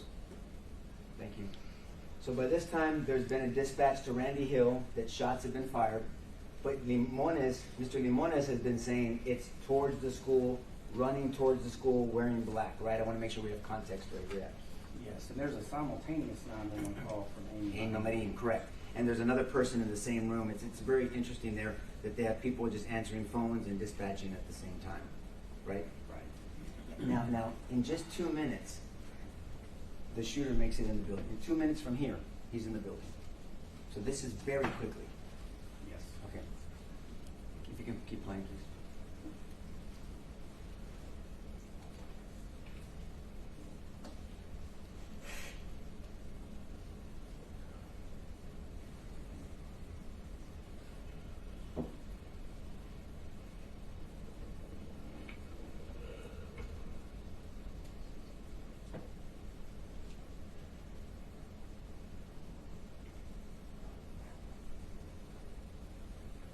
Pause, please. And this is where we kind of can quibble back and forth with each other, but whether this little curve happened or whether it was straight, you're just doing the best you can to make an estimate of where you think is happening because there's no direct video of this area. So where he turned to go down until he gets to, Oh, sure. from the point where he turns to go down until he gets to this point, it's a point to point. I noted the time when he was roughly in this area and the time when he roughly gets to that area, and so this animation draws out at an average pace. But there's no way to objectively for sure verify that he was there versus here. I mean, there's no gun shells, there's no footprints, right? Not through that, but we do have certain features that are observable from this video. The same video that the jury has seen from the funeral home, right? That angle. There are a couple of angles, but yes. It's the same one. And, continue, please, guys.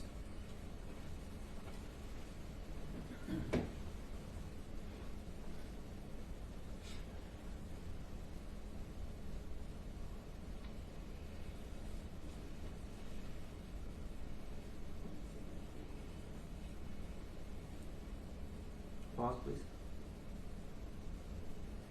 Okay, so you're saying that you believe he was standing exactly right there, and Adrian, because of tunnel vision, drove right by him.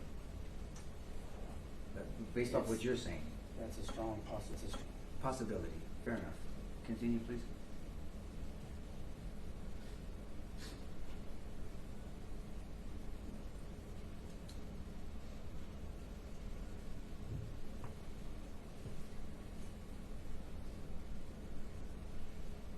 Pause, please. Now you're aware that where you put the X's, where you put the shooting was, the shooter was, that's where the shells were found, right? They're not found further up. They're found on this because the reason why the pictures that the jury has seen, it's in evidence. We see the grass line versus the pavement, the parking lot. We have the pictures, so that's where the shells were, right? I made the X large enough to encompass the area where the general area where the cartridge casings were, and any other general area where the origin of those fired cartridge casings could be. But X just denotes that shots were fired in that general location. Well, but literally the X denotes where the shells were found, and that's what the really X denotes, right? And possibly where the shots originated from. Well, we went through this exercise, right? Where shells are, that means the shooter is not where the shells are, right? Correct. Okay, and so we talked about this, went back and forth, so we're going to give some ranges. On the low side, 2 to 4 feet. On the high side, 10 to 15 feet. You say 10, others say 15.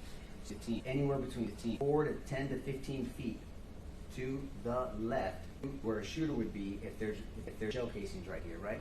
I'm giving the range. Can I stay right there? Sure. So the fired cartridge casings for this in particular were located in this area.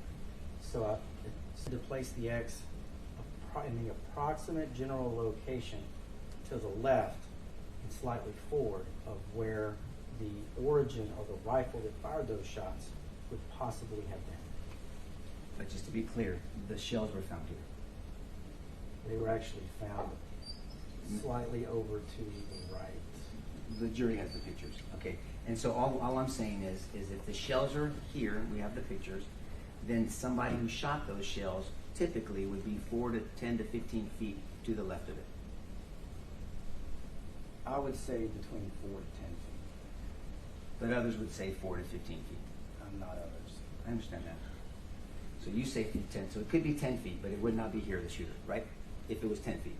I'm sorry, say that again? If it was 10 feet, using your numbers, if it was 10 feet, it would not be here, because this is where the shells were. Can I stand up here? Yes, sir.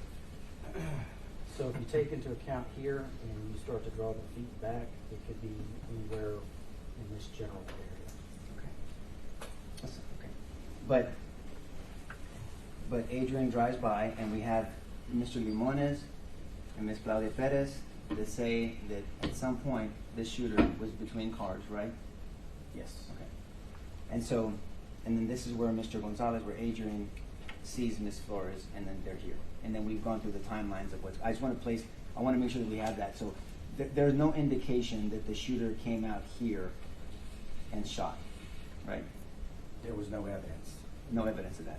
And because there's these big AC units right here surrounded by a chain link fence. Yes. And it's a chain link fence that you can see through. Depending on where you're standing. Well, I mean, Only because of the AC units blocking the vision. aside from the AC units, the fence is not going to obstruct your view much. Correct. That's what I'm saying. And so somebody could be standing here, but somebody could perceive them standing further to the left, right? I mean, that perception, stress, all that stuff. I can't say what somebody could perceive. But you understand, we talked about human factors, you understand perception distortion? Perception distortion, can you define Well, that? we understand time constant, when you consume, condense, thank you. Time condensation, you can condense time, that's something that happens under stress? It is possible that a person could lose track of time. And so what perception distortion is you lose track of what perception and what reality is because you perceive it something else. You perceive that it's something else.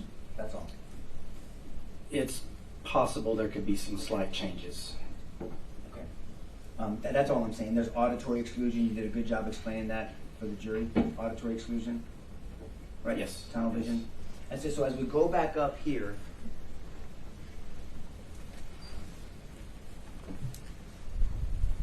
if you can play it, please. There are a number of rounds shot into the building, correct? Yes.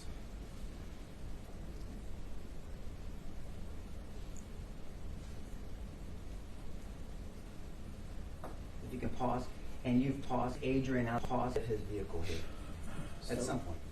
He's placed outside the vehicle, however, I cannot exactly. I understand, but that's why I was asking you earlier about Ms. Flores, because that 2 to 7 minutes would be important for you to make this assessment about what he was or wasn't doing during this time, correct? Correct. Okay, continue, please.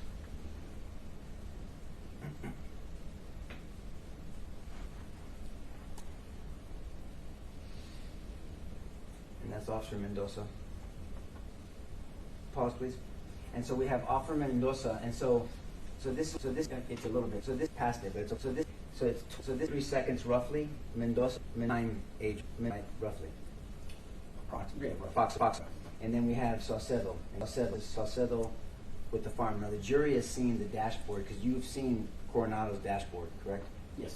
And the dashboard is different than body cam. Dashboard is on your dashboard and it's a camera, and it shows the front of what's going on in front of your vehicle. Yes.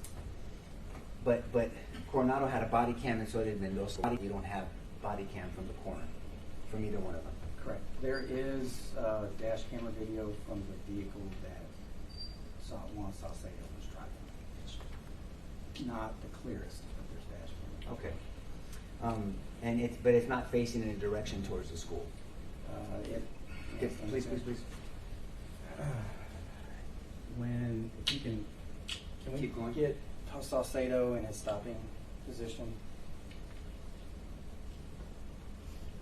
So this is going to be generally the orientation it's facing, and so it's going to capture a view.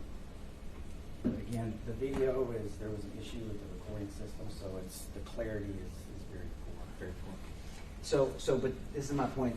They are 20 some odd seconds behind Adrian, right? Approximately. And they're not dealing with a frantic witness or potential victim. He didn't know at first, right? Correct. Or suspect. Originally, he thought it could have been the suspect. And then there's 3 officers versus 1, right? Yes. Okay.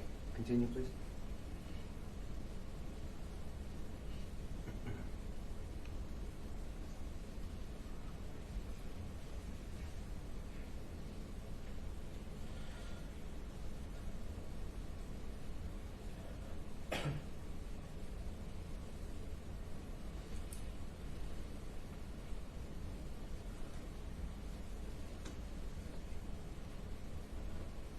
Pause, please. All that time, the shooter was shooting up the school. The exterior, yes. And they were right there. And at some point in that time, Saucedo asked to shoot that guy. At some point. We don't know when, right? Correct. But before he made it into the school. Right? Correct. So for this 30 some odd seconds, you had individuals here We saw the video. They were taking cover and they weren't being shot at. I'm not. We can criticize that if we want to, but they didn't act to stop the shooter from getting into the school. They didn't take action at that particular moment, but there was a short time period from when they arrived there. There's a short time period for Adrian too, right? It's not that short. So I want to make sure you said a very specific statement there. You said not that short. So you're saying from over here, you think Adrian should have acted over these guys, right? Essentially, just say it. He had the opportunity. He had the opportunity to act here over these guys Before they arrived at the scene. for those 20 seconds. It was actually 25 seconds. so from the time Mr. Gonzales got on the radio and said shots fired, which is confirmation that he's progressed through any type of auditory exclusion or tunnel vision. He's processing information, or at least he's given some verbal confirmation of that. Mm-hmm. So from the point when he gets on the radio and says shots fired until the shooter enters through the west door is approximately 50 seconds. They're part of that 50 seconds. They're a part of the latter half of the 50 seconds. They're part of the 50 seconds. They are inside. Did they say shots fired? I don't recall any of their traffic having it. Because they didn't do anything. So they didn't say shots fired, but your position is, and we'll move on, that Adrian had a better opportunity than these three men together with a long rifle that had line of sight. He didn't.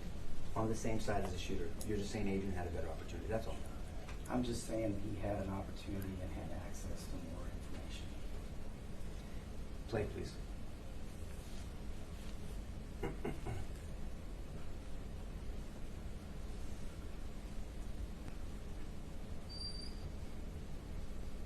And this shooter's in the building, and they're not going that door, are they? They saw him go in. They didn't go to the door. They did not on foot go in that direction. Did they drive in that direction? They're driving up Geraldine. Pause, please. Did they drive in this direction? They did not drive in that direction.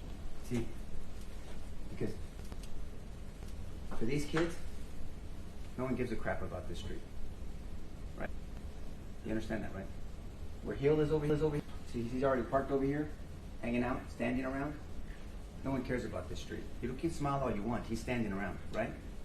He is momentarily. What was funny about what I said right there? Why did you smile? Well, I want to know why you smiled, Judge. I didn't smile. I was merely just licking my lips because my mouth is dry. Okay. Get some water, please. You have a lot of water there.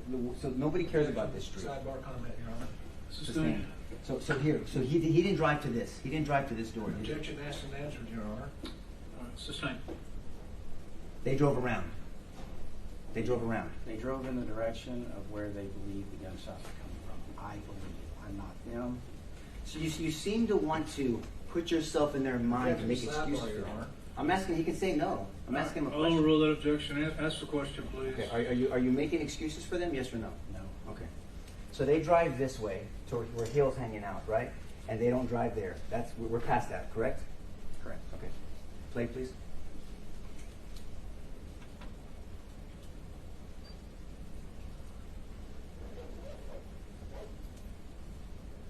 Pause. So what time did he start assaulting those children at that door? I have to It's look. 11:33:22. But verify, please, because I don't want anybody saying that.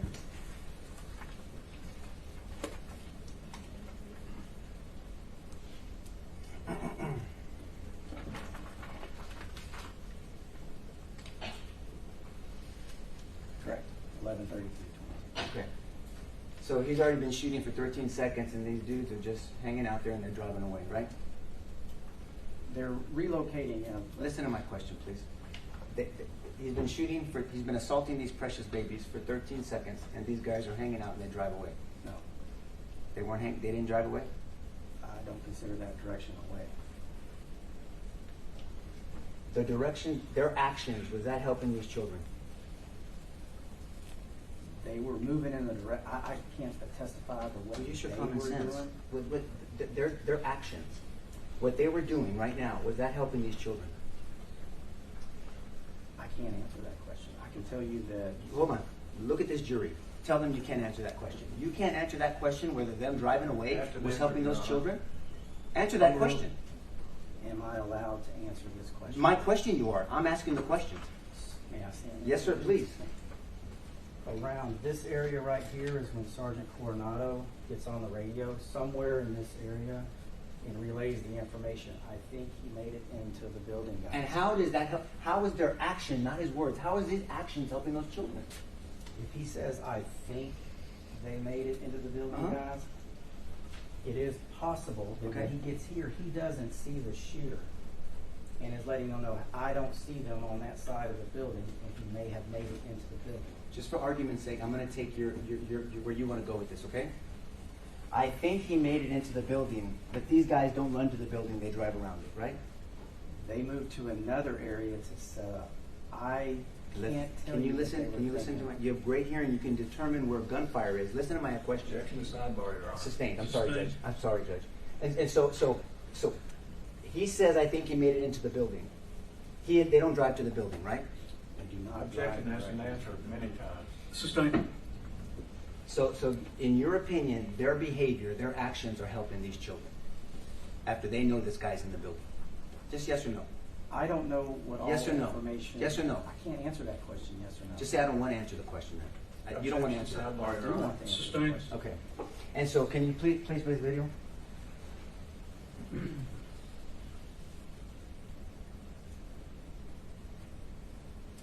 A lot of shooting going on right now, right? Yes. What's Hill doing? Tactically, what's he doing there? At Pause, this please. point, I am not Officer Hill. I did not interview Officer Hill. Did you I- review his interview? I reviewed a portion of his interview. Okay, what did he say in that portion? What portion did you read? What is he doing in that corner? He responded to that intersection for a crash. I do not recall the details. Where's the of crash at? interview. Where's the crash at? Where's the crash at, or where Yes, was sir. it dispatched? I don't. Both. Give me both. Crash location is here. The dispatch to 715 Old Carrizo Road is going to put it actually on the front side of the school. And with that wrong dispatch information, it said shot fired at the school, right? Everyone knew there was shooting at the school. There were several transmissions. Okay, so why is Hill standing there? He wasn't standing there for very long. I can't answer the question because I'm not Officer Randy Hill. Okay. And so these, can you keep playing? A lot of shooting going on still, right? Yes. You still with Melanie? I can't tell you exactly where he's at this point.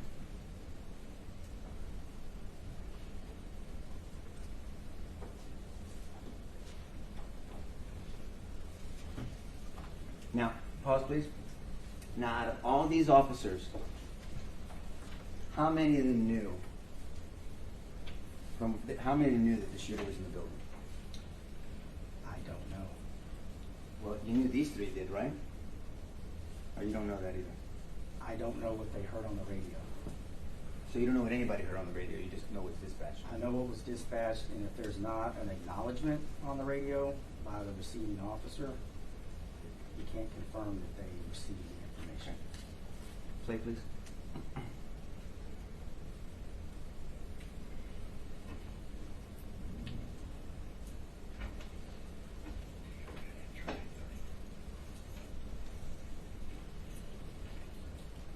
And while this is playing, you're the one that you created this. The animation? Yes, sir. Yes.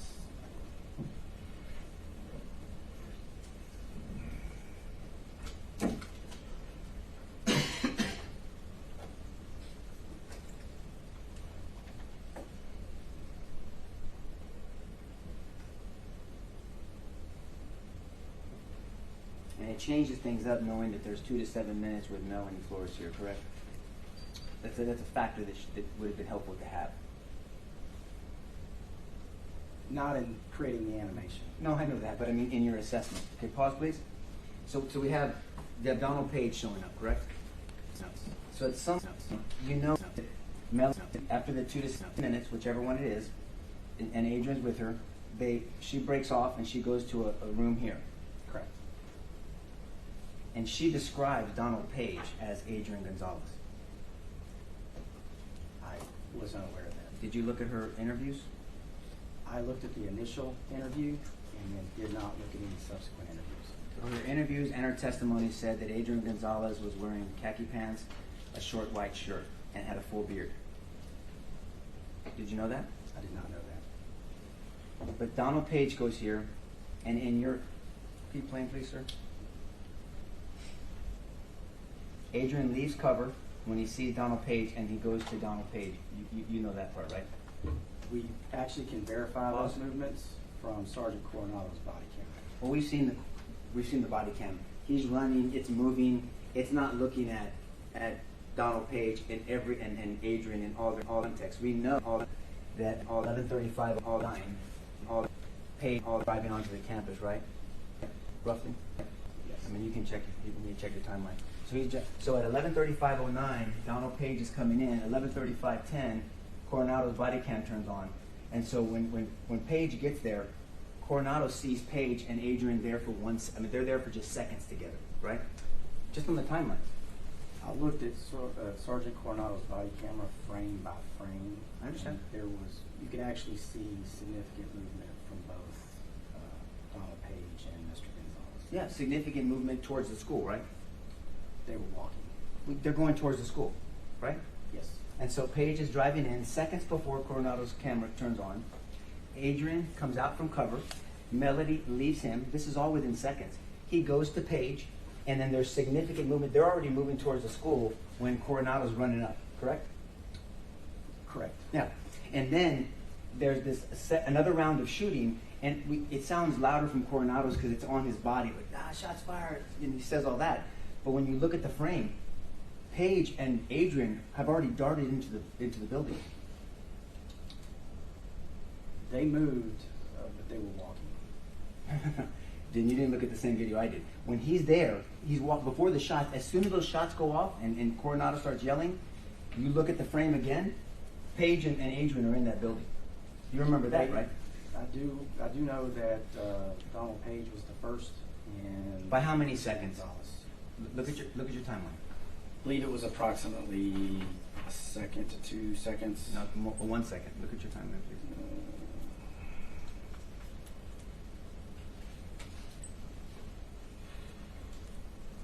So the entry time for Mr. Gonzales was 11:35:48, and the entry time for Mr. Page was 11:35:46. Okay. But you understand that you know now that when they went there, and I guess someone can ask Page, that Adrian opened the door for him and then Page came in. And that happens tactically many times, right?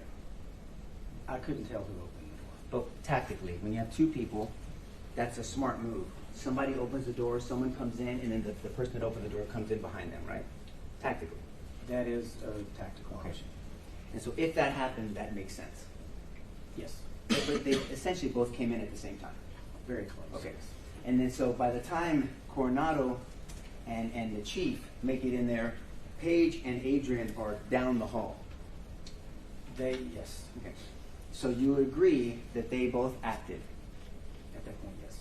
They're acting, they're in, and they put themselves in danger by running inside of the building. Yes. And you can see that the smoke from the firing of the AR-15. Yes. And you see Adrian's gun out, right? He has Yes. side ready. And then there's Page ahead of him, right? Yes. And then you don't depict it on here, but there's 2 or 3 officers on this side. Martinez. And Correct. Who else? And who else on this side?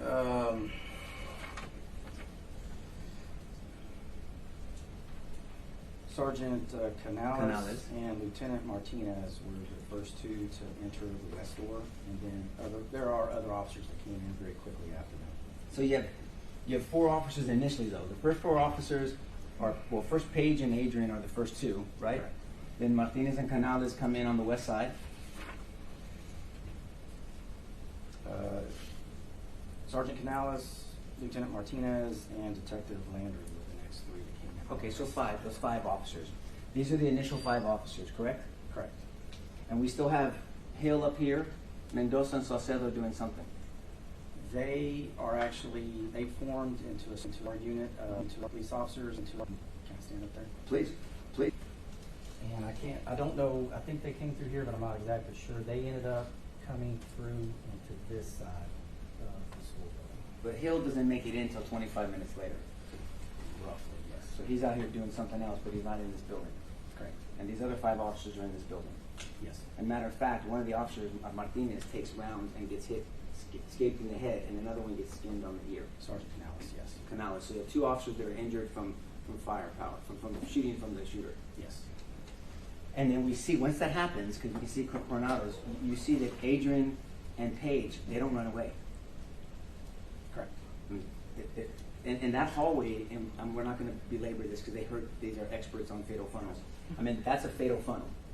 Yes. I mean, there's no cover there at all. No, there's only concealment. At best, right? But what I'm saying is, but still, Sergeant Page and Adrian, they don't cower and they don't run away. Correct. They stay in the funnel. They move off to the side into a concealment area. Right, but not right away. It was within the first few seconds because shots continued to be fired. Continued to be fired, but that's normal for someone to do that.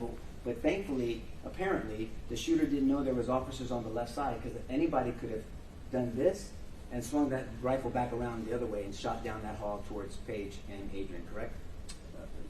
Now, the shooter's already in to room 111. I'm just saying that but the shooter could have come out and shot and continued to shoot down the hallway. All I'm saying is it's a dangerous situation for all 5 of those officers. Yes, it's dangerous. Very dangerous. Okay. And all 5 of them are there, right? Yes. Okay.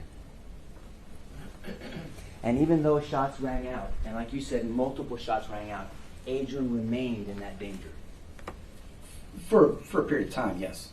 Yeah, well, those other officers didn't even subject themselves to that, right? The other ones outside? Which ones are you referring to? The same ones we've been talking about, sir. All these. The ones that formed a little huddle over here, they didn't go inside that building. There were some that did go in, but Randy Hill was in a group that stayed outside on the east side of the 4th Green building. Right. And he was the one dispatched initially to do that first call, right? Yes.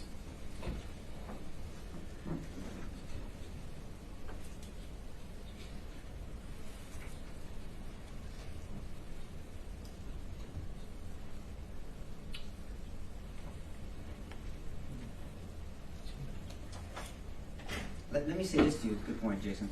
So see, Mr. Limones gave testimony to this jury that there was no way for Adrian to see that shooter based off where the shooter was hiding at one point.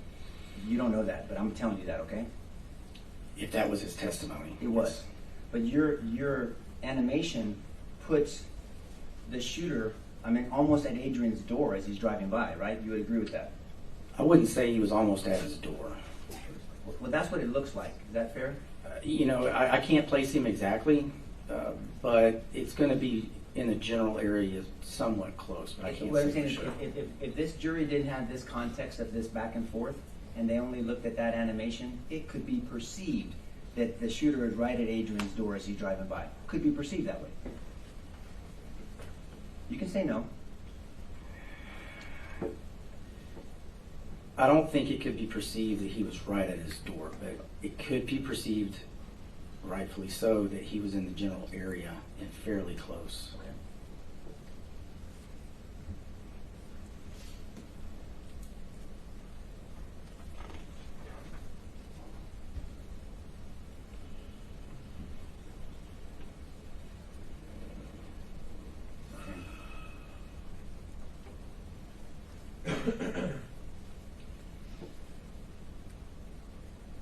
Now, the government asked you a question about what the 3 officers did at the corner, Coronado, Mendoza, and Saucedo, and when they dispersed and they relocated. He said it makes sense that they needed to fan out to find the gunman, and you said yes. Do you remember that question?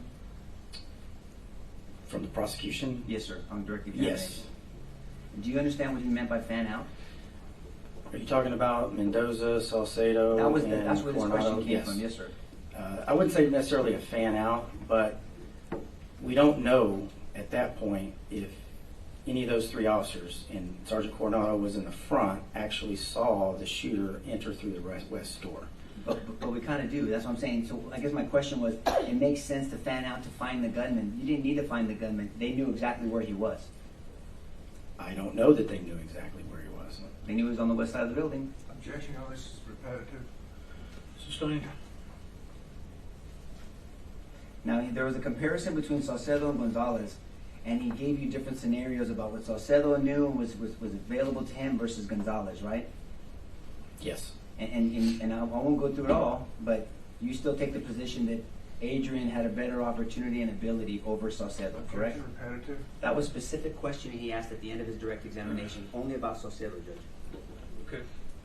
Let's see, wrap this up. I'll let you ask that question, but unfortunately, ladies and gentlemen, as much as I would love to finish this witness, and they still got redirect to go, we're not going to be able to do it because that juror has to leave at 3 o'clock. So next week, clear your schedules because we're going to work from 8:30 to probably 5:30 every day. And if you want to bring your lunch and eat in the jury room, that's perfectly fine with me. All right? Finish up, Mr. Liv. Yes, sir. So your position is that Saucedo specifically had a better positioning and that Gonzales, Adrian had a better opportunity and ability than Saucedo. Initially, right after Adrian Gonzales parked, and more specifically when he was able to communicate over the radio that shots were fired, he's now to a point where he's processed the information. He is in a position where he can confront the threat outside along the west wall. He's already had the ability to process the shooting and to process the information, as opposed to the other three officers. But you're making that decision. He's processing that information in 25 seconds before they show up with no line of sight, right? That's your position. Well, he confirmed it with his radio transmission of shots Confirmed fired, hearing shots, right? which meant he could distinguish shots being fired. Well, anybody can distinguish a shot being fired. I'm just saying, but that didn't confirm he knew where it was at, right? Correct.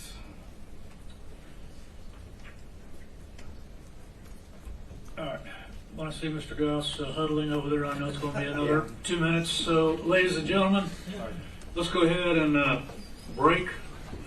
Long weekend, very, very important. Be safe. Don't get sick. Don't catch whatever this flu is going around. Don't fall down. No mishaps. And we're going to, I think I asked the bailiff to ask you, is there any concerns about 8:30? Were y'all able to work that out? Or is there anybody that, let's do it this way, is there anybody that can't do 8:30? Okay. We'll see you Monday morning at 8:30. Thank you very much. I'm sorry, Tuesday morning at 8:30. All right, so jury.